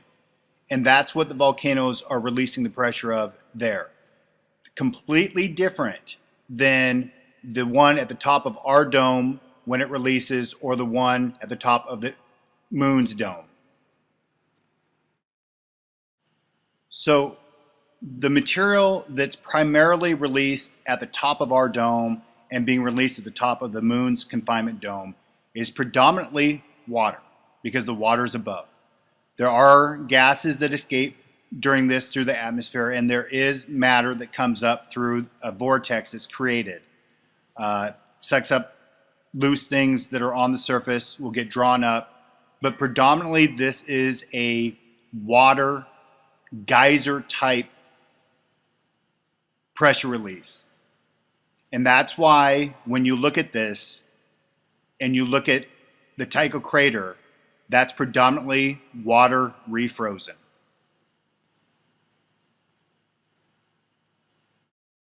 So now we get back to the rapture, right? The rapture is a twofold event. The first part of the rapture is the EM field reversal, so there's nothing keeping you down on the ground. The second part is a vortex created and a suction up to the top part of our dome to let ejecta go through that dome in the pressure release. So obviously, one would not want to get caught up in a spiraling vortex and getting taken out of our dome through a pressure release. It's not good, and you don't want any part of that. So that's what the rapture is. So you start floating because the EM field goes down, and then you get sucked up because of the pressure release that's happening at the top of our dome. Part 26D, the Mara craters of the moon on the flat Earth. But before we go there, I want to address a comment that I received from a sub who's been doing their homework, and it is great to see. From Bass Musso. Hello, Brian. Was wondering if you ever heard of the Kolbrin Bible. I stumbled upon a video, The Arrival of the Crossing of the Destroyer, R. Wayne Steiger, which was talking about the Kolbrin Bible in regard to the destroyer. What spun me out was the description in the text tell clearly of a plasma event, i.e., quote, then the flames shoot up through the surface and leap about like fiery fiends upon black blood. The doom shape is like a circling ball of flame, which scatters small fiery offspring in its train. It covers about a fifth part of the sky and sends writhing snake-like fingers down to earth." End quote. It tells of the condition of the event. Very interesting. We'll be researching this text further. Everybody say it with me. Plasma. So the blue part is what that author was describing as the writhing snake. The offspring that shoots off that is the pink purplish part. And there's finger-like appendages that are attached because it's trying to find something to ground to. And that's also when they refer to the right hand of God. Because these are local things that people see, so you don't see the whole plasma structure. So here is my response. Yes, I know of it. Never read it. Don't need to. All the ancient texts describe the same thing. Plasma. Thanks for the comment, and I'm glad you are seeing the truth. Brian. Okay, now back to the topic at hand. The Mara craters of the moon. Words have meanings for a reason. What is in the name? These are all the same word derivatives of the word Mary. Mary, Maria, Mare, or Mara, how I pronounce it. Little shout out to somebody I used to know. Mara. Any of the several large dark plains on the moon and Mars. Galileo believed that the lunar features were seas when he first saw them through a telescope. So the word origin of Mara, the mid-19th century, special use of Latin, Mara, sea. These areas were once thought to be seas. The lunar Maria, Mare, they were dubbed Maria, Latin for seas, by early astronomers who mistook them for actual seas. The traditional nomenclature for the moon also includes one Oceanus, ocean, as well as features with the names Lacus, lake, Palus, marsh, and Sinus, bay. The last three are smaller than Maria, but have the same nature and characteristics. The names of Maria refer to sea features, sea attributes, or states of mind. Serpent Sea, Southern Sea, Sea of Knowledge, Sea of Crises, Sea of Fecundity, Sea of Cold, Sea of Alexander von Humboldt, Sea of Moisture, Sea of Showers. Sea of Cleverness, Sea of Islands, Sea of the Edge, Sea of Muscovy, Sea of Nectar, Sea of Clouds, Eastern Sea, Sea of Serenity, Smith's Sea, Foaming Sea, Sea of Tranquility, Sea of Waves, Sea of Vapors, Ocean of Storms. Lake of Summer, Lake of Autumn, Lake of Goodness, Lake of Sorrow, Lake of Excellence, Lake of Happiness, Lake of Joy, Lake of Winter, Lake of Softness, Lake of Luxury. Lake of Death, Lake of Forgetfulness, Lake of Hatred, Lake of Perseverance, Lake of Solitude, Lake of Dreams, Lake of Hope, Lake of Time, Lake of Fear, Lake of Spring. Marsh of Epidemics, Marsh of Decay, Marsh of Sleep, Seething Bay, Bay of Love, Bay of Roughness, Bay of Harmony, Bay of Trust, Bay of Honor, Bay of Rainbows, Lunic Bay, Bay of the Center, Bay of Dew, Bay of Success. Definition of sea: a great body of salt water that covers much of the earth. Broadly, the waters of the earth as distinguished from the land and air. B, a body of salt water of second rank, more or less, landlocked, the Mediterranean Sea. C, ocean. D, an inland body of water used especially for names of such bodies, the Caspian Sea. Definition of ocean. A, the whole body of salt water that covers nearly 3/4 of the surface of the earth. B, any of the large bodies of water, such as the Atlantic Ocean, into which the great ocean is divided. Definition of bay. 1, an inlet of the sea or other body of water, usually smaller than a gulf. 2. A small body of water set off from the main body. Definition of marsh: a tract of soft, wet land, usually characterized by mono, whatever that word is, such as grasses or cattails. If it looks like a duck, walks like a duck, quacks like a duck, and we call it a duck, most likely it's a duck. Exactly. So, logically, if she weighs the same as a duck, she's made of wood. And therefore, a witch! A witch!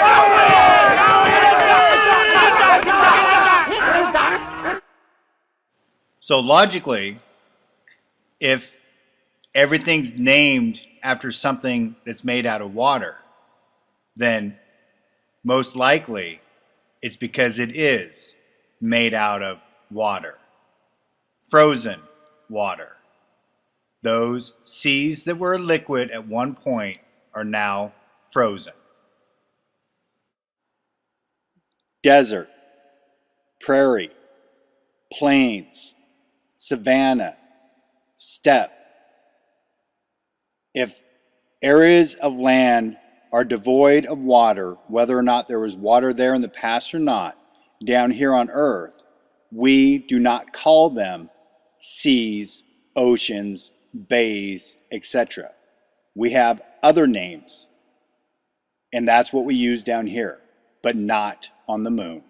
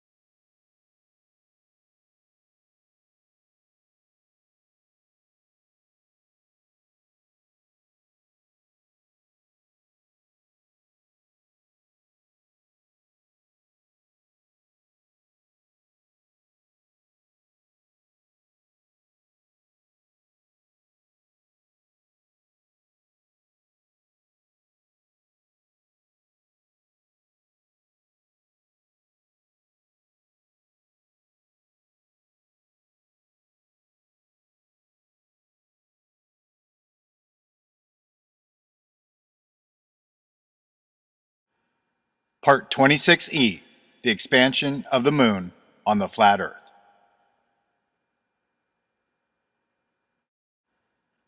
Remember, everything is life.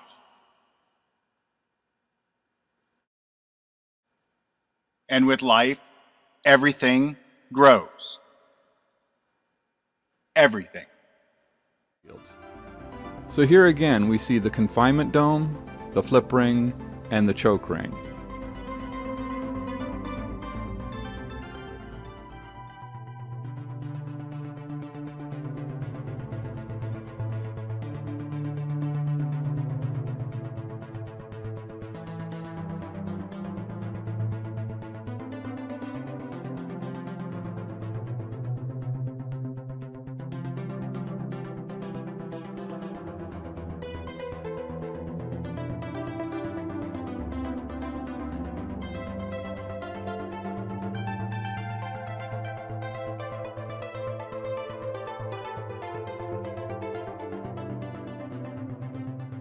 Particles of matter are drawn down into the magnetic bowl and down to the flip ring. The particles of matter flip magnetic orientation at the flip ring and then become trapped under the confinement dome. As the matter continues to accumulate under the confinement dome, it causes the confinement dome to swell in size. In other words, the bubble is continually growing. There are times when the internal pressure of the bubble is too great and the magnetic bubble will fail at its weakest point.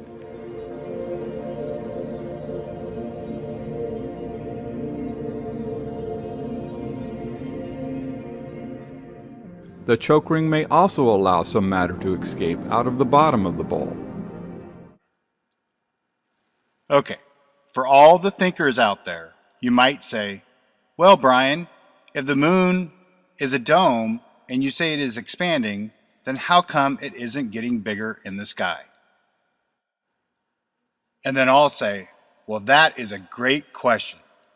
And you'll be like, I got Brian on this one. His model is wrong. It ain't 100% correct. Then I'll say, because of the ice dome, it doesn't expand during the blue or red sky. It only expands during the changeover event due to the ice dome collapsing when the electromagnetic field reverses. King James Bible, Job 38:29. Out of whose womb came the ice, and the hoary frost of heaven, who hath gendered it? Whose womb? Mary's womb. I'll get to that later. King James Bible, Psalm 147:17. He casteth forth his ice like morsels. Who can stand before his cold? King James Bible, Revelation 16:21. And there fell upon men a great hail out of heaven, every stone about the weight of a talent. And men blasphemed God because of the plague of the hail, for the plague thereof was exceedingly great. So you might be asking yourself a question right now. Why is he talking about the ice dome on the moon and then pulling things up which are pretty obvious that those falling ice during the changeover is from our dome down onto us? And I'll say, because you have to understand where the fixed and immovable moon is. It's just like the earth. It does not rotate, it does not spin, and it is fixed. Just like all solid matter. It does not move. So why would they refer to it as for whose womb does the ice come from? It's because in pregnancy, before a child is born, the water will break. And everybody that's ever seen a woman give birth knows about the water breaking. So as they looked up into the sky, and the mother goddess, doesn't matter what you want to call her, Ishtar, Mary, doesn't matter. The mother goddess's water would break. And from that water came the plasma. And now, finally, the answer of what the Mara craters really are.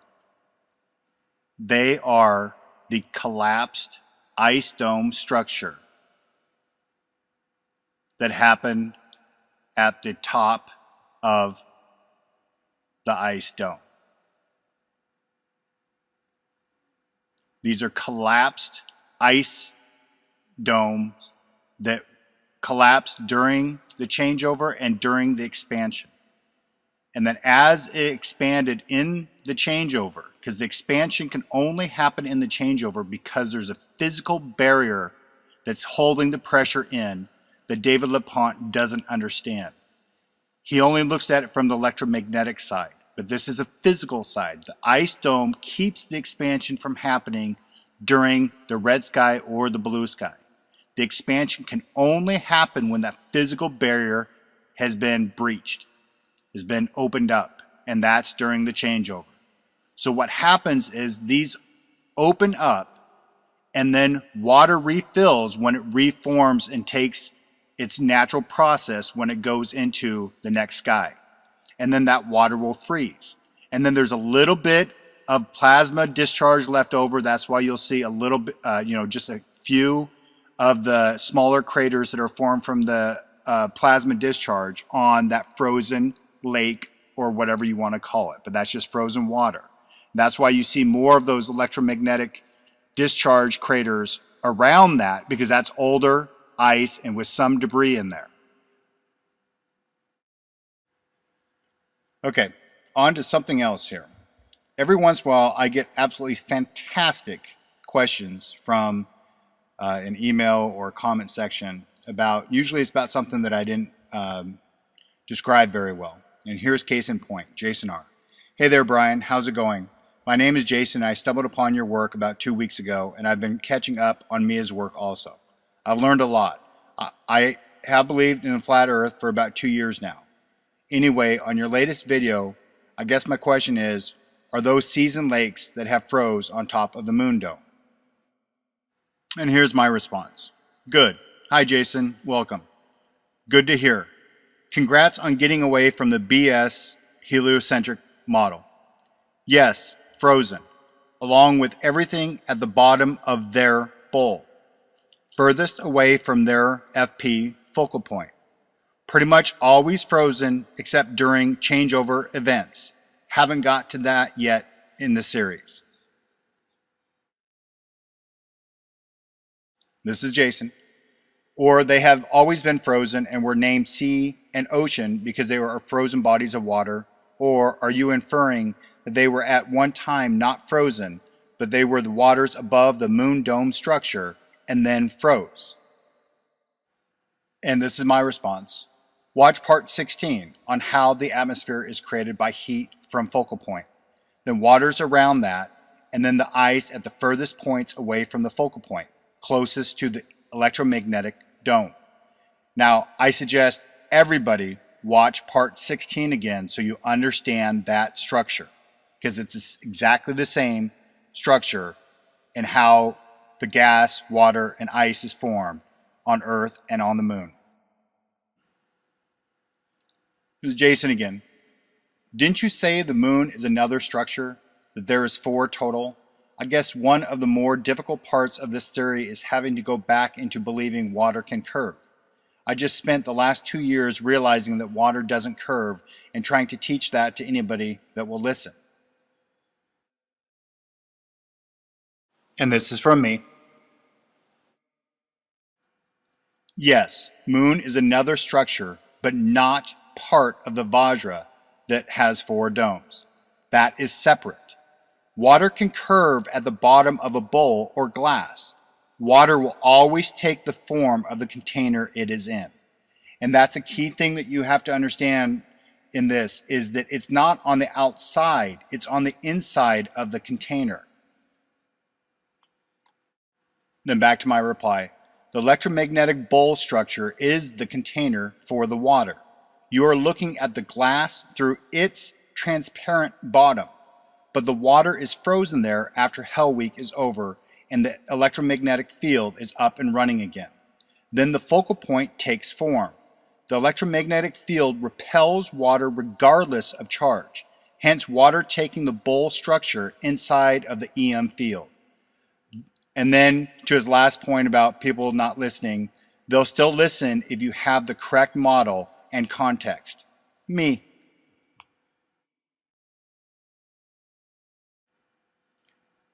This is Jason again. Sorry, I think I'm starting to ramble. I guess I have more questions than what I thought. Also, I think I need to watch some of the videos again and rewatch the primer fields. Thanks. And then my reply. No need to apologize. This is new to you. Good idea. Thanks, Brian.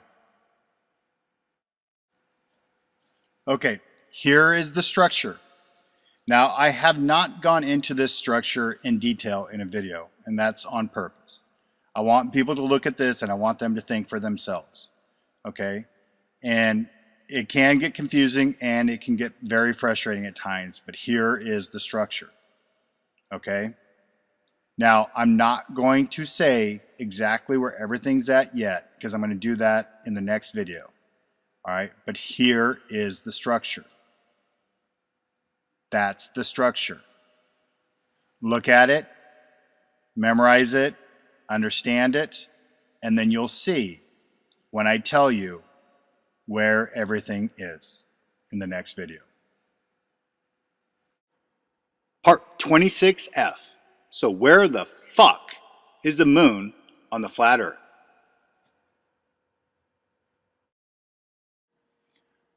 Congratulations to anybody that's figured it out to this point. I don't know if there has been or not. I haven't received any confirmation that anybody got it right, but I think a couple people were close.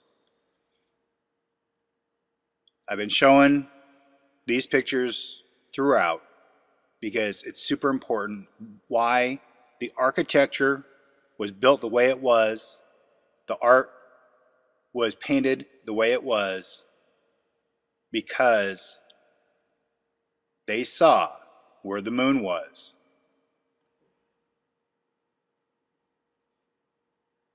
In the red sky. So, where is this fixed, immovable object? This dome. Where is it? Where is this mother goddess Mary? And where does she reside? Drum roll, please. At the North Pole.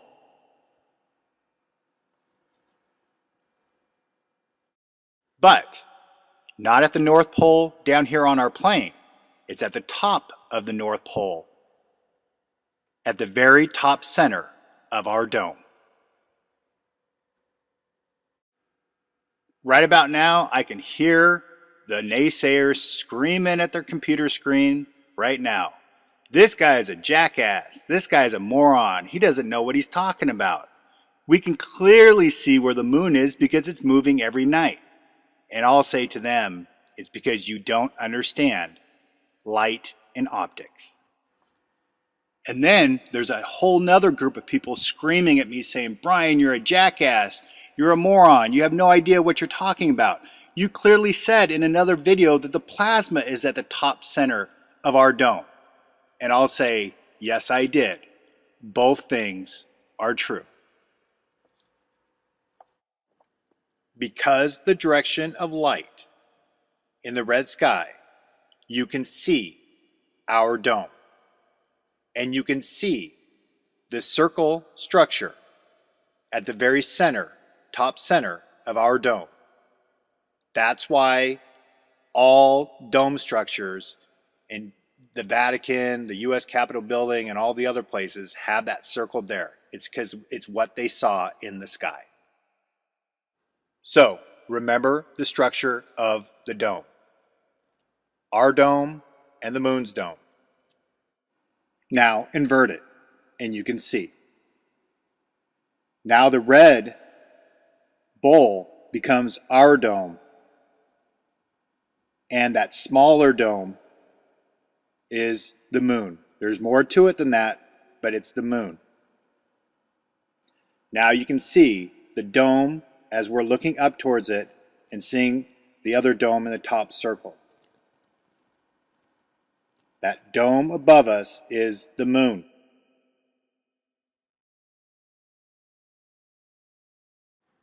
Okay, now for some homework. We're going to get deep into this structure, and I'm going to explain in the next video, I'll probably take a couple videos, how this entire structure works. So you can understand our dome and the dome that's at the top center of our dome and all the other things that go along with it. And we're going to start at the very base level, which is the flip ring to the choke ring. And then we're going to go up from there. Now, be prepared. This gets a little messy. complicated because you're dealing with Matryoshka dolls. These domes form within each other and outside of each other. And there's multiple variations that they can take, multiple configurations, and it can get a little mind-blowing. So stick with me. I'm going to explain every part of this, and then you'll be able to have answers for everything, from volcanoes to the tides to everything. Okay? I wanted to get into all that stuff. I'm at the point where I think we can start getting into the weeds on this structure and where David had it right and what he was missing. There's, like I said in the very early part of the series, there was a lot of stuff that he has absolutely right, but there was some very key things he was missing outside of the whole that he's in the heliocentric model. Just key points of how these form, how they take shape, how they work, all that good stuff. So we're going to go there. You guys can read this. This is what the next video is going to be about, and it's going to be in the context of the moon, obviously, because you have to understand the moon and the Earth structure because they're exactly the same. It's just a size difference. They're exactly the same, and we'll get into all that. So if you guys want to read this, get caught up so you have a little head start going into the next video.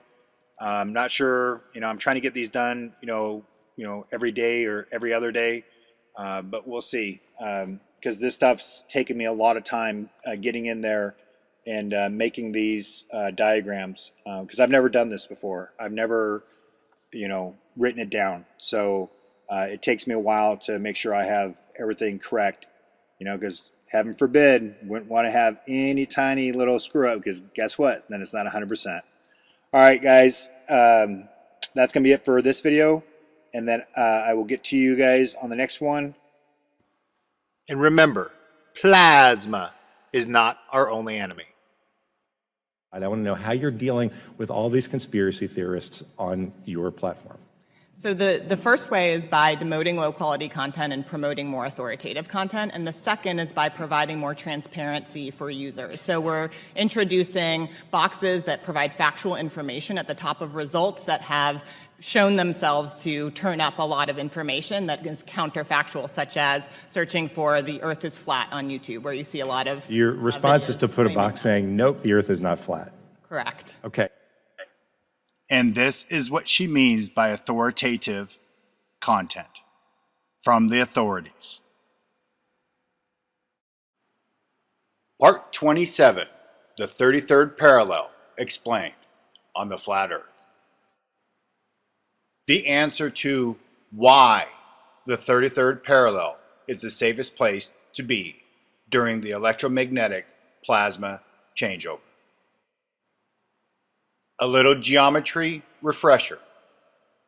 The diameter of a circle or disk is the distance from one side of the circle or disk to the opposite side of the circle or disk.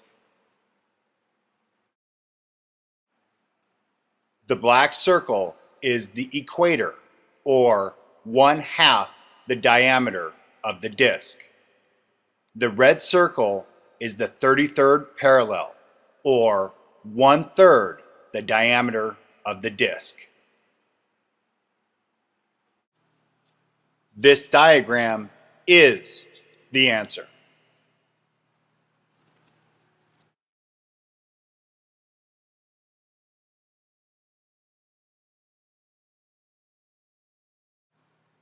Part 27A, I will explain the diagram and why.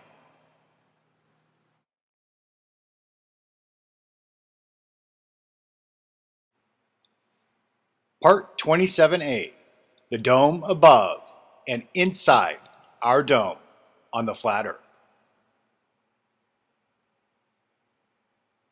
So to understand the model and why the 33rd parallel is so vital to survival during the electromagnetic plasma changeover, you have to know about the domes above our head centered on the North Pole axis. It's not our dome they saw in the past red skies. It was the dome and domes above us that they witnessed. Domes within domes, or the concentric circles in the Atlantis stories. Domes were and are a staple in architecture. Not just because structurally they are extremely strong, but because they were building in honor of the gods and their homes. Modern domes are just a carryover knowledge from the masons of old. Right, Buckminster Fuller? Sneaky, sneaky. Domes are strong, but don't last. They will all eventually fail. Anyone from the Pacific Northwest knows that all too well. Just an FYI, kingdom is the same as kingdom. Vowels are interchangeable and can be added or removed. So the kingdom of heaven is the kingdom of heaven, or the dome of the kings. Your kings and masters of the realms or discs in each dome.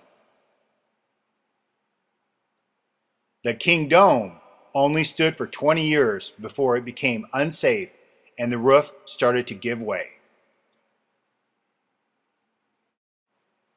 The type of material that makes up the domes determines strength and longevity. Bad news for everyone. Ice is not the best material to make a dome out of. Ice is brittle and will break, and it will melt with temperature increases, i.e., a plasma conflagration event. I'm going at a slow pace so you all can see the structure within the structure.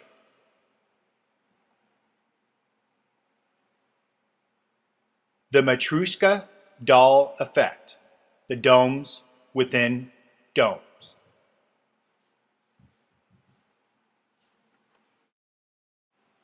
Domes, domes, and more domes.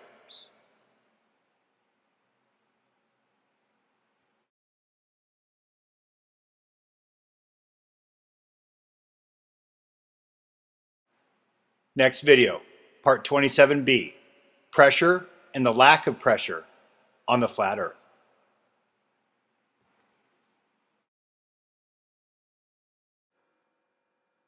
Part 27B, pressure and the lack of pressure on the flat Earth.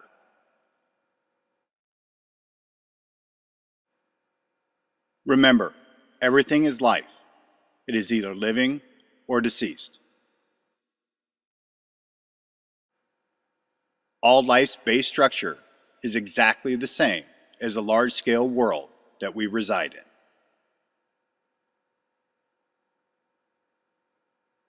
Domes will attach to the outside and will also form on the inside of larger domes. The connection process is due to the instructions within the genetic code for that cell and form of life.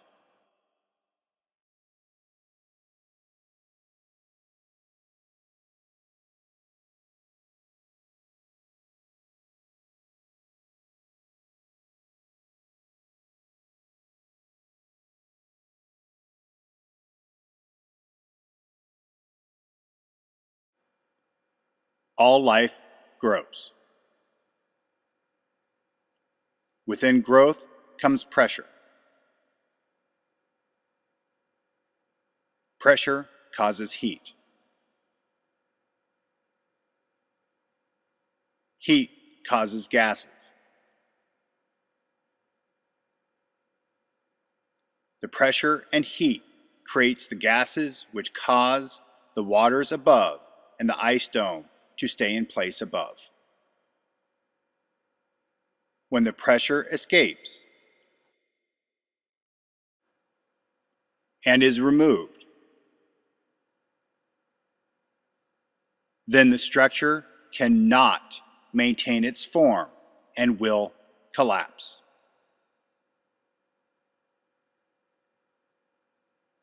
So during the electromagnetic plasma changeover, the pressure holding the waters above will be removed. And the waters above will come crashing down.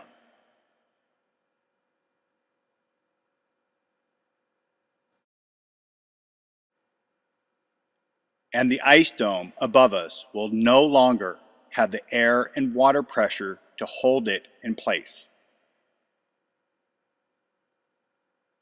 And it will crack and fail at its weakest point.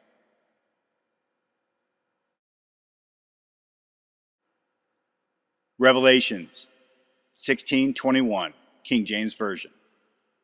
And there fell upon men a great hail out of heaven, every stone about the weight of a talent. And men blasphemed God because of the plague of the hail, for the plague thereof was exceedingly great. Job 38:29, King James Version.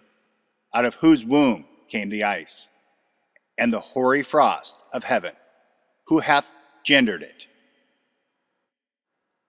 Next video, part 27C. How domes collapse on the flat earth.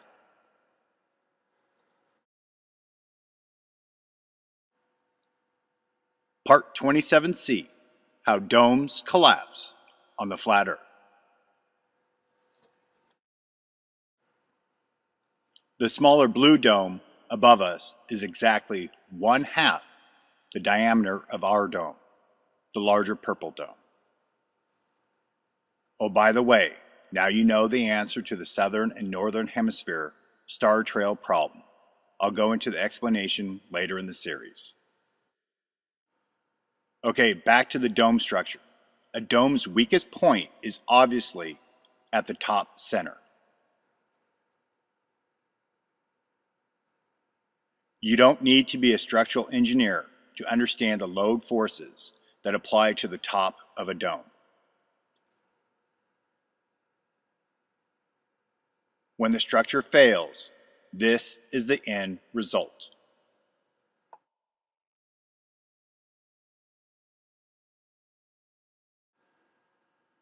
The outer walls or perimeter of the dome will remain intact, while the arches to the center will come crashing down. So the top center of the structure, or the roof, will fail.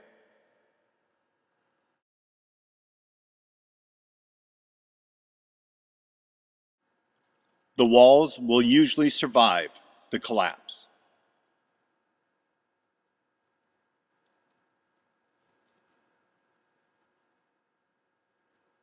A roof collapsing is the greatest danger to any residents beneath the roof.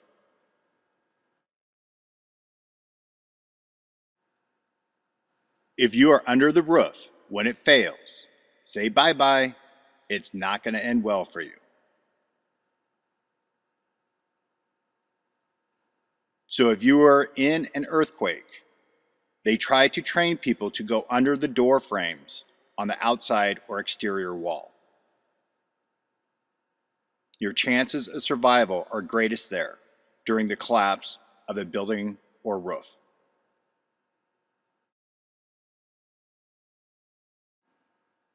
Sometimes all or just part of the roof will fail, depending on the forces applied to the structure.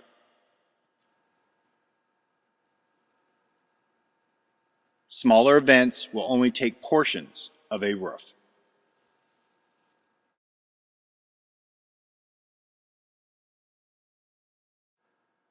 Nature will always have examples on smaller scales that we can observe and learn from.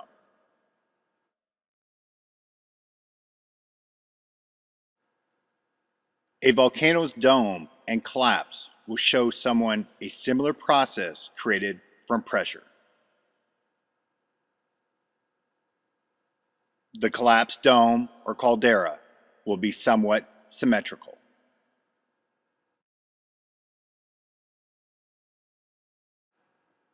But a collapsing dome or roof in nature won't fail, making perfect circles.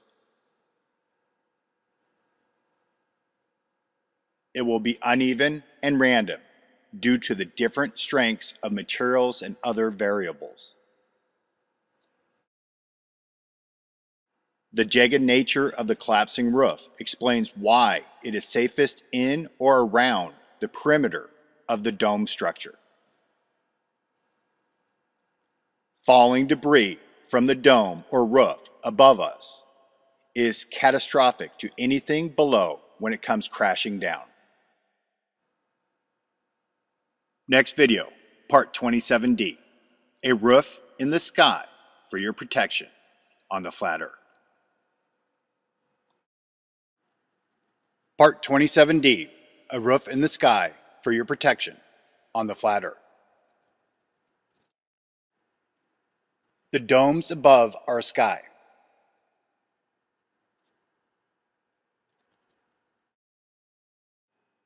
There are other smaller domes, but they do not matter in the context of the catastrophe. They are too far north to be any concern with survival. Each dome is exactly 1/2 the size of the dome it resides in or on. The blue dome is 1/2 the size of the purple. The pinkish dome is 1/2 the size of the blue or 1/4 the size of the purple.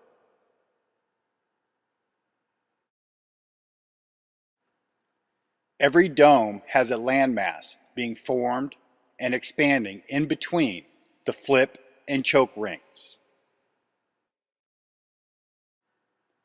When Mercator looked up above him in the red sky, this is what he saw.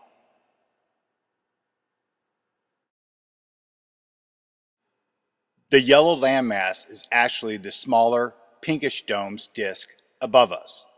The outer land masses are ours, reflected. The smaller inner circles are the ones that don't matter to this discussion, too small and too far north. Atlantis was never down here on our plane. It is what they saw above and at the north in the red sky, domes within domes. The Matryoshka doll effect. This is Atlantis.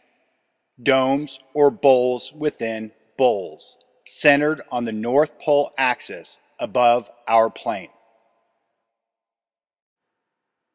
Atlantis solved.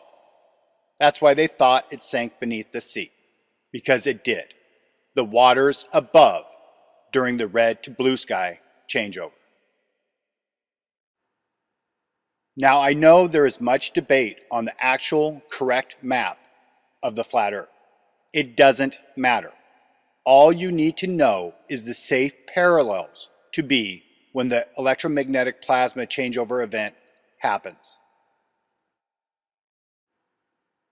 Know your parallel and then plan accordingly. Different challenges for different bands or distances away from the North Pole axis. Danger! Ice dome collapse area. 45 degrees north to about 23 degrees north. Good news, collapses to the disk above within their dome. Extreme danger. Ice dome collapse area. Equator to about 45 degrees south. Sorry to all in the southern hemisphere, but this is your greatest threat. It's why you all have no remnants of civilization pretty much anywhere. Large chunks of ice will obliterate everything on the surface. Caves will be better for you than on the surface. Remember, the ice breaks in jagged patterns, so roof cover will depend on that variable also.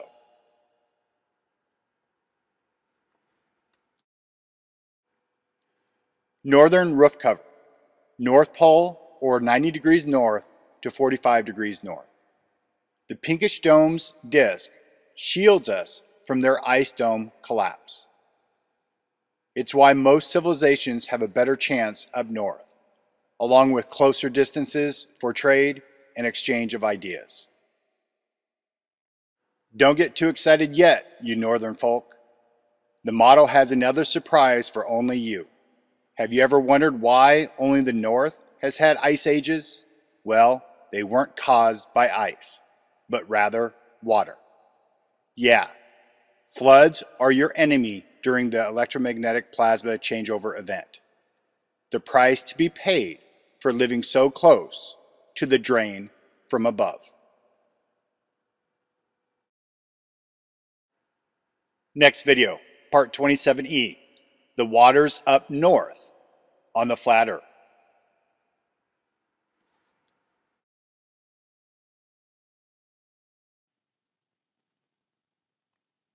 Part 27D1, explaining the solid structure your plane resides in.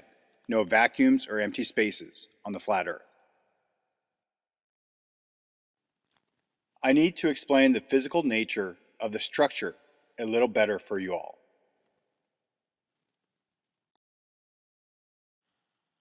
Over on Mia's member site, some really great questions have been asked. One was about how the structure stays in place during the EMCO. That is what I will be covering in this video. Okay, to the structure. You have all been conditioned and indoctrinated to believe that there is empty space everywhere, from the small scale with atoms. Atoms consist of 99.999999% empty space. That means the computer you're looking at, the chair you're sitting on, and you yourself are mostly not there. Wrong. And you all have been conditioned and indoctrinated on the large scale in their theory of space. They have been hammering down everyone's throats this crap since we were in elementary school, that there are millions and billions of miles in between objects in space, and large areas of literally nothing via black holes, dark matter, and dark energy. It is all crap. The only vacuum in space is the vacuum in the movie Spaceballs. A cell has no empty spaces. It consists of solids, liquids, and gases. An apple has no empty spaces. It consists of solids, liquids, and gases.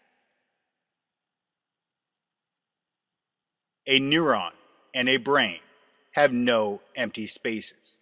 It consists of solids, liquids, and gases. There are no empty spaces in your disk. It consists of solids, liquids, and gases. There are no empty spaces in the domes. It consists of solids, liquids, and gases.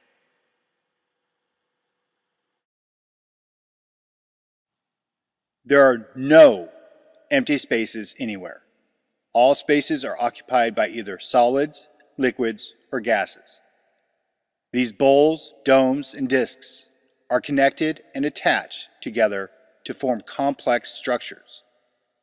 They are the building block for life. They stack, extend, and expand upon one another and inside one another.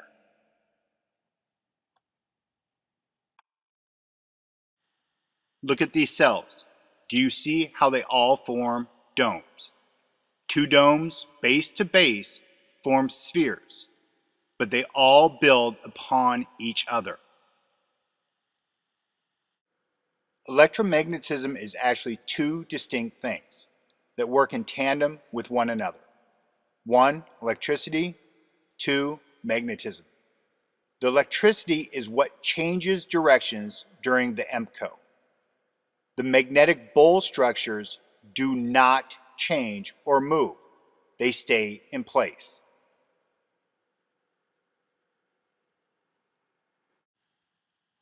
So the foundation, the magnetic bowls, stays in place to hold the structure in place, along with the solids that were created in between the flip and choke rings.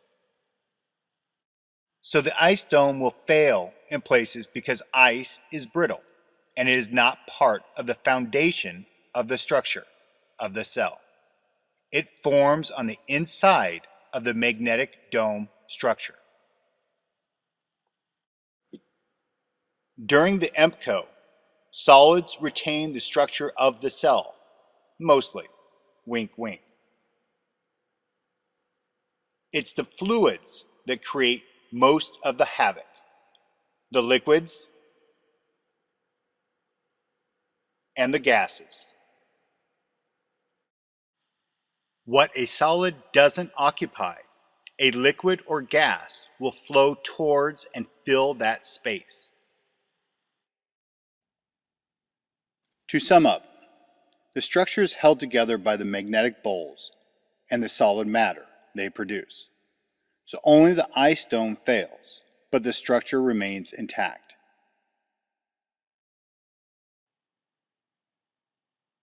Part 27E, the waters up north on the flat Earth.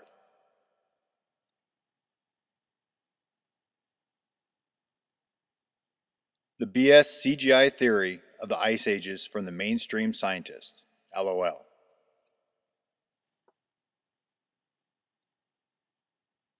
The only evidence of any ice ages occur in the north and not in the south makes absolutely no sense in their ball Earth model.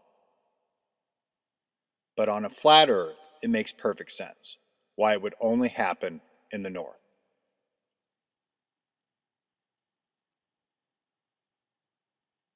According to the evidence, there have been 5 major ice ages, again, all up north.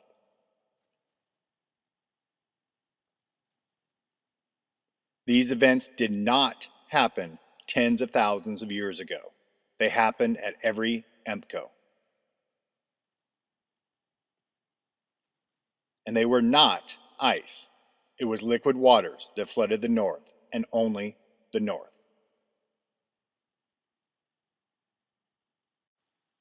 So what evidence is there that it was water and not ice, and that it happened immediately and not over thousands of years?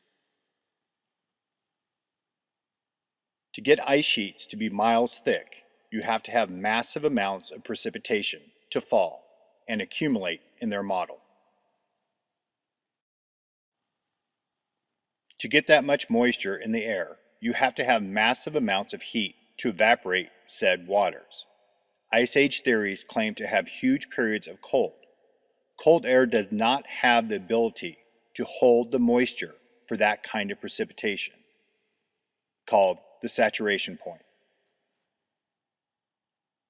Other evidence, erratics, giant boulders and stones that were deposited in areas hundreds of miles away from the originating rock formations, again only found in the northern latitudes.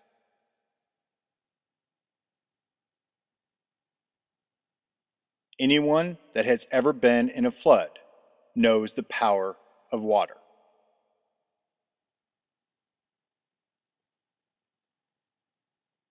The larger the volume of water, the greater force exerted on any debris in its path, including large boulders and stones.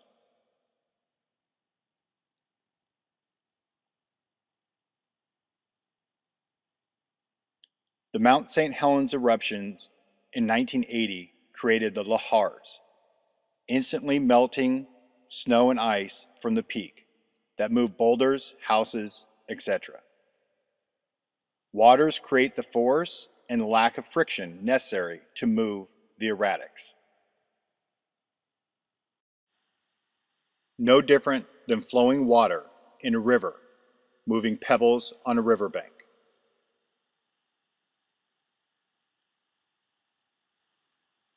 Or waves of water moving sand and stones on an ocean shore.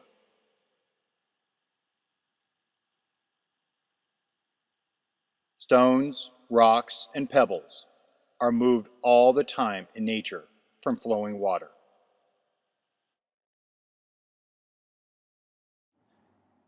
These rocks were not moved by slow-moving glaciers over thousands of years.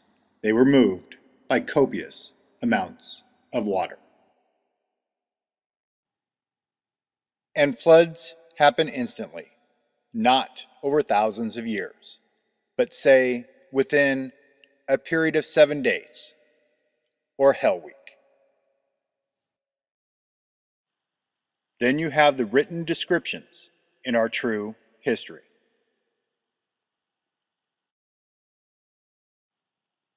Jeremiah 47:2, King James Version.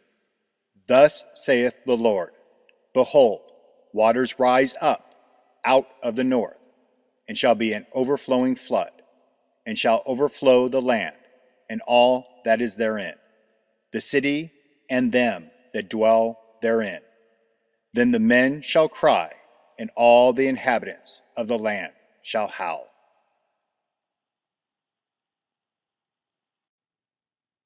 Next video, part 27F, the danger areas up north on the flat earth.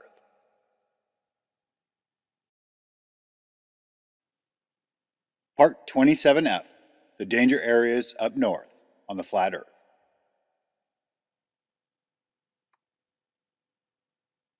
Okay, so now you know about the floods up north. That is key for all the people in the northern latitudes. The roof over your head protects you from the ice, but not from the waters.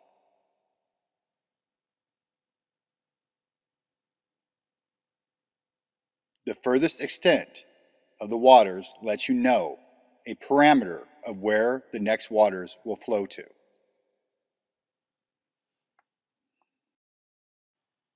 During the greatest reach of one of the last EMCO floods is seen in this image of the north. This is the worst case scenario, but it is the correct place to start planning if you are in those regions. Mountains and elevation are your friends. You will have to be above or higher than the waters. The only way to escape the floods, if you are in their path, is getting high in elevation. Plus, you will most likely have fresh drinking water from the snow at these elevations.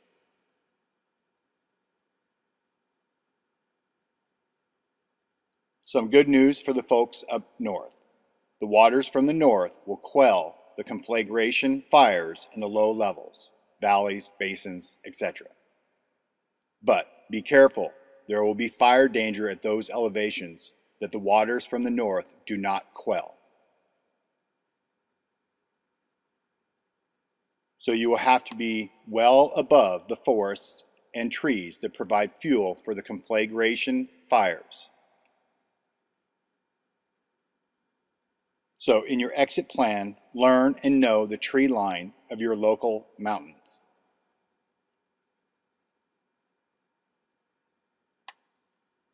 A tree line is just the highest elevation that trees can grow due to elevation, CO2 levels, precipitation, sunlight, etc.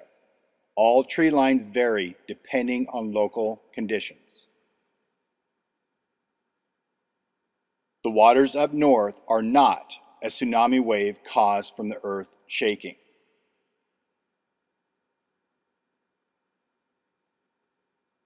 Tsunami waves will wipe out all coastal regions worldwide, so plan on being at elevation or inland worldwide to escape the tsunami waves from our existing large bodies of water. Let us use me as an example. I live at the 33rd parallel, but if I stay where I'm at, I will be dealt a quick death in San Diego from the oceanic tsunami that will kill anything in its path. Coastal areas are a death trap. You must get away from the coastlines. Learn your topography, geology, and geography of the region you live or the region you plan on writing the EMCO out. If you live or go to north of the 45th parallel north, then these are the things that you will need to watch out for. Russia. Know your elevation in relation to the Arctic Ocean and any major elevated formations in between you and the waters coming from the north. Iceland, Scandinavia, Northern Europe, same goes for you.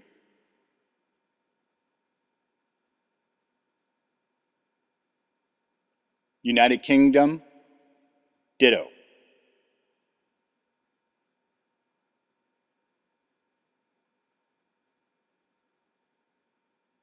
Canada and Alaska, yep, your greatest trial through the EMCO.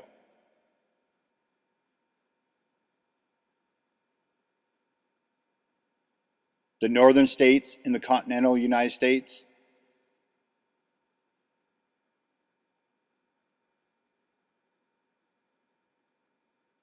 Washington, Idaho, Montana, North Dakota, Minnesota, Wisconsin, Michigan, the Great Lakes states, and the northeastern states.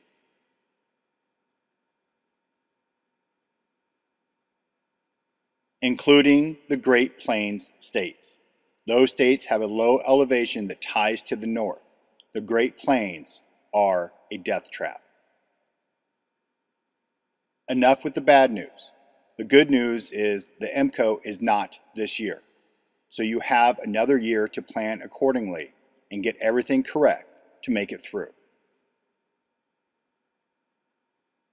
To all my friends in the Southern Hemisphere, I know I gave you all some really bad news about the ice, but if you all survive the ice, then you will have plenty of safe drinking water from said melting huge chunks of ice to get through Hell Week and beyond. Next video, part 27G, the conflagration danger areas on the flat Earth.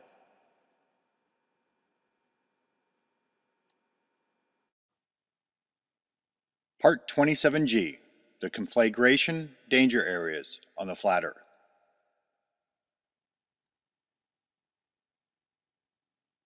All forests are a danger zone, as well as all jungles. Forests and jungles provide the fuel for the conflagration fires. Here are the world's largest forests and jungles, the green areas.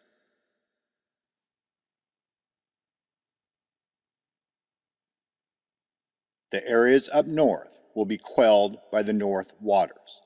It is the forests and jungles around the equator that will burn and destroy everything in those areas.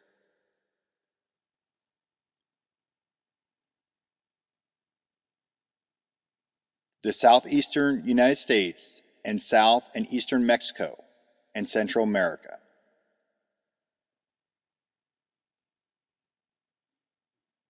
All of South America is in the danger zone except high in the Andes, hence the reason for the Inca ruins still intact. Remember, ice will be falling from the equator to about 45 degrees south latitude. Africa, north of the equator, will burn up to the Sahara Desert. South of equator, ice will be falling.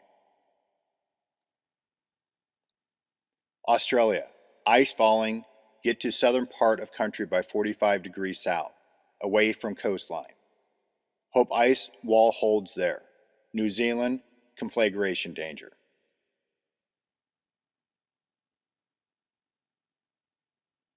Southeast Asian islands, conflagration above equator, ice south of equator. India, China, and Southeast Asia, conflagration. Japan, conflagration and tsunamis. Eastern Russia, waters from north and conflagrations. Southern Russia, old Soviet states, waters from north. Mongolia, Himalayas, not bad. Northern Europe, waters up north. Southern Europe, conflagration.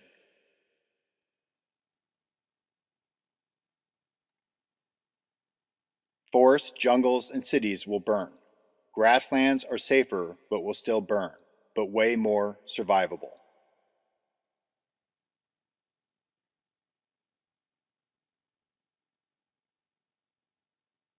But grasslands in the north, i.e. Great Plains and Russian steppe, etc., will flood from waters up north.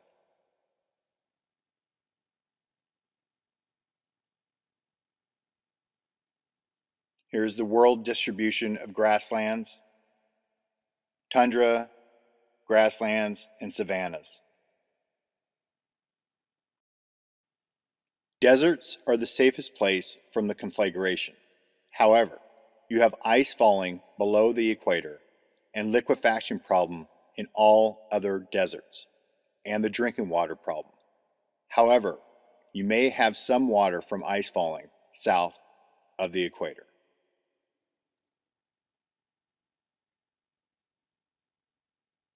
Here are the world's major deserts.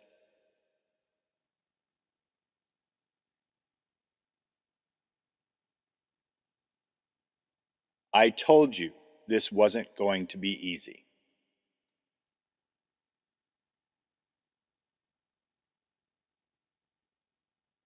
Next video, part 27H, deforestation and forest management on the flat earth.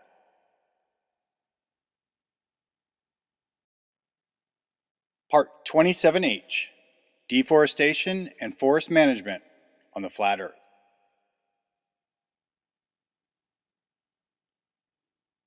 Brian has gone and lost his mind. Why on earth would he be covering the deforestation and forest management topics in this series? In the context of evolution and that everything goes on forever without any catastrophes, then deforestation would be bad. On the other hand, when you know the reality of your world and the real truth, then deforestation is an absolute necessity to mitigate the damages caused by the EMCO. You see, without the truth, nothing makes sense. With the truth, everything makes sense. The controllers have always had a problem: how to rebuild civilization and still reduce the damage caused by the EMCOs.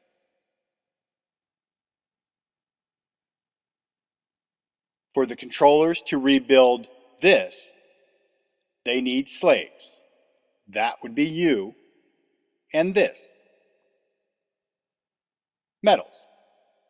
And as we all know, that is a very bad thing during the EMCO.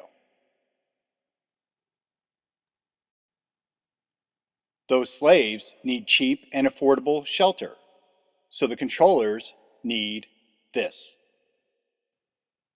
Lumber. To get the lumber, they need timber. To get the timber, they need forests. More specifically, conifer forests. The conifer forests of the world, the darker greens.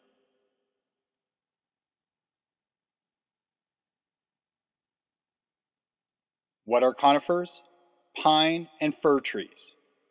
Conifers are fast-growing, lighter, and softer wood, and straight. Easier for felling, transport, storage, and milling into lumber than deciduous trees. And conifers are mostly inedible. Most of the large herbivores will not eat the needles, cones, and bark, except moose, beavers, porcupines, etc. But generally speaking, they can be grown without large-scale destruction from animal life. So now ask yourself a question. Knowing what you know now, if you were a controller, where would you plant and grow the conifer forest to get the timber to make lumber to build cheap shelters for the slaves?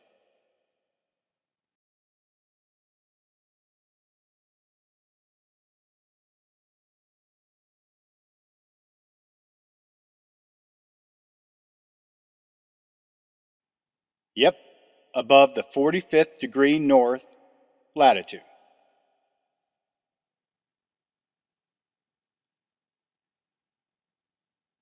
Why? If you have to create a huge fuel source where it would inevitably feed the conflagration fires during the EMCO, the controllers realized they needed to keep that fuel source up north, where the waters from the north will quell said fuel source, and keep as many large areas around the safe zones of the 33rd degree parallel combustion free. In the form of dry, desolate, semi-arid, or desert-like conditions.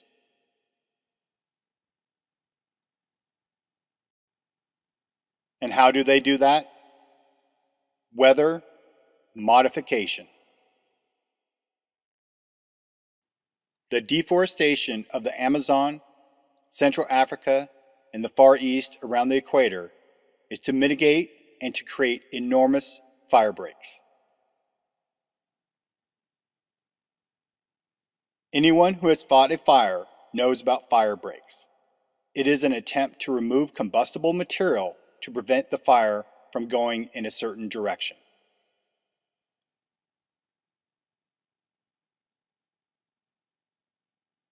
Fire breaks can be small or very large depending on the size of the forest or potential fuel source for any fires. Clear-cutting checkerboard patterns are the current method of logging. The loggers don't understand why, but the top-level forest managers do. These clear-cutting methods are being used as huge fire breaks for the inevitable conflagration fires that will arrive soon. The very top-level controllers know exactly what they are trying to mitigate. They know from their real history that they are only taught about the conflagration fires. Just like the tree line safe zones at elevation, the controllers are trying to create fire breaks and safe zones within the forests.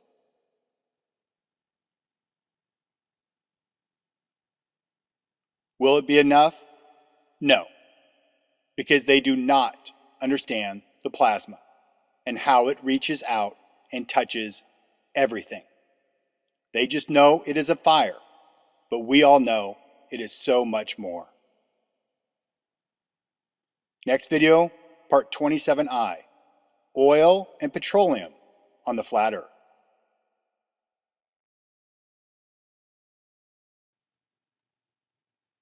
Part 27I, oil and petroleum on the flat earth.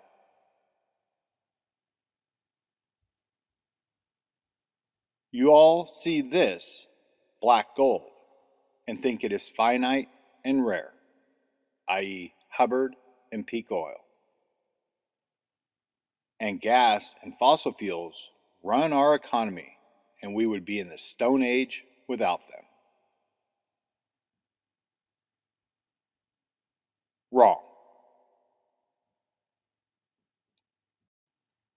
Oil is just a combustible material that needs to be removed. Before the conflagration fires start. Oil fields are ticking time bombs that will ignite and explode from the plasma and fires. Better to have billions of combustion engines igniting the fuel source every day all over the world for over a century then it going boom all at once during the EMCO.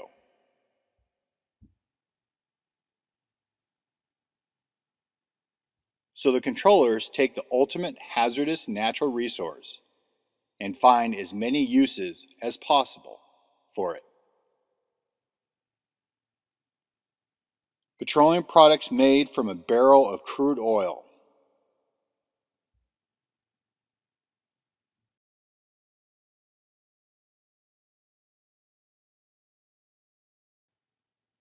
Butane, diesel fuel, fuel oil, gasoline, kerosene, liquefied natural gas, liquefied petroleum gas, propane, microcrystalline wax, napalm, naphtha, naphthalene, paraffin wax, petroleum jelly, petroleum wax, refined asphalt, refined bitumen.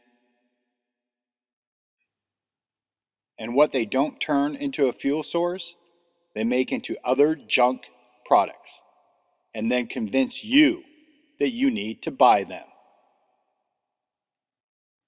Over 6,000 items are made from petroleum waste byproducts, including fertilizer, flooring, perfume, insecticide, petroleum jelly, soap, vitamins, and some essential amino acids. Things made from oil, from toys to sporting equipment to rubber, plastic, shoes, umbrellas, tents. Pretty much anything you find in a store is made from byproduct of oil. Then you have the real moneymaker, the pharmaceuticals. Old Pappy John D. Rockefeller, the son of the original snake oil salesman. No shit, he really was. 6,000 products, and they all are extremely toxic and bad for you. The controllers don't want the slave force to become old and wise, so they sell you poisons and get all the mindless morons clamoring for the newest toxic petroleum byproduct on Black Friday, the day after Thanksgiving. Maybe the black in Black Friday has something to do with where all their shit they are selling you comes from.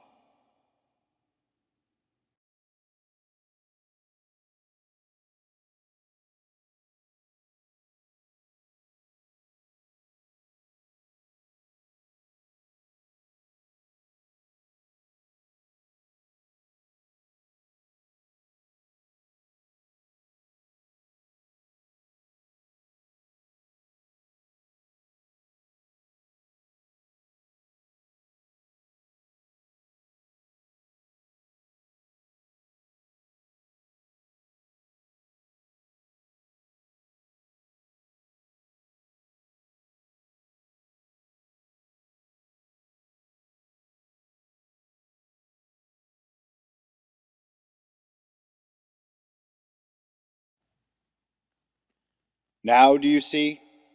That is why the vast majority of oil is being removed from the deserts and the areas around the 33rd degree north. Again, the controllers are keeping as many large areas around the safe zones of the 33rd degree parallel combustion and explosion free. They are just removing the fuel sources for the upcoming conflagration and trying to mitigate the damage of the EMCO.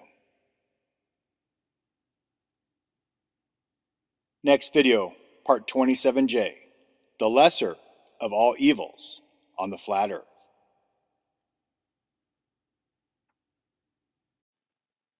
Part 27J, the lesser of all evils on the flat earth. So when harvest time comes, everybody will get ready, and you should be ready well before Thanksgiving of the year that it's going to happen. Most important thing, find your rock. You have to be on solid ground, or anything I discuss after this is pointless. Okay, you have to be on solid ground, or it's going to be really short for you. And then you're going to need that rope. Make sure you have that rope. And then this is how Hell Week is going to go. First thing you get is the pressure release. And all this stuff happens on the first day, and it's going to be quick. The EM changeover, so you'll be lifted up. That's going to be really quick. And then after that, it's going to be from the pressure and winds and a suction, which will create a vortex that will be lifting everything up. So keep yourself tied down with the rope through the duration of the winds. Not sure how many days that's going to be, but you'll want to be tied down all the way through that. Then the earthquake comes, and this is no normal earthquake. This is a world shaker. And it will split, and it'll create crevices and all that stuff because it's expanding, which I'll get into the next part. You'll have landslides, lots of them, lots of rock slides, and mudslides.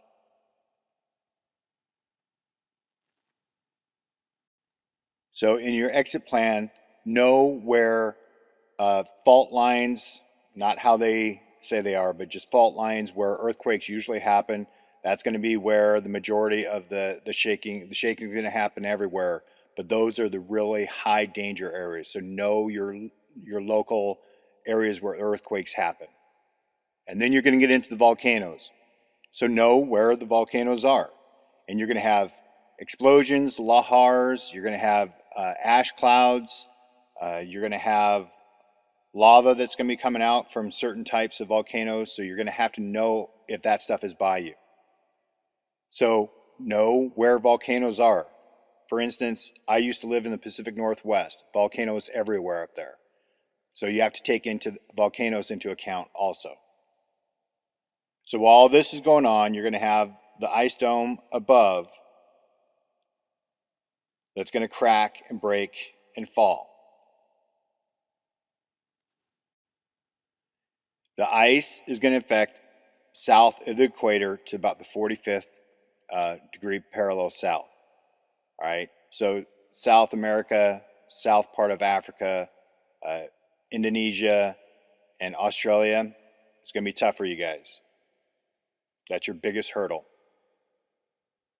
And everywhere by large bodies of water, you're going to have tsunami dangers. Here's a map of low-lying areas around coastal lines that would be inundated with large tsunamis. These tsunamis are going to be massive.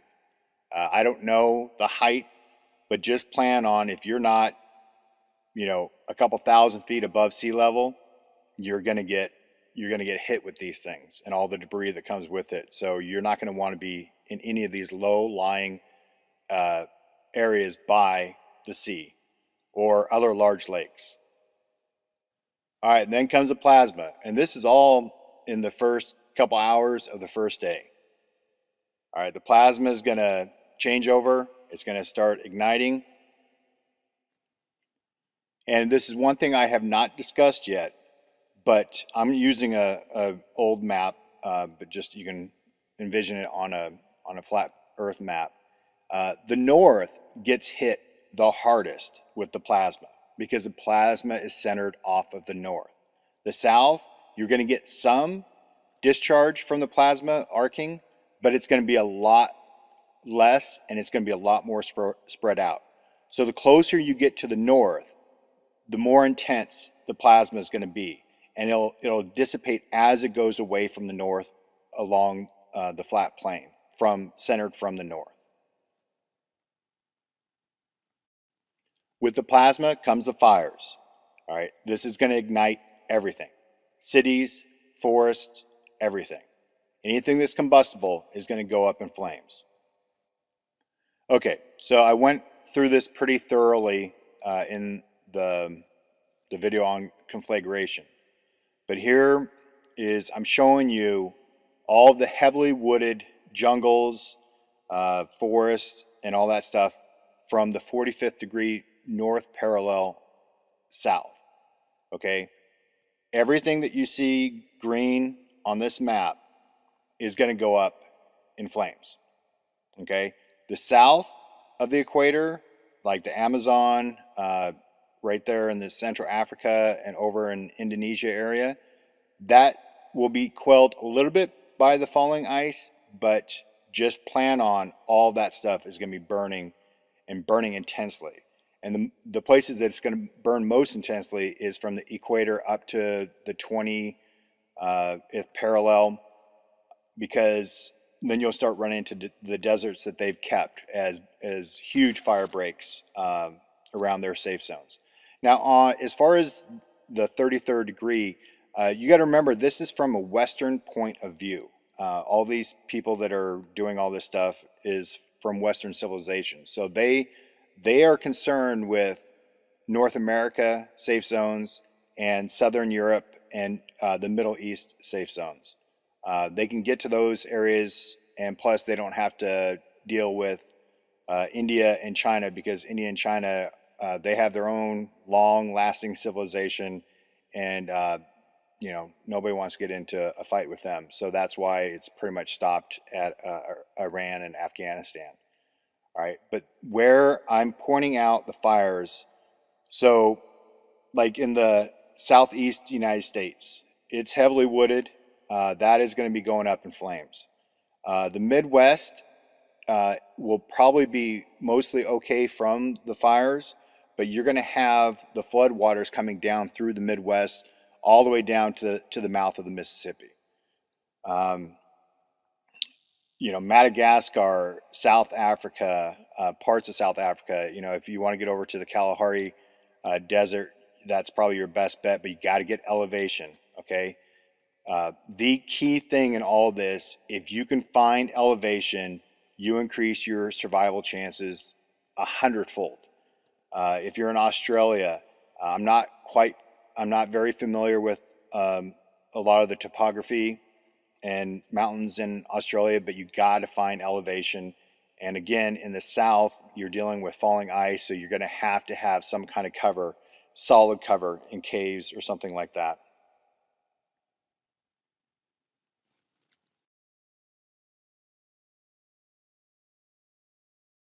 And conversely, up north, you have to worry about the waters up north.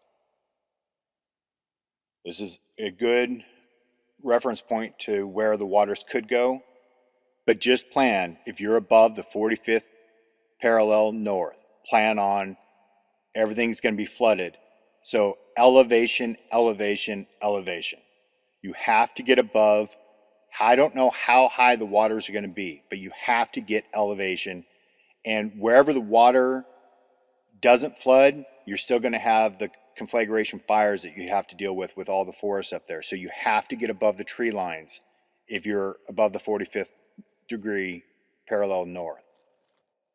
If you live, or if you know of any oil fields, natural gas fields, anything that's combustible that's out there, you want to get away from those areas. They will ignite, and when they do, they're going to explode and go boom. All right, you want to get away from all of those. So if you live in Texas, you may want to think about getting out of Texas for a whole host of reasons, because it's attached to the Great Plains and everything else. But those oil fields, I know they have tapped a lot of those dry, but oil renews itself. So there's no telling how much oil is still left in there. All right. So here's a map to show where all the major oil fields are. If you're in or by any of those, your exit strategy is going to be wanting to get away from those areas. Deserts and elevation are your friend. However, you have a huge hurdle when it comes to deserts. You have water and food problems. Okay, that's why you're going to have to plan this stuff out. Okay, but elevation and high deserts are your best geographical locations to ride this thing out. But you have to find rock formations within that. And as you see here, the reason why the 33rd degree parallel is the safest in reference to the northern hemisphere and the Western civilization is because of the fact that it is the lesser of all evils. There's not, when I first talked about this in part 7 about the 33rd degree parallel, I got comments, people talking about, oh, you know, the vortex this does that, and the plasma does this, and the toroidal field does this, and that's why it's the safest. No, it's the safest because it's the lesser of all evils, because you have the ice south of the equator, you have the waters north of the equator, you have the conflagrations everywhere, and by them manipulating and modifying the weather and keeping large sections of the earth dry, that is why that is, because it's the lesser of all evils. You have a greater chance there. Now, I'm not saying you're going to make it, because you still have to do all the things to make it. But it is the best chance at survival because of a couple natural factors that makes it a little bit easier, and then also because of the weather modification and the terraforming that has been done to keep that as safe as possible. You do all that stuff and you got a good chance to get to the red sky. It's that simple. You know, you make it to the red sky, everything's, you know, really good. I mean, after Hell Week, going to be really tough and everything. But, you know, you have a chance to get into the Golden Age. And once you're in the Golden Age, guess what everybody's going to be doing? They got to repopulate. Part 2.6, undecillion. The numbers just don't add up on the flat earth. Does it matter if the world is flat or round? No. Does it matter that you live under a dome? No. Does it matter that your sky is under the waters above? No. Does it matter how the light moves to create day and night? No. Does it matter that the sun is just a focal point of light created by a lens? No. Does it matter if I have the 100% correct working model of everything? Hell fucking no. These only matter in the context of what it tells you about your world. But people can come to the ultimate realization without my model. But what the correct model does is it gives you the correct answers to verify why things are the way they are. Life is a game of survival, and 99.99999% of the population will listen to their oppressors and believe anything those oppressors tell them. It is really sad, but hey, well played, controllers. Well played. There is only one thing that matters in your world. It is the biggest secret and the most important secret the controllers are keeping from you. It is the only thing the controllers care about or plan for. The recurring destruction of civilization due to the worldwide catastrophes that have been going on since the dawn of time. I call it the EMPCO, Electromagnetic Plasma Changeover Event. I have no idea what the controllers call it, but it is the only thing that plays into their motives for every action they take. They are playing the ultimate game, survival, while all the brain-dead zombie slaves are walking around with their heads up their asses. The conspiracy of all conspiracies is the truth of the EMPCO. The very top level controllers, maybe around 8,000 people worldwide, have hidden this knowledge from the masses for logical reasons. If the masses knew about these recurring catastrophes and the destruction of civilization over and over, then no one would work. If all the slaves, that would be you, decided not to work because they knew it was pointless and their deaths were inevitable, then the controllers would have no society left. No more slaves to cook their meals, clean their mansions, fly their planes, make their products, do the research, build the buildings, clean the sewers, etc., etc., etc. The controllers' conspiracy to hide these catastrophes from you encompasses every means at their disposal, churches, all religions, public and private schools, colleges and universities, music, radio, television, computers, video games, sports, weather, news, alternative news, everything you have been exposed to your entire life has got you to believe that life has been going on without catastrophe for millions of years, and it will continue on and on that way.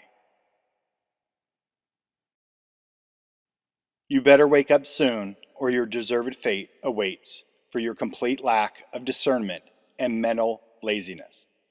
Did you really think, in a game of survival, the ones in power would give you the real answers?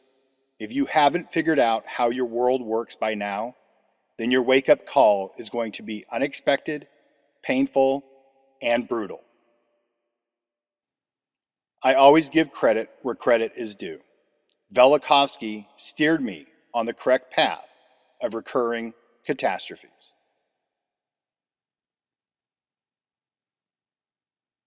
But it was the numbers that told me the truth.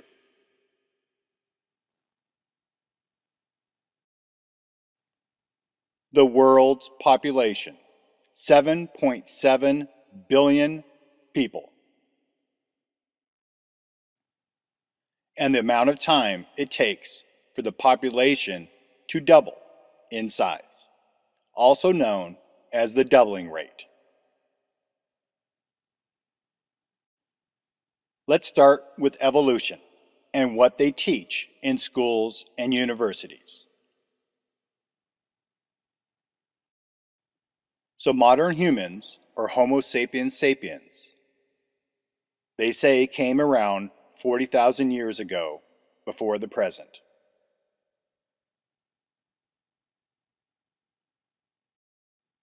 If the population doubled every 300 years, hint, it doesn't. It doubles about every 50 years on the conservative side. But I went with the larger doubling rate to keep the total population number smaller and more manageable. In 36,000 years, doubling every 300 years, the world's population would be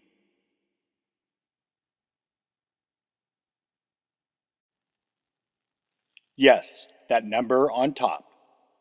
That is 2.6, and that is 37 digits long. 2.6 undecillion, and that is starting at a population number of 2, 1 male and 1 female. This is what 7.7 billion looks like. 7 with 9 digits after. Okay, you see, now it becomes easy. You can throw evolution in the trash bin along with ball Earth, heliocentric model, gravity, black holes, dark energy, and dark matter, etc. Stop the presses, says all the ball earthers, evolutionists, and SpaceX fanboys that believe this really happened.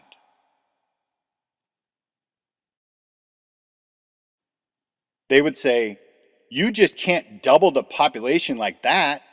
There are so many other factors you have to take into consideration, like the advancement of medicine, the longer lifespans, better health, wars, famines, pestilence, etc., etc., etc. And I could give counter arguments to all of those points, but instead I will ask them to find whatever doubling rate you would like and go work it out yourselves on a spreadsheet, because a calculator will not work with numbers that large. But just remember this, a woman can only give birth from puberty to menopause.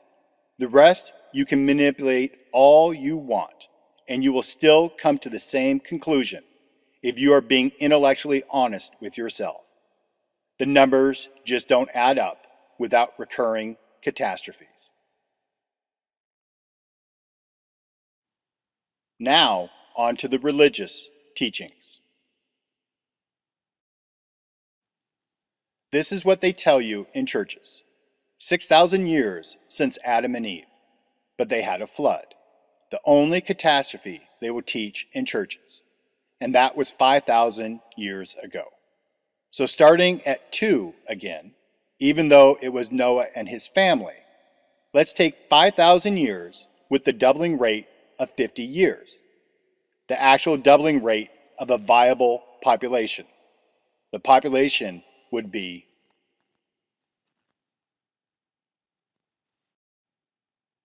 2.5 decillion, I believe. There's 31 digits there. Again, this is what 7.7 billion looks like. 7 with 9 digits after. Again, I will have all the religious believers hating on me because I didn't take into account the longer ages of the patriarchs, the different atmosphere, and any other beliefs they would try to use to discount the numbers.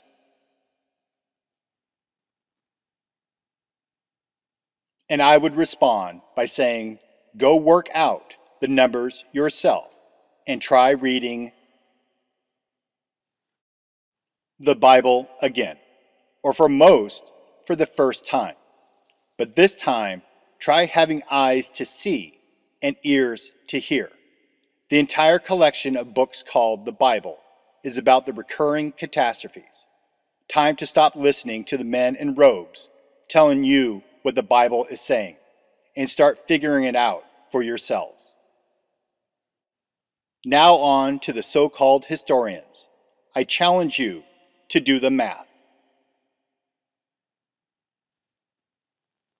Because you all know through your studies that the only time the world population ever decreased was the Black Plague outbreak of the 14th century, according to the controller's history that is taught to you.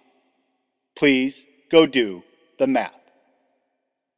The timeline the controllers give you is wrong on purpose.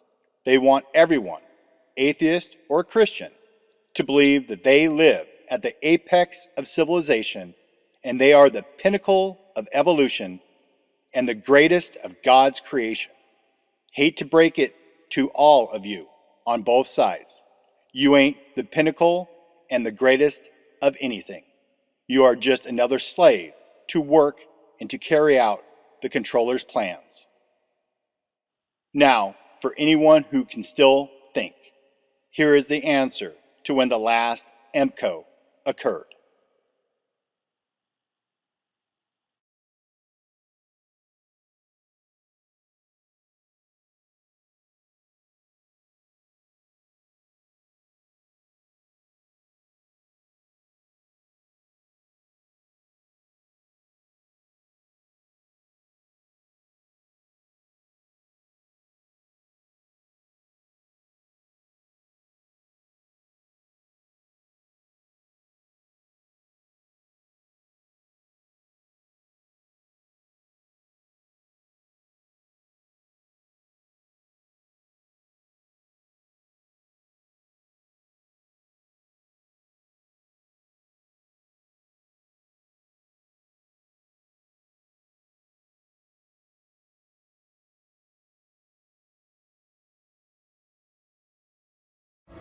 After that, my guess is you'll never hear from him again.